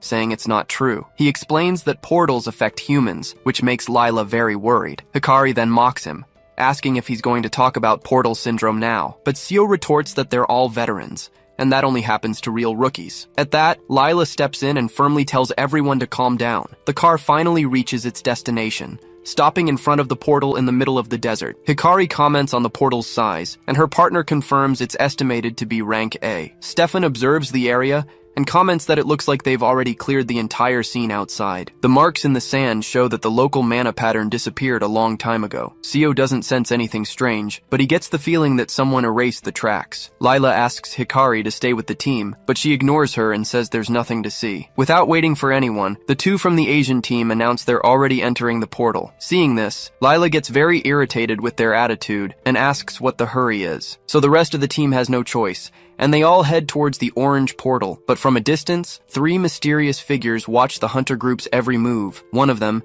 his face covered in scars, smirks and says, "This is going to be too easy." He's happy to see them throwing themselves into the death pit, making his whole plan easier. The clock shows it's 5:40 p.m., right on time for the mission. The portal is estimated to be rank A, and 6 elite hunters have been summoned. Inside the portal, the investigation in the northern desert is announced, and is finally about to begin. Stefan admits he feels pretty anxious, since his specialty isn't raids. But Lila calms him down, activating her ability with a glowing green magic circle on the ground. Her secret garden skill creates roots in the ground that can detect mana and life forms. She reminds everyone that their main objective is to find clues about the illegal optimizers. The roots spread out over a huge area, and the others are surprised by her power. After a while, she stands up and reports that she hasn't detected any monsters nearby. Still, she tells them to stay alert, as her detection ability weakens with distance. Her recommendation is for the team to split up and investigate calmly for today. She asks them not to start any fights or do anything rash, which annoys the Asian duo, but Hikari ignores her and sends Kumo ahead to scout the entire area. Seo-min makes fun of her for just giving orders, and she yells that she's too valuable for manual labor. Seeing the mess, Lila decides to start the investigation and expand the search areas. The team spreads out, and Kumo sarcastically responds to Lila's request to stay in touch. Seo-min stands there, wondering what the point of forming a team was. At that moment, Fred provokes him, saying he's being left out, but Sue tells him to shut up. Suddenly, he stops walking abruptly, as if he noticed something on the ground. He crouches down and analyzes a dark stain on the dirt, a clear sign that something is wrong. Fred complains about the filth, and Seo agrees that someone brought it from outside the portal. Taking a bit of the dirt in his hand, he wonders if the energy he feels is demonic. Without wasting a moment, he shoves his hand into his pocket to quickly grab something. The scene changes, and an old man answers his cell phone, taking a call from his master. The master, a bald man, asks from outside the portal if there's any news. He replies that he saw a suspicious group near the portal, and the master asks how many there are. The servant confirms there are 5 people, as we see the team entering the orange portal. The master is revealed to be Seo, and his servant offers to come in and help with the mission, but Seo tells him to stand guard to prevent them from calling for reinforcements or blocking the exit. Fred is shocked to learn the old man is here, and Seo says he arrived with them. Seo recalls telling his servant to keep his distance, and he was very discreet at the airport. Fred accuses him of bossing people around, but Seo says that if someone commits a crime, they must pay. He scuffs the dirt with his foot, trying to find what was planted with that tainted mana. Seeing the sun set, he realizes the night will make everything much harder. In another part of the desert, Kumo returns to Hikari to give his report on the search. He says, out of breath, that he didn't find anything, no monster tracks, and definitely no optimizer. Hikari is outraged, unable to understand how an unexplored portal could be so empty, but her partner reminds her that the traces of the battle were found outside. He speculates that all the hunters involved in the fight out there ended up destroying each other, but she doesn't believe it, saying that even if that were the case, there should be some evidence. She recalls that the government cordoned off the area, and that if they had tried to get in, there would be tracks. Kumo says they must have been after something valuable, and that they need a rare item. Hikari feels the pressure from the regional director, and knows she can't go back empty-handed. Determined to find something, she summons Kagutsuchi, a giant purple energy serpent. With a war cry, she commands her summon to tear the earth apart to find what she's looking for. A massive explosion of purple light rips through the ground, shooting up into the sky with full force. Lila is surprised by the scene, as she hadn't received any reports of nearby threats. Worried, she shouts for Stefan, who is already running toward the noise to help. As he runs off, she complains that it feels like there's always an obstacle in the way. Suddenly, mysterious figures appear and surround her, one of them smiling at her. Elsewhere, Kumo Kumo is impressed, praising the power that devastated such a large area. Hikari gets ready to collect the magic stones, thinking her plan worked, but the explosion reveals several buried bodies, causing the hunter to scream in shock. Kumo runs over and corrects her, explaining that they are actually monsters, not human corpses. He explains that they are creations of darkness, and the creature's hands begin to move. In the blink of an eye, a horde of ghouls rises from the earth, ready to attack. Suddenly, a group of ghouls surrounds them. A hunter wonders how they were hidden there. Her partner notes that it's strange, as the undead don't usually travel together like that, but she decides to attack first, summoning her spirit Kagutsuchi to take care of the threat. At her command, a giant serpent made of purple energy appears. The creature charges forward, smashing the ground and sending the monsters flying with the impact. The serpent's electric attack hits dead on, frying the ghouls in its path. With a victorious smile, she says they got what they deserved for catching her by surprise. Her joy is short-lived, as more monsters begin to rise from the sand. Her partner panics, wondering if an entire army was buried there. He freezes for a second, unable to believe the number of enemies that keep appearing. Just then,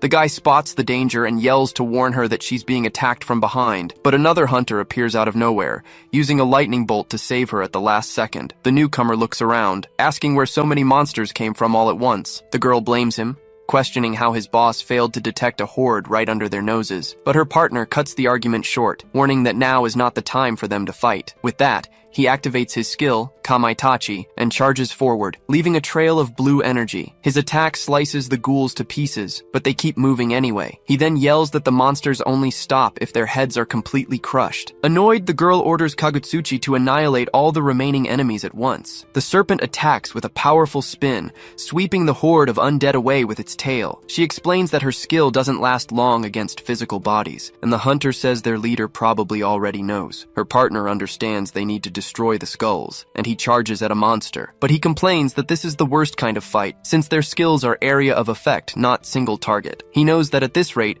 the sheer number of enemies will soon overwhelm them. From the shadows, a mysterious voice conjures a storm of arrows. Red energy arrows rain down from the sky, piercing the ghouls' heads with precision. The girl is shocked, wondering how he can hit every target so perfectly. Across the entire battlefield, the mysterious attack eliminates the horde of monsters without a single miss. Xiu Min appears amidst the chaos, sizing up the situation with a cold, calculating gaze. Impressed by his power, the hunter wonders what kind of hunter he is. Tired, Stefan remarks that he understands why Lila didn't detect them, since they don't emit any life signs. He then suggests they leave the portal, prepare better, and return at sunrise. The girl's partner agrees with the idea, but she still seems a bit reluctant to retreat. Xiu Min tells her to stop being stubborn, as continuing will only damage the mission site. With a flushed face, she silently agrees, knowing they're just wasting mana and time. But suddenly her companion yells, pointing fearfully at a nearby ditch. Another horde of ghouls emerges from the hole, rushing toward them at high speed. She then turns to Stefan, asking if his superior is coming or if he even called her. Worried, he replies that he tried to make contact, but his boss isn't answering his calls. Xiu Min glares at him with contempt, questioning if he just left their leader alone outside. Before anyone can answer, he announces he's leaving the monsters to them and bolts. The hunter dashes through the desert, leaving the group behind to deal with the new threat. As he runs, he pulls out his phone and tells someone he needs help inside the portal. He orders the person to follow the other group's tracks and update him on their location. After hanging up, Xiu Min stops and observes the canyon, considering his next move. He concludes to himself that the enemies have likely kidnapped one of his companions. The scene changes to show Lila tied up, thinking she never stood a chance against them. She wonders how the bandits got in, since the location's security was so tight. One of the thugs gets angry at her stare, but the boss tells him to hold back. The leader explains they need her as bait to lure the others and finish them all off. He says the plan is to take over the black market,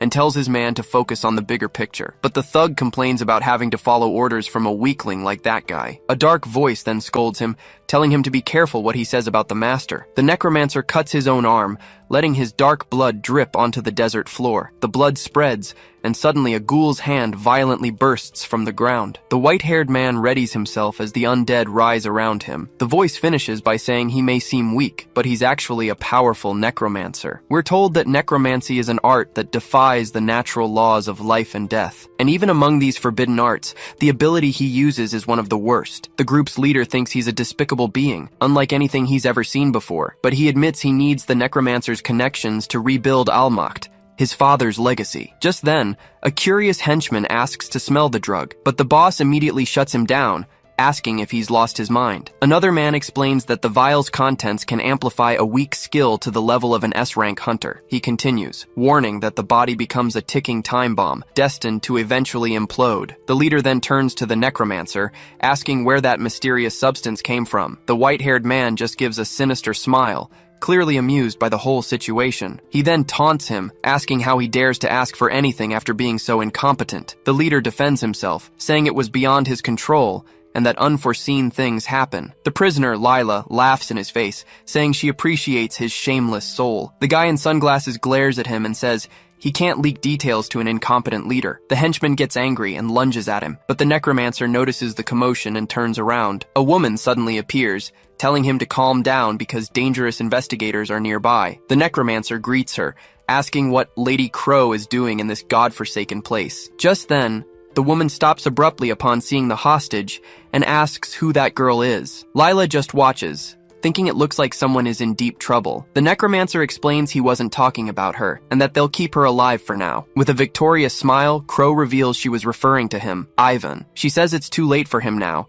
and then begins to slowly fade away. Before vanishing, the woman asks him if he truly believes they are on his side. Filled with hatred, the necromancer grinds his teeth and curses her for only knowing how to hide in the shadows. The henchman asks who they were, but the boss tells him to shut up and pretend he saw nothing. With a serious look, the leader declares that neither the woman nor the investigators will see the sunrise. The trio comes across a trail of bodies, and Stefan comments that Hunter Min's path is filled with ghouls. He says that if it weren't for Seo Min, they'd be in serious trouble and suggests calling for backup. But the huntress refuses to give up, saying they must follow him, though she nearly collapses from weakness. Her partner catches her immediately, worried about her condition. Suddenly, she's surprised to see Seo Min has returned and asks why he's there. The hunter just stares at the group in silence, with his usual cold expression. Stefan asks if something happened to their leader, Lila, but the girl cuts him off, annoyed. Seo Min explains he found signs of a battle and can sense her mana in that direction. Her partner then asks if she was kidnapped by whoever summoned the ghouls. Desperate, Stefan says that can't be, as Lila wouldn't be defeated so easily. Seo Min ignores him and says he can stay and fight the monsters if he's scared. Watching him leave,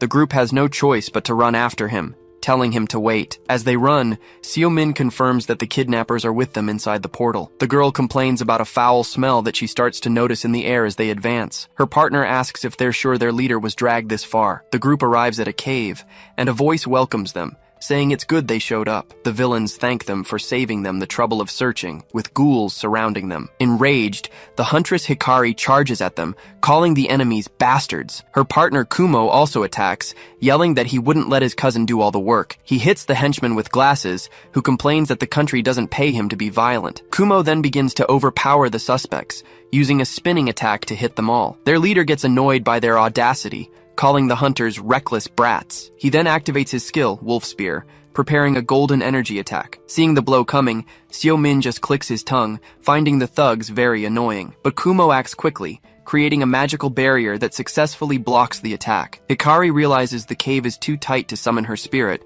without risking everyone's lives, so she decides to use the chaos to search for the missing hunter, Lila. But the necromancer appears out of nowhere, saying he knew a rat would try to flee during the fight. Angrily, she tells the scum to get out of her way as her body becomes covered in lightning. The white-haired man calls her unbearable and strikes her with a powerful attack. Kumo falls into despair and screams, "No!" as he sees his cousin thrown far away. With a serious and worried look, Seo Min shouts his companion's name, "Hikari!" Amid the chaos of battle, Seo Min screams Hikari's name as he sees her get hit. He then reaches out his hand, and a golden magic circle appears to try and save her. The light envelops the hunter's body, swirling around her with a mysterious energy. Surprised, Hikari feels the light and says she's never seen anything like it before. The necromancer, Ivan, notices the scene and identifies it as a life manipulation skill. He finds it interesting, as he's never seen anyone use this technique, which is ironic coming from him. Furious, Kumo charges at the necromancer, shouting and calling him a bastard, but the henchman with glasses stops him, telling him not to be so hasty with his attack. The villain blocks the strike and warns that their fight isn't over yet, kid. Meanwhile, Fred warns that the man's power is on another level,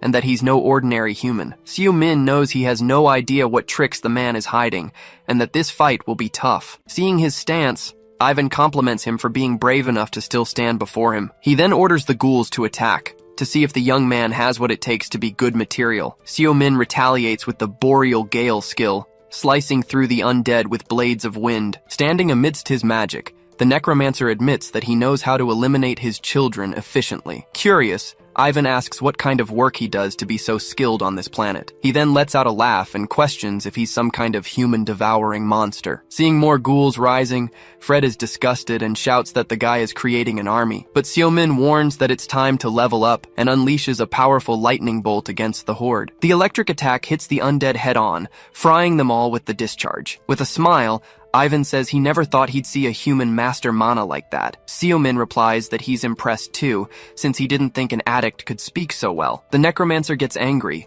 repeating the word addict with a look of pure hatred. He then denies using the powder, calling humans wretches who can't live without the portals. Mockingly, the villain reveals that the client for the mission is human, and that the species devours itself. He explains that he took the job to give the useless a chance at a glorious rebirth. With a malicious smile, he says that humans look elegant when dead, and they make for great material. Seo-min realizes he's not lying, and wonders if he was the one who created the enhancers. He then calls him disgusting, saying that raising corpses is a revolting and shameful act. But Ivan doesn't care, and says he can create more children as long as the moon gives him mana. While the brawl rages on, the rest of the group turns to fight the henchmen. A ghoul attacks Stefan, who realizes he's overwhelmed, having to fight and protect the others. But Seo-min effortlessly crushes a monster, wanting to see how long the enemy can last. With a smile, he reveals that he knows half-demons use demonic energy, not mana. The necromancer Ivan is shocked, and asks how he could possibly know something like that. Seo-min then confirms that he knows he's a half-demon, a creature of cursed blood. Ivan is a being shunned by both demons and humans, an outcast in both worlds. Our hero taunts him, saying he can feel his energy from a mile away, and asks who the mud is now. Completely unhinged, the villain starts laughing nervously, his hands trembling with rage. Then, he unleashes his full power, calling Seo-min a despicable and disgusting human. Fred warns that his energy is very dense, but his attacks have now become more predictable. Seo-min decides to go all out, but Fred warns him, asking if he's going to overexert himself again. He says he just wants to use the skill with a bit more style, and tells Fred not to chicken out. The entity just screams no, and a wave of purple power erupts from the magic circle. With a smirk, Seo-min says this is the kind of fight that gets his blood boiling. Seo-min activates his skill, Tamer, and chains of purple energy emerge to bind the enemies. The chains pierce through the undead, paralyzing all of them instantly. Startled, Stefan celebrates that the ghouls' attack in front of him suddenly stopped. The villain's leader doesn't understand why the ghouls stopped, and notices Seo-min's action. Tired, Kumo deduces that he was somehow controlling the enemy's monsters, and just like that, the ghouls slowly turn around and begin to surround their former masters. Terrified, the henchmen scream for them to stay back, unable to believe what's happening. Their boss panics and yells at the necromancer Ivan to do something to help. But it was too late, and the horde of monsters devours the two thugs without mercy. Ivan stares at Seo-min, saying he's actually controlling the undead with domination magic. He finds the whole thing ridiculous and is impressed by that dark and powerful mana. Shrouded in his aura, Seo-min faces the villain, who asks what he really is. The necromancer Ivan asks if he's even human, shocked by the power of the chains. Seo-min feels the skill's effect, and Fred complains that he's dizzy and about to throw up, but he tells the entity to rest, preparing to handle the rest of the fight alone. Out of control, the ghouls charge at Ivan, who screams for them to come to daddy. Annoyed, he's forced to destroy his own creatures with a blast of energy. The attack causes a massive explosion, blowing a hole in the cave ceiling. With the path cleared, Ivan declares he'll now fight using his full power, but Seo-min appears behind him, asking if he has any tricks left up his sleeve. Ivan is in shock, not understanding when he used a speed skill to get there. From the hole, a man thanks them for their help as he could finally get out. The guy then flies out of the cave,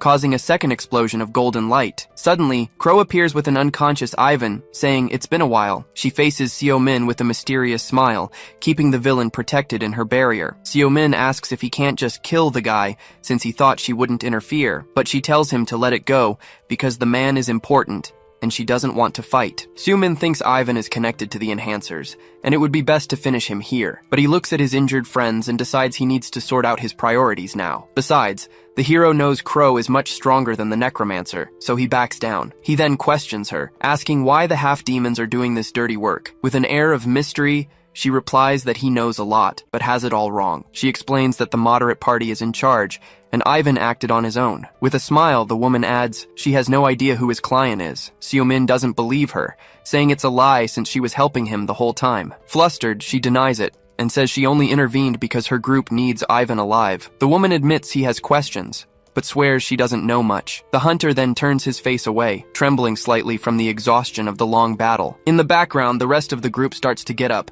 still recovering from their injuries. He sighs and decides to let him go, but warns that next time, there will be no mercy. Surprised, she asks if he trusts her, and he explains that he read her mana patterns. Crow finds this quite annoying, but before leaving, she decides to ask one last question. Seo-min questions her, wanting to know who she's referring to when she keeps saying, we. With a smirk, she says that's at least one thing she can reveal now. She then says the name is and vanishes into thin air, taking the necromancer with her. Watching the scene, he concludes that the half-demons were just pawns in this whole plan. After all, no human would hire them without a greater motive, since they hate humans. That substance had a sinister power, but it wasn't demonic energy like that from the other world. Thinking about it, he decides he should probably investigate this IZ organization as well. Lila thanks everyone for saving her and suggests they finally leave the portal, but Hunter Min thinks he first needs to tie up the loose ends left behind. Hikari asks about the necromancer, and he explains the villain escaped while he was fighting someone else. At that, Lila apologizes to the team, saying she shouldn't have let her guard down like that, but the girl tells them to be grateful no one got hurt and that they need to get out of there soon. Looking at the group, he thinks this is why he prefers to be alone, but that he never truly was. With a smile, he asks if that isn't right, referring to his partner, Pred. But when he calls out, our hero gets no answer and is left alone in the vastness. The scene changes to the HMCS headquarters 2 days later, and Edward C. Blackwood seems shocked by the news about the ghouls. He then asks about the necromancer, and Seo-min confirms that from the way he spoke, this was just the beginning. Regretfully, Edward blames himself for being careless, and apologizes for putting everyone in that situation. But Seo-min says it's fine, since no one expected it, and the important thing is that everyone made it out okay. Edward thanks him, saying that because of him, the team can get back to work, especially Hikari. With a smile, he says the mad dog is still active, but Seo-min is already turning to leave. He cuts off Edward's farewell, saying he's busy and is heading back to Korea. Outside, he stops on the street when called by a familiar voice waiting for him. It was Hikari, who came to thank him for healing her and admits her performance was terrible. She then promises that next time, he'll be able to count on her for real. Not paying her much mind, he just says, sure, and continues on his way, leaving her behind. He thinks about how Pred has been silent since the fight, but his skills still work normally. Looking up at the sky, he wonders when his little partner will finally wake up again. At the HMCS headquarters, an agent reports that the Middle East Division has discovered Almacht. She explains they weren't the ones creating the drug, and the network was dismantled after its leader's death. Vice President Edward then asks about the gate's condition after the fight. The agent informs him that it's badly damaged and will be closed, which leaves them vulnerable. Tired, he sighs.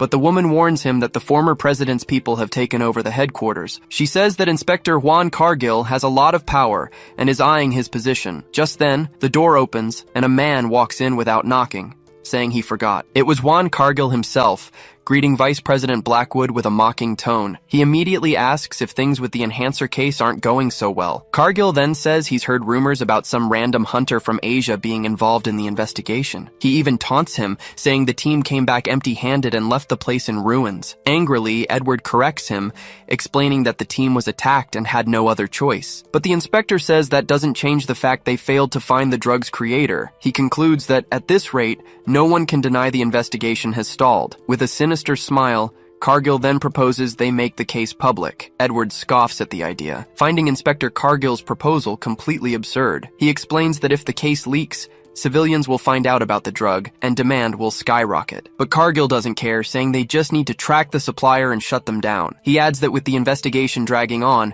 everyone will find out eventually. With a victorious air, he announces he'll consult the others, but he already knows whose side they'll take. Alone in the room, Edward is left thoughtful and worried about the blackmail he just endured. The scene shifts to Seo-min, who says on the phone that the case might go public soon. He admits he wanted to solve it alone, but the root of the problem was deeper than he thought. Elsewhere, An old master asks a young man if he really saw an awakened necromancer. Back on the phone, Seo Min hears that the search for Pandemonium and IZ has yielded no results. The person on the line then says there's more important information about that gate. It was Edward, who explains they ran another evaluation and the portal has become useless. Seo Min deduces the portal was misclassified because of the number of bodies at the site. He explains that empty portals have usually been cleared, but it was strange not to find a single monster. Edward then asks for his opinion, and the image of the villains flashes in our hero's mind. Seo Min thinks about the portals, wondering if the villains anticipated an empty portal to use as a base, but he gets a new idea and raises the hypothesis that the portal might not even be real. He then theorizes it could be an illusion, created just to distribute the enhancers. On the other end of the line, Edward laughs, finding the idea completely impossible, but he promises to investigate and asks Seo Min to keep helping with the case, and he agrees. With a sigh, our hero hangs up the phone after the long, tiring conversation. A hunter then invites him to train, suggesting a 3-on-1 fight, but Seo Min accepts the challenge, saying he could really use a good warm-up. Meanwhile, the old master pulls another young man aside, saying that without him, they would all be doomed. He then stretches, hoping a good workout will help Pred finally wake up. The scene changes to night, in front of a fancy club with a large crowd outside. Inside, the party is in full swing, with loud music and many people dancing at the bar. We see a man with a neck tattoo, who seems to be the center of attention. He stops in front of the VIP area, telling the security guards he has business inside. One of the guards then gives the password, saying that shadows carry no color, and the man completes the phrase, replying that their blood is red all the same. With the password confirmed, the security guards let the man enter the VIP room. Inside, Chiyu greets him elegantly, saying it's been a while. The redhead then smiles and asks if he's been well since their last meeting. Then Chiyu asks if the Grand Master also showed up for the business meeting, but the man lights a cigarette, explaining that the boss isn't coming due to security concerns. The host snaps his fingers and says a guard will escort him out when it's all over. Suddenly, a man with a braid leaps out from behind him, appearing by surprise. He steps closer to light the cigarette, as the redhead complains about the pigs making things complicated. The sound of footsteps catches his attention, and he realizes the other guest has finally arrived. A masked man appears at the door, greeting the redhead and calling him Chen Zhang. He then praises him for his punctuality and tells Chiyu to show him the package. The masked man apologizes for the rush, explaining the master's order to act before the police do. Chiyu then presents a black briefcase and asks if they want to check the merchandise. Upon opening the package, the masked man is amazed by the sight of the drug. At the agency, Seo Min is focused on his work when two colleagues show up, watching him from a distance. They start whispering about a rumor that Seo was recently called to the main headquarters. Other employees are gossiping too, suspecting he has some connection to the agency's top brass. Just then, Junggu approaches his desk, welcoming him and asking about the new official document. Seo asks if it's about the enhancer investigation, revealing he already knew about the case. Junggu looks awkward and explains that the regional director knew nothing about the operation. The hunter says he kept it a secret on higher orders, making his colleague even more frustrated. He explains that headquarters went over their heads, which could look really bad for their director. Suddenly, a female hunter approaches the desk, getting the team leader's attention. She then informs him that the branch director is calling for him, and for Hunter Min as well. The scene shifts to the director's office, where the two are now standing, awaiting orders. The director stares at them with a very serious expression, preparing to start the meeting. He begins by explaining that international headquarters sent a cooperation request to all branches. An illicit substance, he continues, is spreading, and he asks if Seo confirmed this on his mission. Seo Min then responds calmly and directly, confirming the information is correct. The director then gets straight to the point and asks what the hell happened on his mission. Suddenly, he freaks out, yelling and demanding to know why headquarters expects so much from the Korean branch. Seo Min and Junggu are completely confused, not understanding their boss's over-the-top reaction at all. Junggu points at Seo Min, accusing him of screwing something up on the mission. The boss despairs, saying their country has almost no drugs to investigate. And to make matters worse, the order came from a rival faction, ruining his chance for a promotion. Seo Min scratches his face and asks point blank if he wants him to quit, but the director immediately refuses and tells him to never forget he was part of the Korean branch. He calms down and gets back on topic, warning that the branch needs to score points in this investigation. With that, he renames Junggu's team as a task force, leaving the leader shocked by the news. The director gives a sinister smile, reminding them that all their reputations are now on the line. Seo then pats his colleague on the back, saying this could be his chance for a promotion. But Junggu is still worried,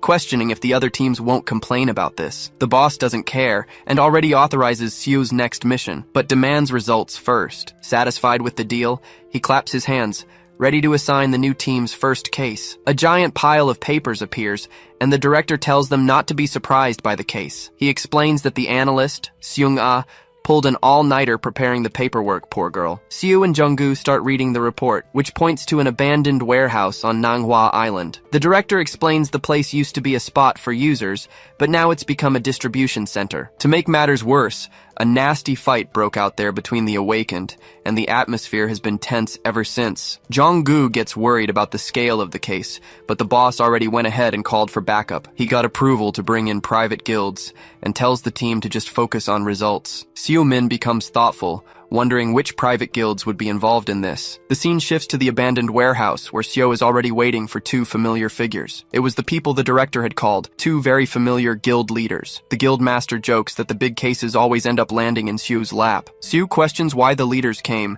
and they reply that his work is a priority. The master then looks around and asks where the rest of Seo's team is. It's shown that the team is on lookout in the car, to ensure a clean entry and catch any runners. The female guild master agrees, since half the people there are probably just civilians looking for stimulants. Seo-min explains the fight was likely between awakened dealers, not the addicts. He shrugs, saying it wouldn't hurt to teach them a lesson, and points to the main warehouse. But the guild master suggests an infiltration plan, while the other prefers a quick, direct assault. Seo turns to them, interrupting the argument with a comment about this so-called special merchandise. Just then, he signals for silence, telling them to listen to a nearby conversation. The trio hides to listen, and Seo seems very disappointed with what he hears from the dealers. One of them complains that the world has turned upside down, with the Awakened selling exclusive drugs. Squeezed in, Seo gets annoyed at the lack of ethics in the business, finding it all very wrong. The conversation continues, and one of the guys mentions hearing rumors that Chen Jiang is in Korea. The other dealer asks who this Chen Jiang guy is,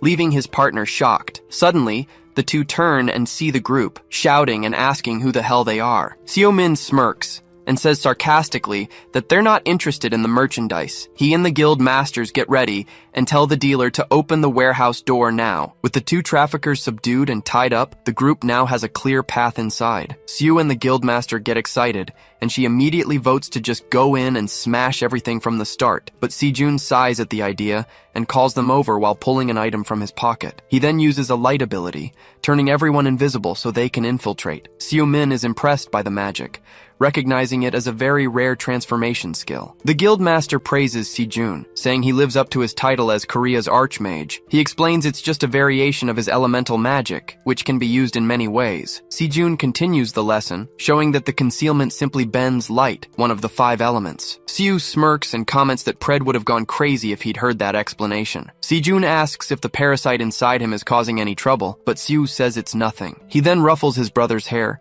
telling him he's grown up so much, which surprises their partner. Sejun gets all flustered, and Seo ignores them both, announcing it's time to go in. The invisible trio walks past the traffickers, with Seo saying he wants to get this over with and leave. Inside, they witness a negotiation, with a guy asking for a discount on a large quantity, but the seller won't budge, saying he's not running a charity, leaving the buyer very frustrated. The situation inside is tense, with one man passed out on the floor and another in despair. The guildmaster notes that most of them aren't awakened, but they're still criminals. So, Sejun suggests the best tactic is to listen in and find where the awakened make their trades. He warns that the place is big, and just arresting the pawns won't do any good. The organization would just continue. Meanwhile, Seo-min keeps watching the deal, completely focused on his main target. Suddenly, the two guild masters are startled by a noise coming from the back of the warehouse. An addict comes running out of a room, screaming in terror that he saw something in there. The guy flies past them, leaving Sejun and the guild master clueless about what's going on. The traffickers think it was just a hallucination and complain about the addicts using the basement, but one of them finds it strange that it only happens to people down there, and Seo gets a bad feeling. The guild master agrees, saying the place gives her the creeps and feels like a nest of pure evil. Seo-min then stops in front of a door and tells the other two to stand guard outside. Sejun wants to go with him, but Seo cuts him off, telling him not to make him repeat the order. He reinforces the command with a serious look, making it clear they are to stay and wait. With that, he walks away, leaving them behind with no choice but to obey. Xiumin enters the basement, which looks more like a sewer, and wonders if it's an escape route. He keeps walking through the dark place and starts to feel a mysterious energy in the air. Suddenly, a bizarre figure with long hair appears, and he notices the energy isn't mana. The feeling is similar to that of a summoned creature, something that is definitely not alive. The creepy thing appears right behind him, and Seo wonders if it could be a heroic spirit. He prepares a mana attack, but realizes that if it were a spirit, it would have already taken damage. With that, the apparition transforms into a much friendlier and less scary little ghost. Seo understands that it's unaffected by mana and doesn't seem hostile. It can only be one thing. Just then, a little girl appears out of nowhere, asking him not to hurt her ghost friend. He's in shock, wondering how the hell the girl can see him through his invisibility. There, in the middle of that dirty, dark labyrinth, stood a child holding a teddy bear. Seo then asks what she is, but the little girl turns the tables and asks him the same question. She points her finger at him, calling him an outsider and warning him that this is her home. He can't believe she calls the sewer her home, and she replies that wherever she is, she's in charge. Xiumin sighs and decides to ask what matters most, wanting to know where her parents are. He crouches down and asks why she has so many bruises, wanting to know where her parents are. The girl explains that her parents trade her for powder and that she got hurt trying to find food. Shocked, Xiumin uses a light power to heal the poor little girl's injuries. A golden light completely envelops her, cleaning her clothes and healing all her wounds. She is amazed, saying that his power is warm, unlike the cold power she has. The girl says that her ghost friends protect her from the bad men by showing her where to hide. Xiumin gives a small smile, understanding the child and her guardian's situation a little better. Then he asks for her name, and the little girl replies that she's called Cyan. With that,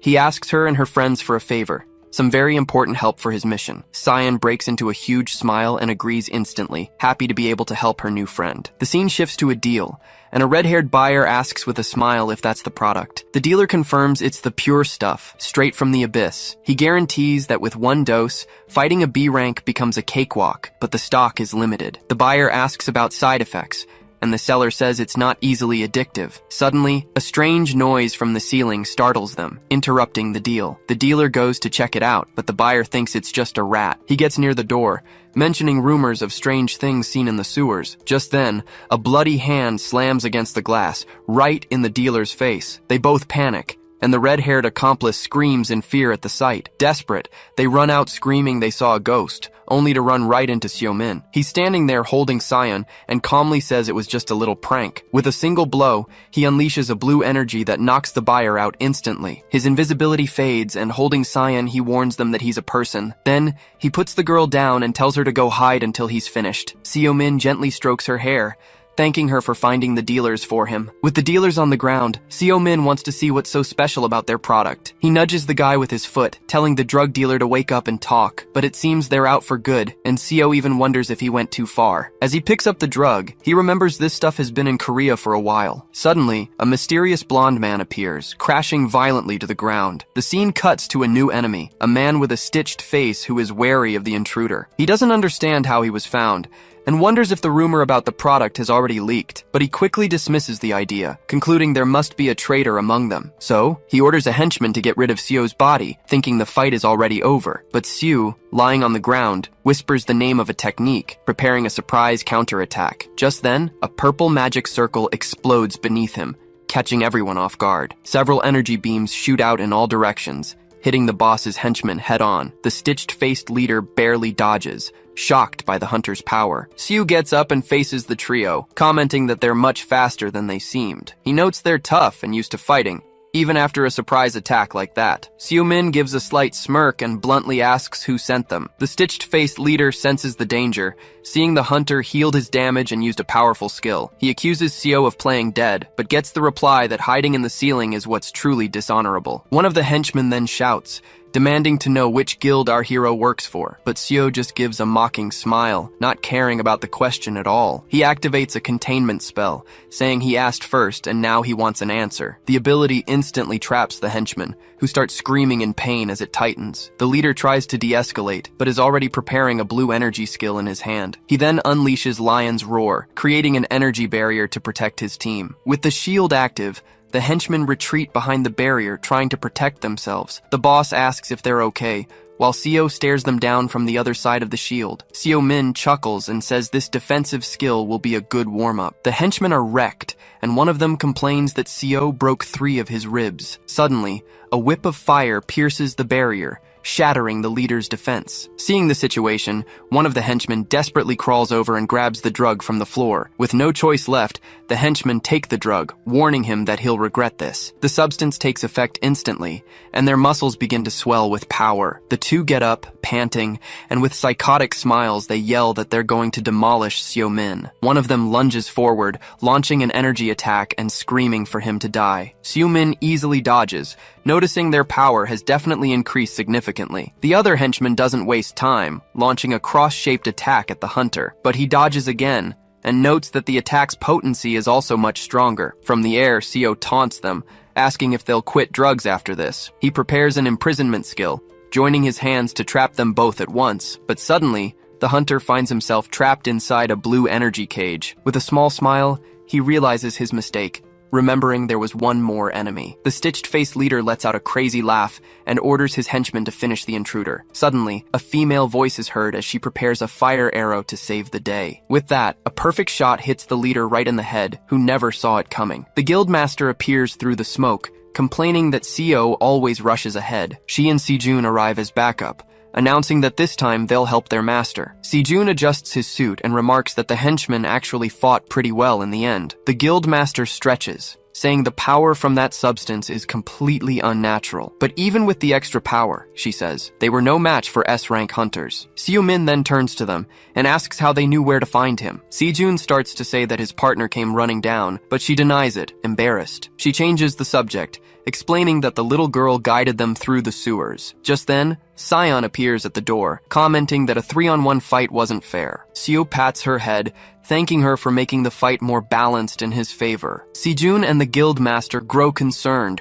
remarking that this is no place for a child. The hunter looks at the ground and sees the illegal enhancer has really made it to Korea. His partner analyzes the bodies, explaining that the drug is addictive and slowly kills its users. Sejun asks about the demon hunters, and Seo suspects they're connected to the drug's manufacturer. The scene shows the 3 henchmen, now unconscious and tied up, ready to be taken away. With this, Sejun wonders if demons might be behind this as well. Seo Min agrees with the suspicion, as his gut tells him this isn't just the work of humans. The scene focuses on the warehouse, and the suspicion hangs in the air that someone from the underworld is working with demons. Sejun notes that Seo's name vanished for 10 years, and this could spark another war. Looking at the henchmen on the floor, Seo notices they're called by numbers and guesses there are at least 10 of them. He crouches down, saying he'll find out everything when he interrogates the dealers he knocked out. Suddenly, Sion senses danger and bolts, yelling for everyone to be careful. Sejun and the guildmaster are startled and on alert, not understanding what's happening. Just then,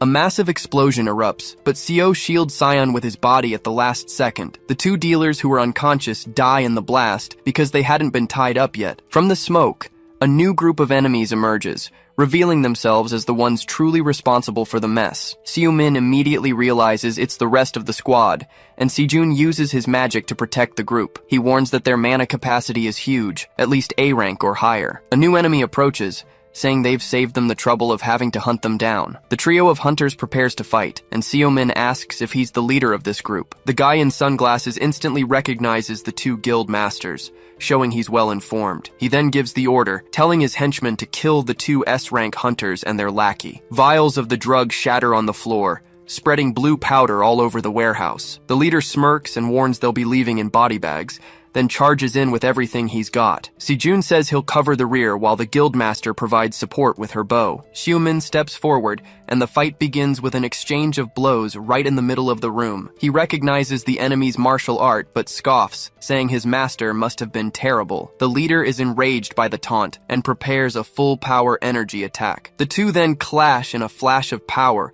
with arcs of energy flying everywhere. Seeing the clash, the guildmaster despairs and yells for him, preparing an arrow. The shot hits the leader square in the shoulder, who feels the impact and pain of the attack. Enraged, He creates a sphere of energy and launches it at the archer in revenge. The guild master is confused, wondering if he used her own power to strengthen the attack. Just then, one of the henchmen appears behind her, ready to strike while she's distracted, but the blade stops against a magic barrier, protecting the huntress at the last moment. Sejun tells her he'll handle the small fry and neutralizes the other henchman. He yells for Seo to get a move on, but the hunter is on the ground, feeling the effects of the strange skill. Seo scratches his head and tells Sejun to stop nagging him with the lecture. But with a small smile, he says his body now remembers what it's like to fight as a team. A flashback shows his old team, and he narrates that in the end, they fought in perfect harmony. Sejun then adjusts his glasses and asks if the two of them are done with their warm-up. At this, Yoa also smiles confidently, bracing for what's to come. Seo Min powers up, announcing he'll finish them all in 10 minutes. The fight resumes with full force, and the hunter charges at the henchman with his red aura. The leader takes a direct hit and ends up spitting blood from the force of the blow. Seo Min glares at him, saying he knows he was trying to force him to use a greater power. He then moves forward, deducing that the enemy's main ability is in his right hand. The leader becomes furious and screams for him to shut up, releasing an intense blue energy. Sayo explains that his skill is a counterattack that gathers energy from the blows he receives, but with a touch to the ground, he sends all the energy back, shattering the guy's technique. The leader is shocked by the counterattack and curses in anger for being tricked. With a victorious smile, Seo Min declares that it seems the enemy is now disarmed. Seo Min unleashes a flurry of powerful strikes, shattering the ground with the force of his attacks. The leader gasps for air, wondering how a piece of trash like him reached the level of an Asura. With his red aura flaring, Seo charges the enemy without hesitation. He then braces for the next blow, asking again how he achieved such a feat. The answer comes as a punch to the face, because Seo himself created this technique. The impact is so strong, the leader is sent flying back with no chance to defend himself, but he still tries to fight back, preparing a red energy attack with his hand. Seo explains that Asura is the name he gave to the ways he manifests his mana. Seeing he's about to lose the fight, the leader realizes he needs to find a way to escape. He tries to escape through a hole in the wall, but Seo Min yells for him to get back here now. Just then, the hunter appears right in front of him and asks if he's getting distracted. A barrage of attacks begins, hitting the enemy in midair from all sides. With a final blow, the leader is slammed against the wall, cracking it completely. The fight is over, and Seo Min bends down to pick up one of the drug vials from the floor. He glares at his enemy, complaining that he answered the question, and this is how he gets treated. Seo Min approaches the fallen enemy, warning him that if he doesn't cooperate, he'll be the one asking the questions now, and he's going to have to answer for every one of his comrades who died in the battle. Sejun and Yowa are shocked, and the guildmaster can't believe what he's seeing. But Seo ignores the question and forcefully grabs the leader's face to intimidate him. He then scoffs,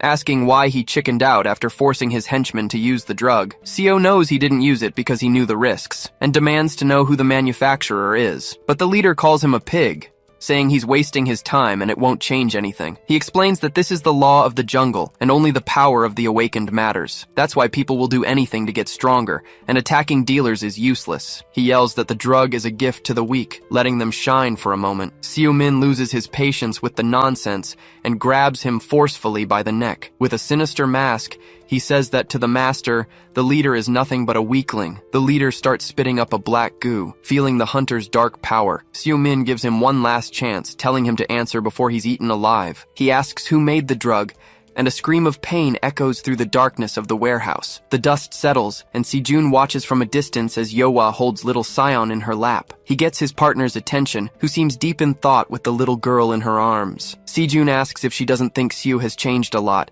since he disappeared 10 years ago. Yowa agrees, saying he's definitely gotten stronger and much more ruthless than before. She explains that Seo spent the equivalent of 100 years in another world, all alone, but Sejun feels he's lost something along the way, and sometimes doubts if he's still human. Yowa assures him that deep down he's still the same, and that he'll find himself again in time. Just then, Seo Min appears out of nowhere and asks if they think he's lost or something. Sejun plays it cool and asks what he found out, but Seo rubs his face and says it wasn't much. He says the distribution started simultaneously, and that the Asian hub is in the neighboring country. But the thug exploded before he could say more, probably because of a mana contract or something like that. They then decide to take Sion with them, to try and find her parents or a safe place for her. The group knows they need to act fast, as the warehouse was likely just bait for them. Seo-min deduces that if the Asian hub is in the neighboring country, there must be a local base here. The scene then shifts to a chic and bustling nightclub, a private club called the Abyss. Inside the club, a shocked Chen Zhang gets the news and asks if the factory really fell. His henchman confirms the attack by the HMCS and reports that they've lost contact with the team there. Seeing the police surrounding the warehouse, he gets worried and asks what happened to Chio. It's explained that he's shaken by his brother's disappearance, but is still firmly following the master's orders. Chen Zhang is pissed off by this setback, since his return flight was already booked. Suddenly, his phone starts vibrating on the table, startling him even more. He answers the phone awkwardly, stammering as he speaks to the Grand Master on the line. On the other end, the boss calmly says his men reported a small problem in Korea. Chien confirms that he followed orders, and that the simultaneous operations drew attention. But the master reveals with a smile that they were the ones who leaked the information to the hunters. He explains to a shocked Chen Zhang that the factory was just a decoy to distract the HMCS. The boss then orders the clown to handle the distribution and to ignore the risks. Chien is still worried about the agency's advance and the loss of contact with the team, but the master assures him they won't talk and that the strong hunters are already dead. He ends the call with a confident smile, saying they just need to protect the Abyss. A superior reports that Seo-min rounded up a bunch of dealers and addicts in an abandoned factory. He dismantled their entire distribution center. In theory, he should even be praised for it. The problem is,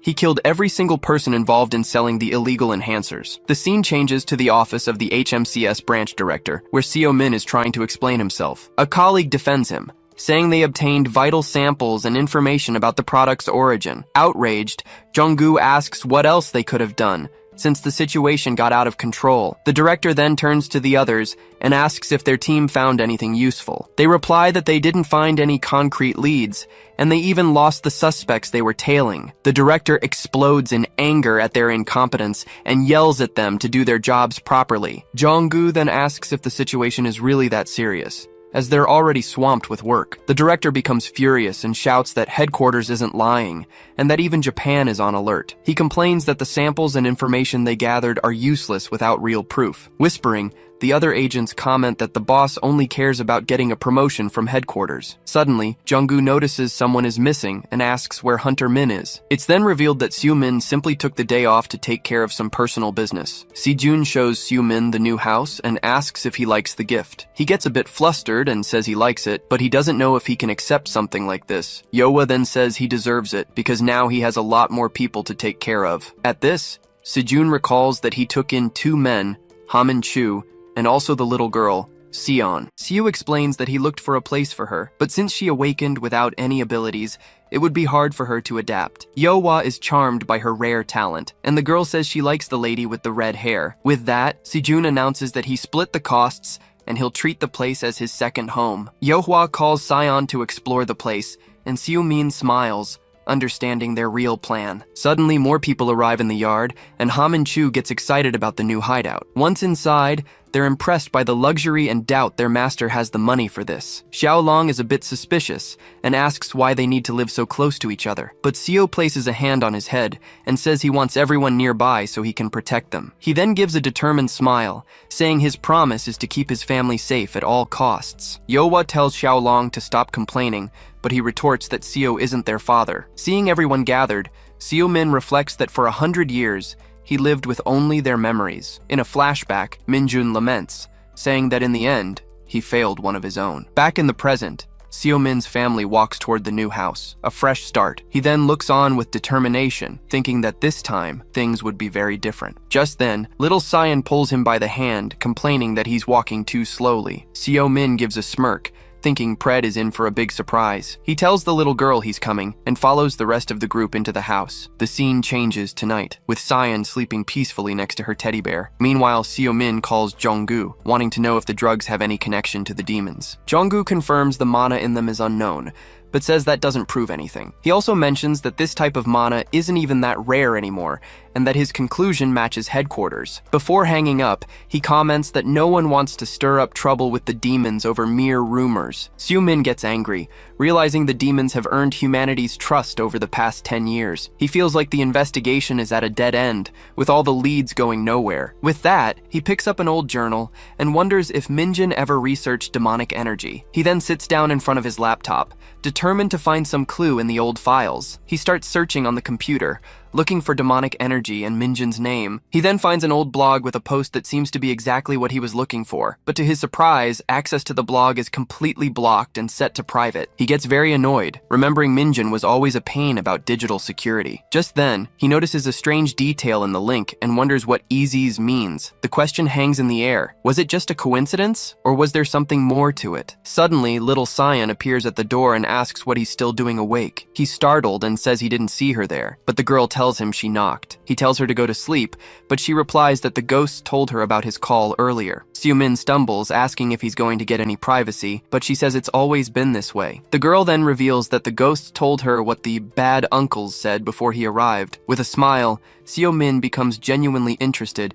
and asks her to tell him what she heard. Little Cyan falls silent for a moment, a nervous twitch on her face, not answering. The scene reveals their conversation about some guy named Chen Jiang at the airport and merchandise being distributed. In a dark alley, a blue-haired hunter runs desperately until he trips hard on the ground. He slams onto the concrete, hitting his head and getting completely stunned by the impact. With no strength left to run, all he can hear is a voice saying, "We finally got you." Just then, two men appear, and one calls him a useless C rank for stealing the guild's gate. The young man says he had no choice, as he needed cash to buy something specific. Suddenly, he pulls something from his pocket, but the guys don't pay it much mind. But the hunter holds the object in his mouth and yells that as long as he has this, they're nothing. And in the blink of an eye, a massive explosion erupts, engulfing the entire alley and its surroundings. The scene shifts to an emergency meeting, where news of illegal enhancers has come to light. At the HMCS main headquarters, one of the leaders warns that these cases are going to spread like wildfire. Vice President Blackwood admits the situation isn't good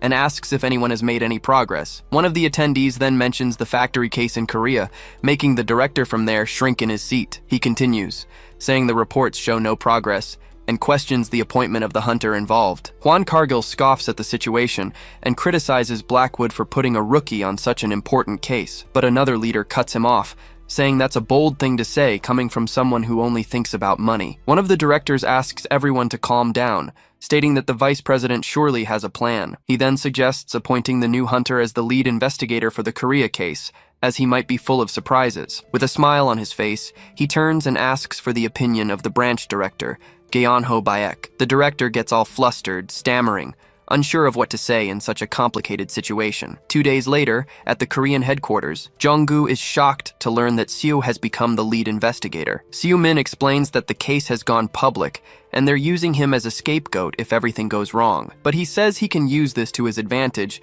and hands over a paper requesting an investigation. Jung-gu looks at the document, a bit confused, and asks what the hell abyss means. He then explains that it's from the factory girl's testimony, and that abyss seems to be the keyword. Jung-gu is skeptical, pointing out that the case isn't over and abyss could be anything. But Seo is very confident, saying it won't take long to find the location with the jurisdiction they have. At this, Jung-gu freaks out, because a nationwide search is a huge deal, and abyss could just be a password. Seo-min thinks for a moment, hand on his chin, and quickly comes up with a new idea. He then suggests asking for the cooperation of the 7 heptagram guilds, leaving Jung-gu speechless. Jung-gu complains that the investigation is secret, but Seo says the priority is to stop the distribution. Jung-gu freaks out, saying the prideful guilds will never cooperate, but Seo doesn't care. He then reveals that Yoa and Sejun have already agreed, and there are only 5 more guilds to convince. Slamming his hand on the table, he tells Jung-gu to stop whining and contact them now. He warns that if they don't,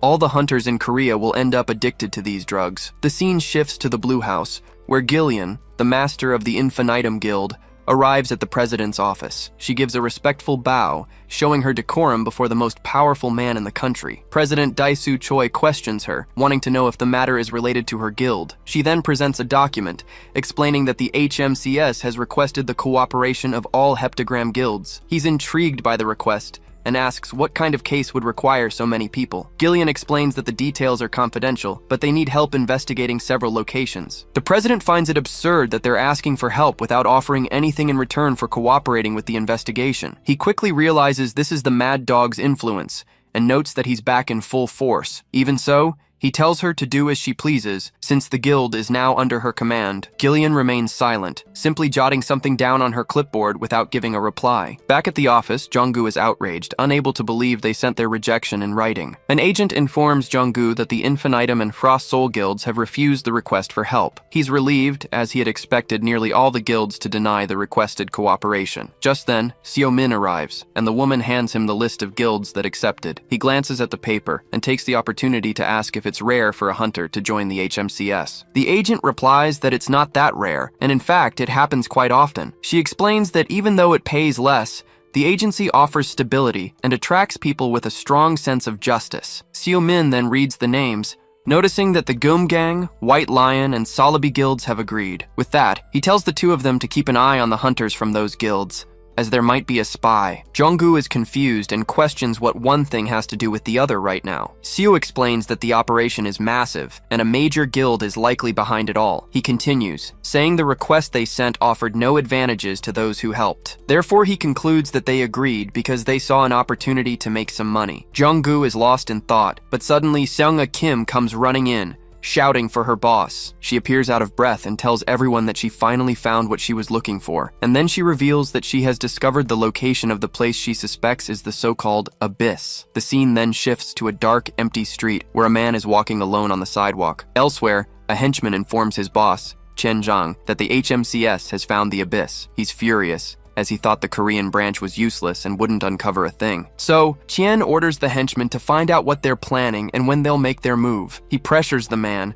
telling him to do the job right or go back to his life of misery. The henchman then reveals a rumor that the investigators from the factory case have joined the team. He also mentions that one of the members is a rookie with direct connections to the vice president. Chen tells him to keep an eye on them and says he'll transfer the money to continue the service. The scene cuts to the henchman, who now goes to speak with Chiyu, a man in a blue robe and glasses. Qian Zhang then hands over the list he had requested, with all the investigators' names. He tells Chiyu not to do anything stupid and holds on to the paper, preventing him from taking it. Chiyu gets suspicious and asks what he meant by "for now" and not "forever." He explains that he knows about his thirst for revenge, but something big is about to happen. It's then revealed that the HMCS has discovered the abyss, and that there might be a traitor among them. Chiyu asks if the Grand Master already knows, but Qian tells him to go deliver the news himself. As Chiyu walks away, Qian Zhang takes out his phone to make an important call. He calls his contact and tells them they have a serious problem on their hands. The scene then shifts to outside of Korea, where a voice says that the beginning was not good at all. Inside a car, the masked man, the clown, asks what's going on, but his smile vanishes when he hears the news that their hideout,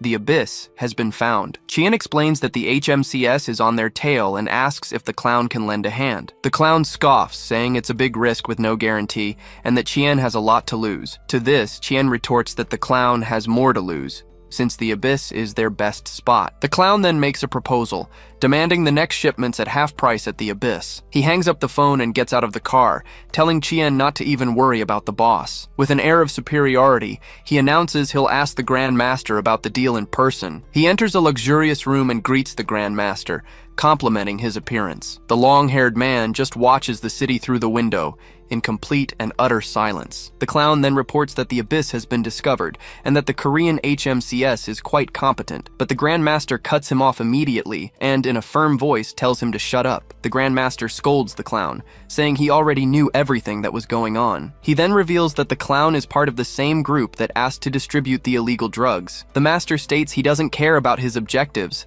as all paths in the underworld lead through him. With that, he explains the deal is simple. They pay a fee and can proceed with their plans. The clown gives a satisfied smile and says he expected nothing less from the sovereign of Asia's underworld. He then says their objective is quite simple, just distribute the substance and nothing more. But he warns that the Korean HMCS is not weak, and it'll be a huge problem if they get caught. To make matters worse, he adds that the agency asked the 7 guilds for help, but the master tells him to get to the point. The clown then suggests holding a meeting, gathering the largest criminal criminal organizations at the Abyss. With the idea on the table, he and his followers prepare to put the crazy plan into action. He says no one would refuse the invitation, and that they could even give out some free samples to promote the business. The master thinks for a moment and admits this might attract some idiots who don't know what they're getting into. But the clown assures him that, with this, they'll have enough people to crush the investigation team. He defends his plan, saying it's better to strike with everything they've got before their base is destroyed. With that, he says his goodbyes and leaves, stating he eagerly awaits the Grand Master's participation. The Grand Master remains silent for a moment, just watching the city from the window. The scene shifts to a flashback, where a sick young woman calls out to him, but he insists on being called brother. Desperate, he promises he'll find a way to get the money to cure her illness. She smiles warmly and says they can go back home when she finally gets better. In a weak voice, she calls him brother, seeing how hard he's trying not to break down in front of her. But she says she doesn't want money, and that her only wish is for him to build a happy family. The next scene is devastating, with him sitting alone beside her lifeless body on the bed. In another moment from the past, Seo-min finds the young man and asks if he wants to be his disciple. The young man says yes because he needs power to protect the people who are precious to him. He then looks Seo-min in the eye and says he's the strongest person he's ever seen, and that one day he will surpass him. With tears in his eyes, he swears to himself that he will never lose someone he loves again. Back in the present, the Grand Master sees all of it as nothing more than an empty, painful memory. He thinks about how he's loaded with cash now, and how he's finally achieved immense power. But deep down, he knows that now there's nothing,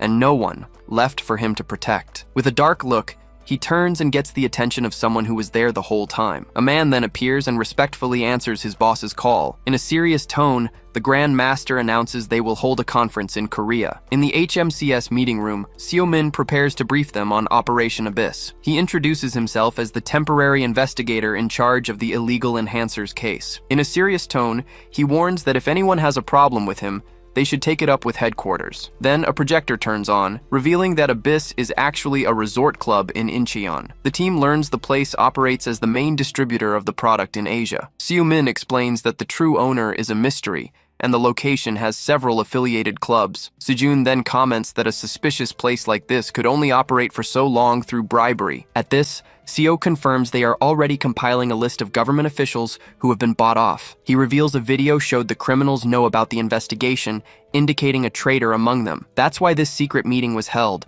with only the agency's most trusted individuals. The mission's objective is clear: eliminate the Abyss distribution center in a single swift strike. But everyone knows the task won't be easy, as the place is surely well protected. According to their intel, several guards are posted in front of the building, and most belong to criminal organizations. An agent then asks if that's why they requested help from the heptagram guilds. Seo-min confirms their suspicion and stresses that all details of this operation are confidential. He emphasizes that secrecy applies to everyone, even the guild masters who are helping. Therefore, the date, time, and mission details will only be revealed on the day of the raid. But one agent questions why the masters of Imperium and Azure Bloom are getting special treatment. Sejun and Yohwa just listen to the accusation of favoritism in complete silence at the table. It's then explained that the two guilds already knew about the case, even before it reached Korea. The agents understand the situation and agree that Seo-min's decision seems fair. With the context explained, he prepares to share the most important details of the mission. He then reveals the official name, stating they will begin Operation Doberman. The scene shifts to the guild masters, waiting somewhat impatiently in a separate room. Ji-hwan Ryu complains that it's frustrating to be left out, waiting on the agency's goodwill. He even scoffs, saying they aren't some third-rate guilds to be treated this way. But Master Gyeong-hoo cuts him off, saying if he was going to complain, he shouldn't have accepted. Ji-won gives a slight smirk but doesn't respond to the veteran master's taunt. At this, Seong-il agrees the situation is far from pleasant, even though he understands the point. He then understands why the other guilds refused, but Seo-min finally enters the room. Seo-min formally introduces himself as the hunter and lead investigator responsible for the case. He then thanks everyone for accepting the request, despite their busy schedules. He then announces he needs to make an official statement, but he'll be direct. The operation's objective is to neutralize the distribution center for illegal enhancers for the Awakened. With that, Seo-min asks them to form teams and, if possible, lead them personally. He says he expected large guilds wouldn't have a problem, but they can refuse at any time. But Ji-won Ryu smirks, saying his expectations were low, but this is too much. He then starts talking about Seo Min, the rookie who cleared the tower in just 5 days. The Gyumgang master asks if it's true he's a hunter who vanished a decade ago. He continues, saying the records were erased, but Siu was one of the 3 supreme masters. With a curious smile, he asks why Seo Min disappeared and has now returned as a rookie. Seo Min replies that it doesn't matter, and his past has nothing to do with the case. The other masters are confused, wondering what the hell the title Supreme Master even means. Suddenly, a memory from 10 years ago flashes into the mind of the White Lion's master. Back then, the world was in chaos due to the portals and the war against demons. Seo Min turns and asks them to get in touch as soon as they're ready. He then leaves the room talking on his phone, leaving the guild masters behind. Jiwon Ryu finds it fascinating that a legend like him could be forgotten by the world. The scene then shifts to Japan, at the local HMCS headquarters. An agent approaches the team leader, Hikari Hayakawa, to deliver a message. Another agent reports that an illegal enhancer was found in a recent riot case. She grows worried, because if they don't act fast, it will spread like wildfire. She asks about the culprit but is informed that the leader of the Akai Kitsune is out of the country. This makes her find the situation very strange, and she becomes suspicious of the information. She thinks about how several crime leaders have left Japan and wonders if there's a connection. Suddenly, Kumo comes running in with an official document from international headquarters in his hands. He explains the paper is a direct order regarding the investigation into illegal enhancers. At this, Hikari tells Kumo to pack his bags, because they're catching a plane right now. With a mischievous grin, she says it's finally time to settle an old debt. The scene changes to the airport, where Lila is complaining about being sent there in the middle of her work. On the phone, Seo Min complains about having to pick up reinforcements he didn't even ask for. Just then, Lila and Hikari arrive, and the blonde greets him with great excitement. He retorts that their attitudes are as sharp as ever, and reminds them they're not on vacation. Yohwa is shocked, realizing he brought her there to meet not 1, but 2 young women. The scene shifts to the Abyss, where several luxury cars are arriving for the grand conference. One of the guests is impressed, commenting on his phone that the place is packed with people. He realizes no one had the guts to turn down an invitation from the Grand Master himself. Inside, the party is in full swing, with rumors flying about a new enhancer that boosts mana. A gray-haired man watches the scene from a distance, finding the whole mess pathetic. He suspects the Grand Master wouldn't do something like this, and that the clown has a hand in it. Another guy, with orange hair, thinks this is a drastic measure due to pressure from the HMCS. It's shown that they killed the Black Mamba, a guy who shouldn't be underestimated. With that in mind, he speculates that maybe the master is using the party to distribute the goods. But the gray-haired man disagrees, since he hasn't received any orders and thinks the idea is an exaggeration. A young woman then chimes in, saying this could be a warning that failure is not an option. The redhead is disgusted by the arrogance, and swears he'll crush the master when he's no longer useful. Suddenly, a man approaches their table, with a not-so-friendly look on his face. He walks up intimidatingly, and asks what organization they're from. He then warns them that this is Akai Kitsune territory, and no place for mutts. Before he can even finish his sentence, the guy gets punched square in the face. Then, the man in black kicks the aggressor, commenting that the place is full of idiots. The head of Akai Kitsune is enraged by the attack, and his henchman cries out for him in desperation. Another member of the group smashes a chair, calling them low-level awakened trash. With a woman with electric powers right behind him, he tells the guy to shut his mouth or he'll regret it. Suddenly, Chiu appears and orders them to stop fighting, threatening to kick out anyone who continues this nonsense. The man asks who the hell they are, and finds out they are the hosts of the conference. One of the henchmen is outraged, but Seo Min, who was there the whole time, just watches. He remains silent, analyzing the whole mess unfolding in the middle of the hall. The redhead wonders what Seo is doing there,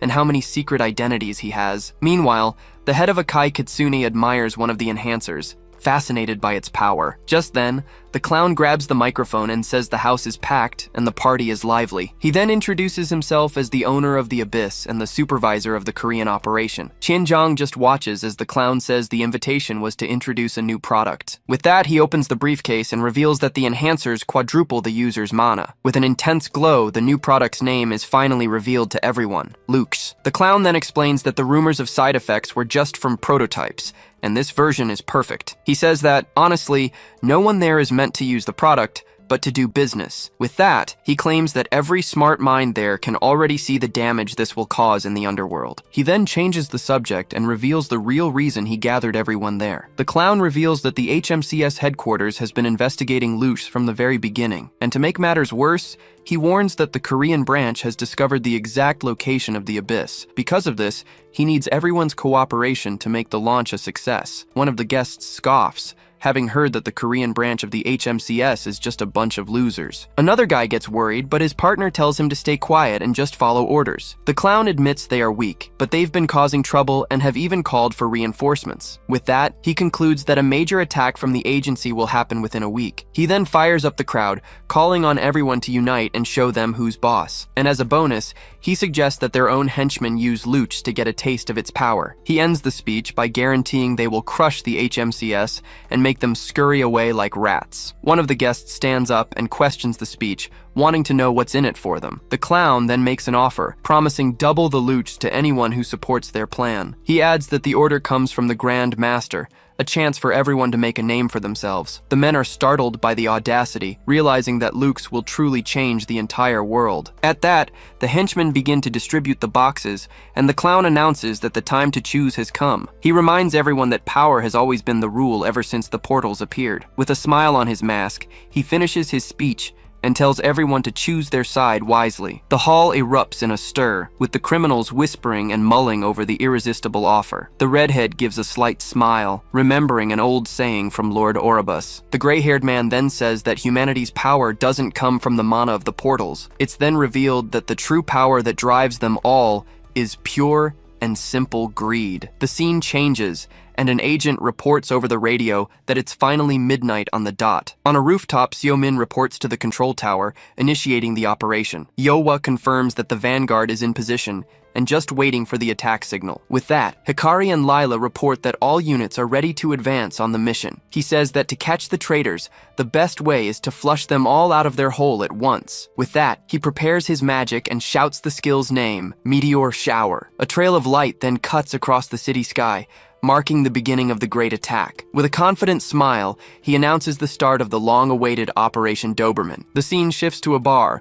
where two men are toasting with beer, celebrating a successful conference. The boss says it's time to make some cash, and tells his partner to go ahead and contact the merchants. We see the face of the man with a neck tattoo, Qian Zhang, who looks very serious and focused. Elsewhere, a masked man is praised for hiring mercenaries and infiltrating a spy. The masked man, nicknamed the Clown, laughs and says he only managed it with the help of the Grand Master. Just then, Qianzhang says his goodbyes, and the clown wishes him luck cleaning up the mess. Qian then explains that he's already delivered everything he needed to, so there's no reason for him to stick around. The clown warns Chiyu that his brother's killer is coming, but Chiyu says he'll be right back. In a serious tone, the masked man asks him to try to be back within a week at the latest. But suddenly, a huge explosion goes off, startling everyone in the meeting room. The clown is on high alert and asks what that noise was, his eyes gleaming in the darkness. A woman runs desperately down the stairs, screaming that they have a huge problem. She arrives out of breath, warning that an unknown enemy is bombarding the building from the outside. One of the men is shocked,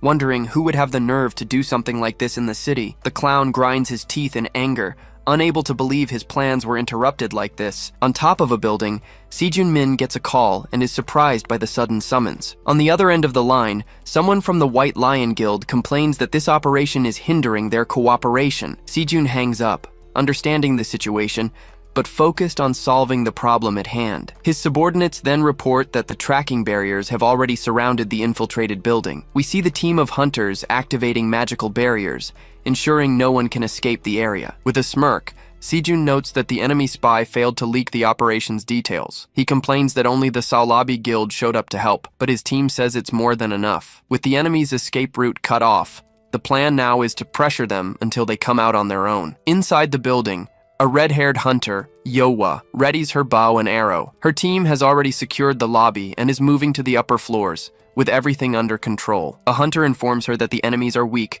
and she orders them to transfer the targets to the agency. The young man salutes with a smile, confirming he will follow his leader's orders. Yowa becomes thoughtful, as she hasn't seen the substance yet, nor the main traffickers. Suddenly, a slime monster appears in the middle of the hallway, surprising all the hunters there. One of the agents yells for Yohwa to block the exit, while they prepare to fight the creature. Yohwa positions herself in front of the slime monster, yelling at Sejun to do something to stop it. At that moment, one of the villains laughs and mocks them, saying that's a super dangerous rank A mercenary. The hunter screams for Sejun not to let the creature get close, but he tells her to stop complaining. He then raises his staff, worried, because if that thing explodes in here, they're all done for. With a shout of freeze, Sejun casts a powerful ice spell towards the monster. The creature slowly begins to freeze, screaming in pain as it tries to resist the spell, but one of the hunters warns that the beast is expanding its body to try and break the ice. Sejun then shouts for everyone to get into a defensive formation, maintaining the spell with all his might. Seeing the opportunity, Yohwa praises their work and tells them to keep holding the monster there. She readies her bow and summons a flaming arrow, prepared to finish the enemy once and for all. The fire arrow hits the target dead on,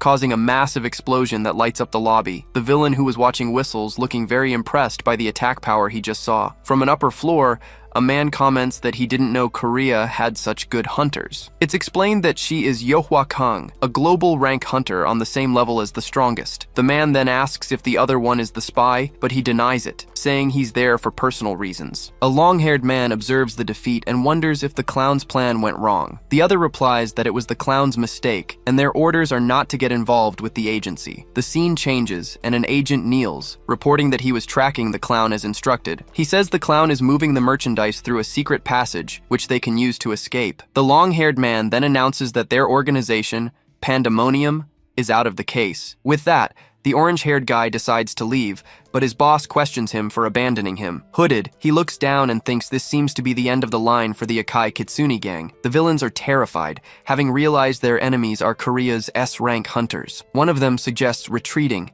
since their mana is running out and the entrance has become a trap, but their boss refuses to accept this disgrace, grinding his teeth in a fit of rage. With a red aura, he yells that he'll clear a path and tells his men to stay back. The subordinates are deeply moved by their boss's actions, with tears in their eyes and everything. He charges forward with everything he's got, screaming for the hunters to get out of his way or be utterly destroyed. Sejun is stunned by the attack's speed and yells Yohwa's name, deeply concerned. The enemy leader unleashes a powerful energy slash, which rushes towards the hunter. But Yohwa manages to block the blow with her bow at the last second, causing a metallic clang. Suddenly, Gyeonghu Do, the master of the Salabi Guild, appears with a smile, his katana resting on his shoulder. On the upper floors of the building, the drug dealers are in a desperate scramble, trying to escape as fast as possible. But one of the HMCS agents intercepts them, taking one down with an energy blast. One of the goons seems whacked out on a drug, laughing and saying he's going to kill everyone there. As they flee,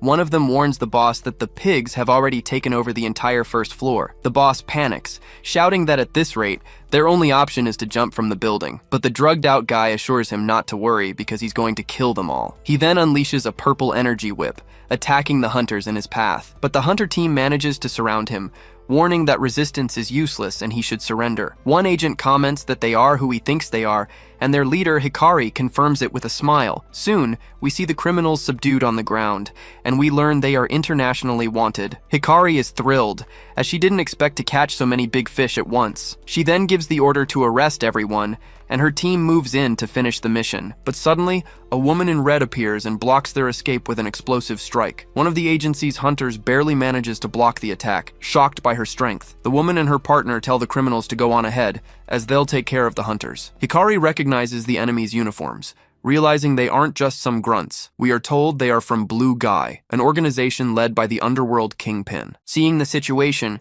she grabs an item on her wrist, excited to test her new legendary power. With it, she summons a giant purple energy serpent, shouting the name Kagutsuchi. The woman in red is startled and barely dodges, complaining about all these creatures showing up. She then charges forward, but is surprised by a magic attack that causes a big explosion. Hikari corrects her enemy with a smile, saying that her summons are not mere animals. The woman leaps into the air to dodge another attack, while Hikari takes aim from below. At that moment, the enemy finally understands that the creatures are spirits, just as the serpent lunges at her. The spirits crash into the woman, causing a blast of dark energy in the middle of the lobby. Kumo, Hikari's partner, is ecstatic, saying she's gotten even stronger than before. But one of the men in blue takes advantage of the distraction and attacks Kumo, yelling that it's his funeral. The young man manages to block the blow at the last second, but feels the pressure of the enemy's attack. He realizes it's an enhancement-type blow and decides to use an ability to repel the guy. Kumo then unleashes a wave of blue energy,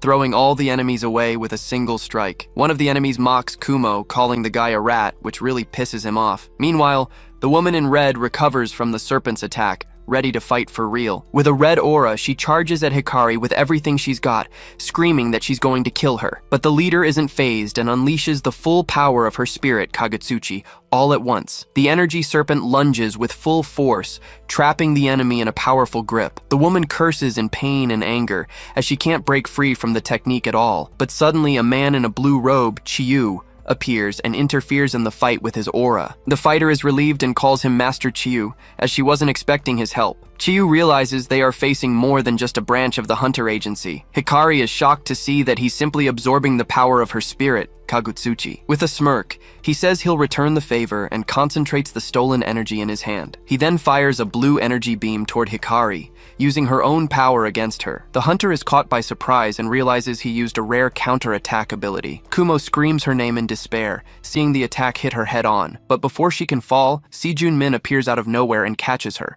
preventing the worst. Sejun appears in midair holding Hikari and states that he doesn't recall giving them permission to leave. The hunter is completely surprised, recognizing Hunter Min, who saved her at the last second. From below, Chiyu glares at him, recognizing the figure that suddenly appeared in the city skies. He then grinds his teeth in hatred, screaming that Sejun was the one who killed his brother. Calmly, Sejun comments that he found those sunglasses very familiar. He then deduces that the guy must be the brother of that counterattack user he faced before. Chiyu swears on his brother Leiyu's life that he will tear Sejun to pieces with his bare hands. With a blue aura, he promises he'll succeed, even if it costs him his own life. But Sejun just gives a wry smile, lamenting that he has to ruin the enemy's plans. With a red glow, he charges forward and says, "There's no happy ending," landing a powerful blow. Far away, two men watch the fight and confirm their escape route is secured. A green-haired girl calls him Sir, but he seems focused on the ongoing battle. He observes Sejun's golden aura, thinking that it's a pretty, sinister color. The man with orange hair then calls his two subordinates, Arumu and Raban, giving a new order. He tells them to stay behind and help the clown, keeping him alive at all costs. Meanwhile, the clown watches the others leave, thinking the fight is going to be interesting. He says that flame will burn much brighter than he could have ever imagined. Hidden, Qianzhang nervously bites his nails, regretting following Chiyu into this mess. He watches the fight from a distance, wondering who that mysterious hunter is, as strong as an S rank. Just then, he decides it's the perfect time to escape, but an explosion goes off right in front of him. Sejun Min steps on the already defeated Chiyu, telling the bastard to stay put. Kumo rushes to Hikari to see if she's okay, and she thanks Sejun, saying she's in his debt again. He tells her not to worry since her help was crucial in clearing the upper floors. Sejun then explains that the enemy is an important member of Blue Guy, and that they weren't expecting an attack. Hikari gets pensive, wondering where the substances they came for ended up. It's revealed that the hunter Lila has already scanned the entire building and found an emergency escape route. Sejun decides to check the route himself and tells Hikari to handle the remaining enemies. But before leaving, he hands her a mysterious item that looks like a golden bracelet. He explains it's a mana-enhancing artifact, confiscated during their last mission. Hikari then remembers how Sejun's power inspired her to train and get stronger. She says she really wanted to be of more help, but she still has a long way to go. Kumo panics, asking if she's really going to give him her precious item, Takemizuchi. Kumo gets indignant, asking if Hikari has a thing for Sejun for giving her a legendary item. She gets all flustered and says it's just to repay the debt, telling him to focus on the mission. In her thoughts, she complains that Kumo is overthinking it, since Sejun saving her doesn't mean she likes him. But then she remembers Sejun's face up close and blushes at the memory. The hunter starts stammering, not knowing what to say, completely lost in her thoughts. Just then, Sejun interrupts her by catching Qianzhang trying to escape, asking where he thinks he's going. The guy panics and lies through his teeth, saying he's just a normal person, not even an awakened. But Sejun doesn't buy it and threatens to punch him,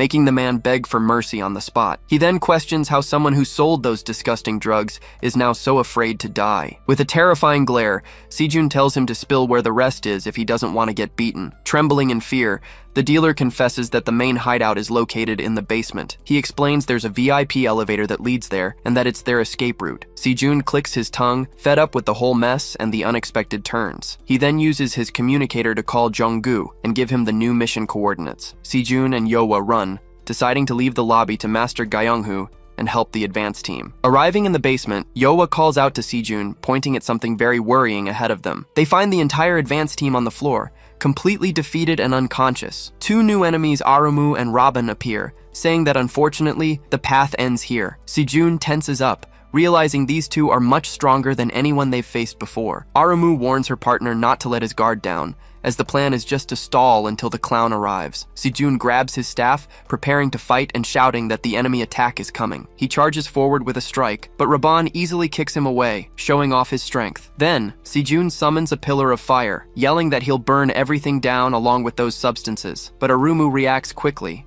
casting a magic chain and saying it won't be that easy. Her magic manages to redirect the fire attack, completely surprising Sejun with the technique. The pillar of fire ends up hitting Yohwa, who screams in pain as she's caught in her own ally's magic. Raban seizes the opportunity and charges, saying it's the end of the line for the sloppy archer. He summons an energy axe, but Yohwa blocks the blow, saying he doesn't get it at all. With a confident smile, she explains that for archers like her, strength is what matters most. She then lands a blow with a red aura on his chin, shattering his teeth on impact. Furious from the hit, Raban charges at Yohwa with an incredibly powerful and violent strike. Suddenly, the clown appears at the door, complaining that he told them to take the drugs to a safe place. He watches the fight from afar, wondering if they couldn't have found smarter henchmen. At that moment, Sejun turns and is surprised to see a man wearing a clown mask. Yohwa shouts Sejun's name, and Arumu uses the opening to launch an energy attack, but the attack hits the archer dead on, and she screams in pain from the surprise hit. The impact throws her hard against the wall,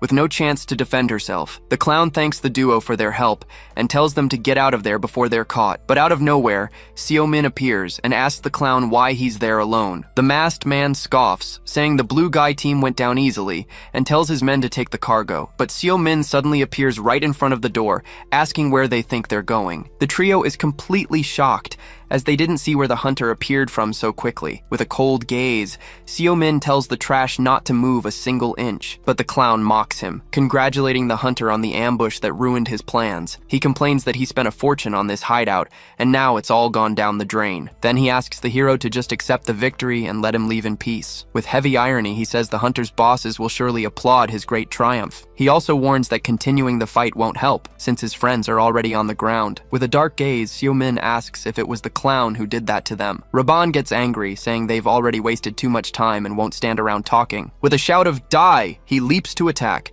ready to finish Seo-min right then and there. But the hunter uses his Iron Fist skill, stopping the axe with a single hand. Arumu is in complete shock, as Seo-min killed Raban with a single blow. Seo-min now understands that the clown must be the main figure behind this incident. She suggests to her boss that they retreat, but he says he'll handle it and tells her to protect the drugs. The clown then tries to talk, asking for a moment with investigator Seo-min of the gangbook team. But Seo-min pays him no mind, already focusing his energy to end this charade. Seo-min charges with full force, and the clown narrowly dodges, leaping behind an explosion. He praises the attack, saying he barely managed to dodge it even with his absurd speed. Seo-min then asks if he's the main dealer behind all of this. The villain plays dumb, but Seo-min explains it's because he talks more than anyone else. The hunter demands to know where the drugs come from, telling the clown to speak while he still has teeth. The masked man laughs, amused by the question and looking quite confident in his position. He rubs his hands together and asks if Seo-min really thinks he's that easy. Just then, the clown rushes forward with surreal speed, catching Seo-min completely by surprise. He lands a powerful blow, making the hero double over from the direct impact. Then he finishes with a spinning strike, throwing the hunter hard onto the warehouse floor. Seo-min is impressed, as the villain's speed is greater than that of Dae-soo, a super strong hunter. But he notices the power doesn't match up and unleashes a blast of wind that hits the villain. The clown is dragged across the floor as Seo-min gets up, ready for round 2. With blood dripping from his mouth, he laughs, unable to believe the hunter managed to hit him. He gets up furiously, yelling, "Me!" as if he can't accept being struck like that. The fight continues, and Seo Min exchanges a sequence of super fast punches and kicks with the clown. The villain seems to not even feel the blows, and with a dark aura, he asks what the big deal is. But Seo Min smirks and taunts him, asking if he thinks he's so special. Then, the hunter activates a magic circle on the ground, launching a wave of ice and debris upwards. The clown gets trapped in the ice but laughs at the situation and says Seo Min is a monster. Suddenly, Seo Min appears behind him and reveals the truth, catching the villain by surprise. He warns that the clown isn't the only one with fast feet and attacks him with a freezing stomp. The villain screams in pain as his entire body begins to be frozen by the hero's magic. With the enemy trapped in ice, Seo Min finishes the move, creating a pillar to seal him for good. After the fight, he takes a deep breath as the side effects of his power start to wear him down. Seeing his injured brother, Sejun approaches and asks him to stay still so he can heal him. He then uses his healing magic, and a golden light begins to treat all of Seo's wounds. Arumu watches from a distance, shocked by that absurd power and Sejun's life magic. Seo Min then gets up and picks up the enemy's weapon from the ground, telling her not to move. He says she's no ordinary henchman and demands to know the source of the dealer's power. Seo Min threatens Arumu impatiently, telling her to answer or she'll die along with her friend. But from within the ice, the clown whispers the word overheat, activating a new ability. With that, white smoke begins to leak from the ice prison, putting Seo Min on high alert. The clown then shatters everything with a wicked laugh, freeing himself with impressive power. Surprised, Seo Min asks if that was the true ability the villain was hiding. The masked man smiles and says that now that he's seen it, there's no choice but to fight. He then decides he will burn Seo Min along with everything else in that place. Arumu panics and screams, asking if he's really going to set the entire area on fire. But she is shocked to see a silhouette standing in the middle of the flames, completely unharmed. Seo Min controls the fire with his hand and asks why all the drama over a simple scratch. He then tells the guy to cool down and launches a new powerful wave of ice in his direction. The ice surges forward and shatters, trapping the clown again and slamming him against the wall. Seo Min complains that the clown made him waste his precious mana on this whole mess. But suddenly, he feels a strange pain, like an unexpected side effect of his power. Trapped in the ice, the clown gives a victorious smile and says he's finally got the hunter.